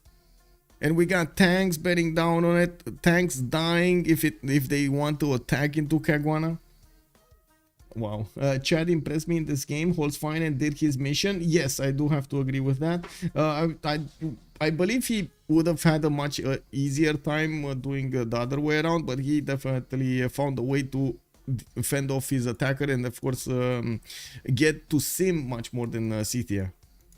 I'm still very nice, very how to say, very happy that I was wrong on the city of Taiwan. It looks like it worked out beautifully. Took a chance that nobody else will get deliveries and marshes from him, and made that city work with Temenanki. Very nice.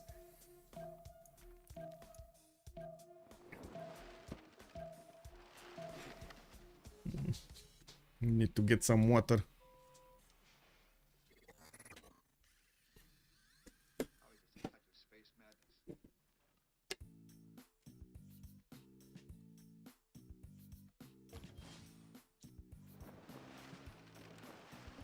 Okay, more trade routes getting pillaged, more gold per 10 being taken away from gold by library. They are barely reaching 200 gold points per turn, while their opponents are managing to get 500 or more.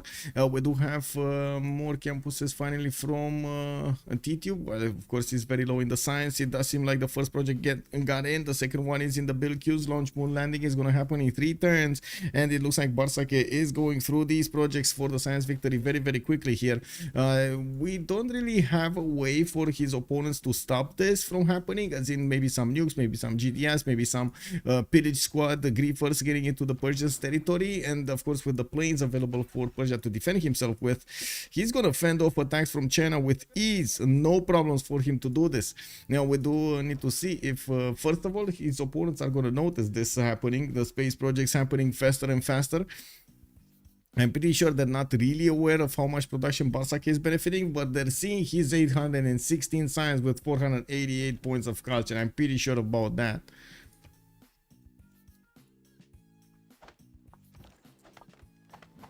Synthetic materials also finishing up next turn. We only have him with a few cav armies. He didn't actually build a lot more. We do see another city being placed to the west side. Maybe this will be a puddle jump city for those bombers to attack into Lafkem Mapu. There's no NTR defense at the moment, but that's 150 fortification strength. And I'm pretty sure he's going to get the opportunity to get the steel walls in the meantime. Shouldn't be that far for Lotaro to get steel walls. Going democracy next turn for suffrage, while Barsake did choose to go for communism. Oh my. Oh my, 1154 production points for Nader Shah. Heartbeat of Steam Golden Age. Ooh, yeah, boy. Yeah, it's getting there. It's getting there. Surrender when Plitiforce is asking us in the chat. That's a very good question. How can it help each team? Wait, do either team know that the south under India is clear of ice? South of under India is clear of ice? Is not clear of ice, sir. There is actually a tile, a one tile blocking the ice. Two tiles. We got two tiles blocking the ice here. Persia is going to fake moon landing on the turn 100. Fake moon landing on turn 100. Okay. Don't tell me it got built in a Hollywood basement, right?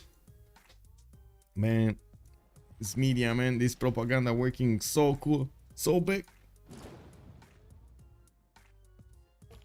Wasn't there a song from what was it, Rammstein, right? America. We are living in America. Na, na, na. You know, you remember, you know. Persia is okay. Never give up, never surrender. By Grofsar Hammer, you shall be avenged. Yeah.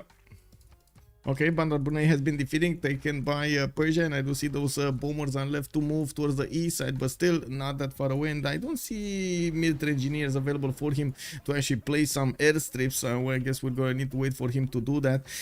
We do have him 2 turns away from launch moon landing, while he's going to finish another 3 space force pretty quickly here. I'm pretty sure he's going to get all of them to work for the last projects when he's going to get to that point. We do need to see where is whoa, this filter food, where is smart materials? Oh really, another easy one? Oh, I guess it is what it is, boys. We got smart materials over here very quickly after robotics, after GDRs. Okay, I don't think it's that easy though. Like, looking at the south, it does look like he's gonna require more than a few of these, more than one. Like, he's gonna need nanotechnology anyway, I would imagine, for this. He doesn't need robotics. Because this one is turning down, and maybe he's gonna need nuclear fusion. To be honest, I don't know if he needs it or not. So I guess we're gonna need to wait and see if he needs it or not. Hannibal is going to settle his sad face city again. Is he? No. He's probably making another sad face city instead of Caguana. Is Caguana gonna stay alive though? We still have him with the walls up. It's 45 out of 150. We got more artillery showing up. We had a few Hungarian units. The city is still not placed under siege. It is what it is. Can they go through the strength here? I guess at some point with enough artillery they will be able to.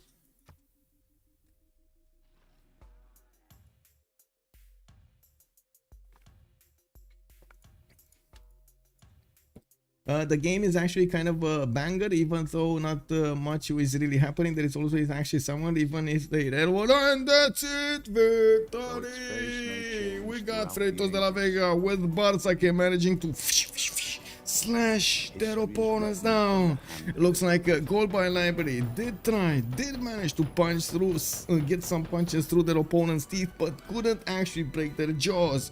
We do have Freritos de la Vega managing to get that defense around Barsake, and gave him the opportunity to seem to win. Taking over the seas did allow them to have much better control over their opponent's coastals, and also on the goal pattern that were being made in their opponent's territory. Let's actually take a quick over here what's going on in the chats. I would imagine we're gonna have some post-game chats this time. Give me a second so I can switch to the correct channel here. We're gonna need to wait for them to appear. It's waiting. GG's indeed. Well, I guess I do have a bit of time here to manage the predictions. Freritos de la Vega did win, so you're gonna receive the points right now, whoever voted for Freritos de la Vega. And looking on also YouTube, I do need to finish. Oh my god, YouTube was so close, 50-50. What, YouTube was on the fence all game on this. Okay, I see. FDLV 50%, Goal by Library 50%. That was, I think that's one of the closest results I ever had. With much pleasure, Jacob. With much pleasure. Thank you so much for the kind words, sir. Thank you. Have a good evening. Still waiting for the players to get in here.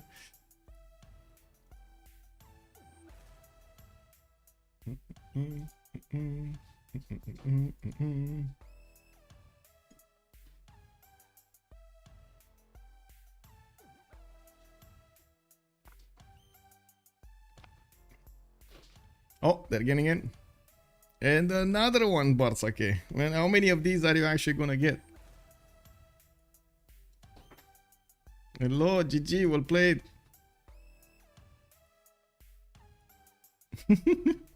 Yeah. And free sim Persia here.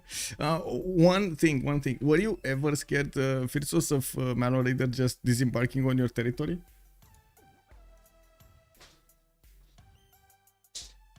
Oh.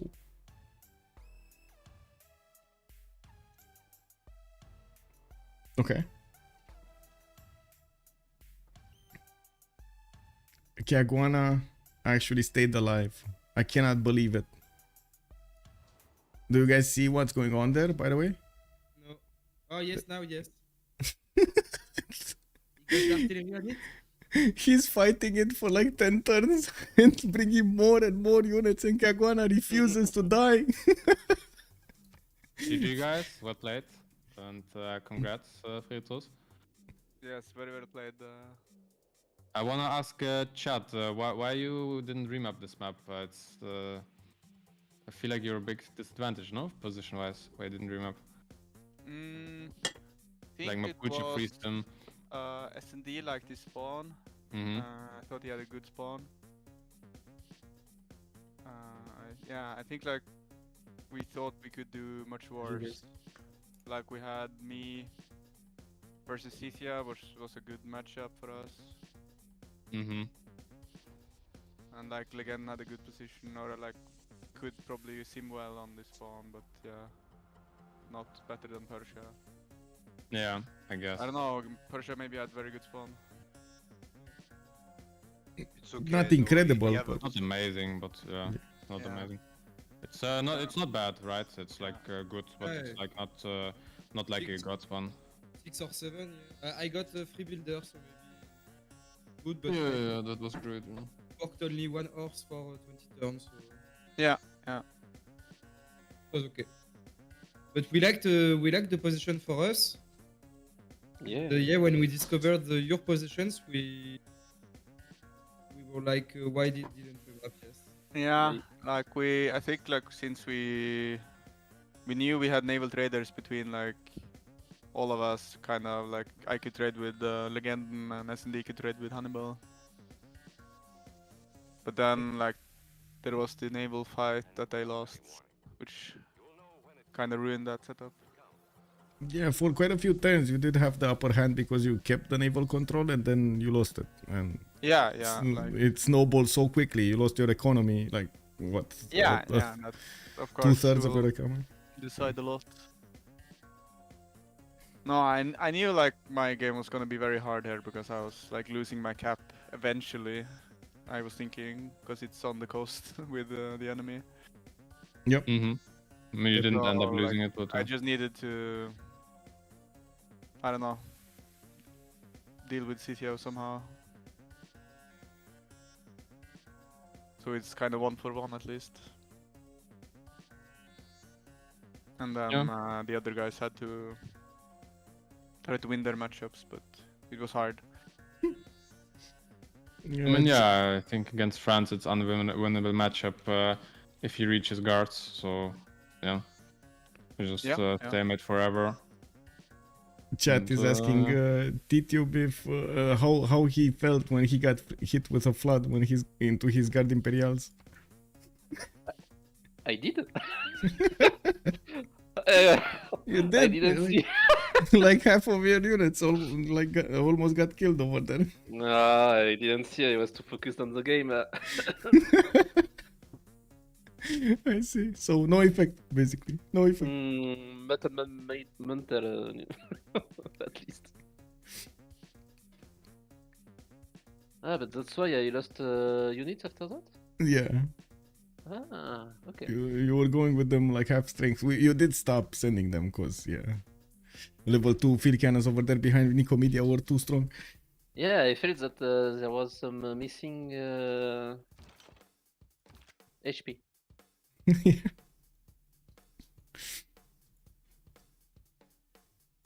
Okay, guys. GG. Good night. Oh, Yeah, thank you for the game. Bye-bye. there's Night. no... Good night. Oh my god, there's no good night. There's no legenda that I can ask why audience chamber instead of ancestral hall. Oh my god. Okay, well I guess I'm not gonna find that answer yet. Oh well. GG boys. See you next time. Yeah. Bye bye. Thanks for Bye bye. Well, now I guess we're gonna need to wait and ask Legenda the next time why did he go audience chamber instead of Ancestor Hall in this particular position. And I do want to say thank you so much everybody for the subs, for the gifts, for the bits. Thank you so much, and of course for the follows on Twitch and the subscriptions over there on YouTube. Thank you.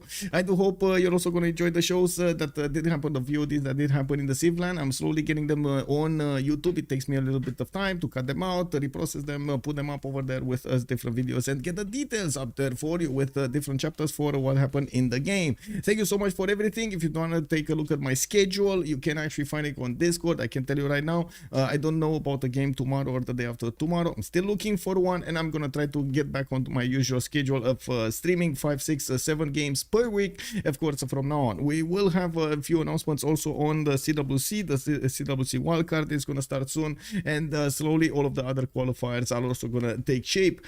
Thank you so much for everything. See you next time. Much appreciated for all of the support, and bye bye.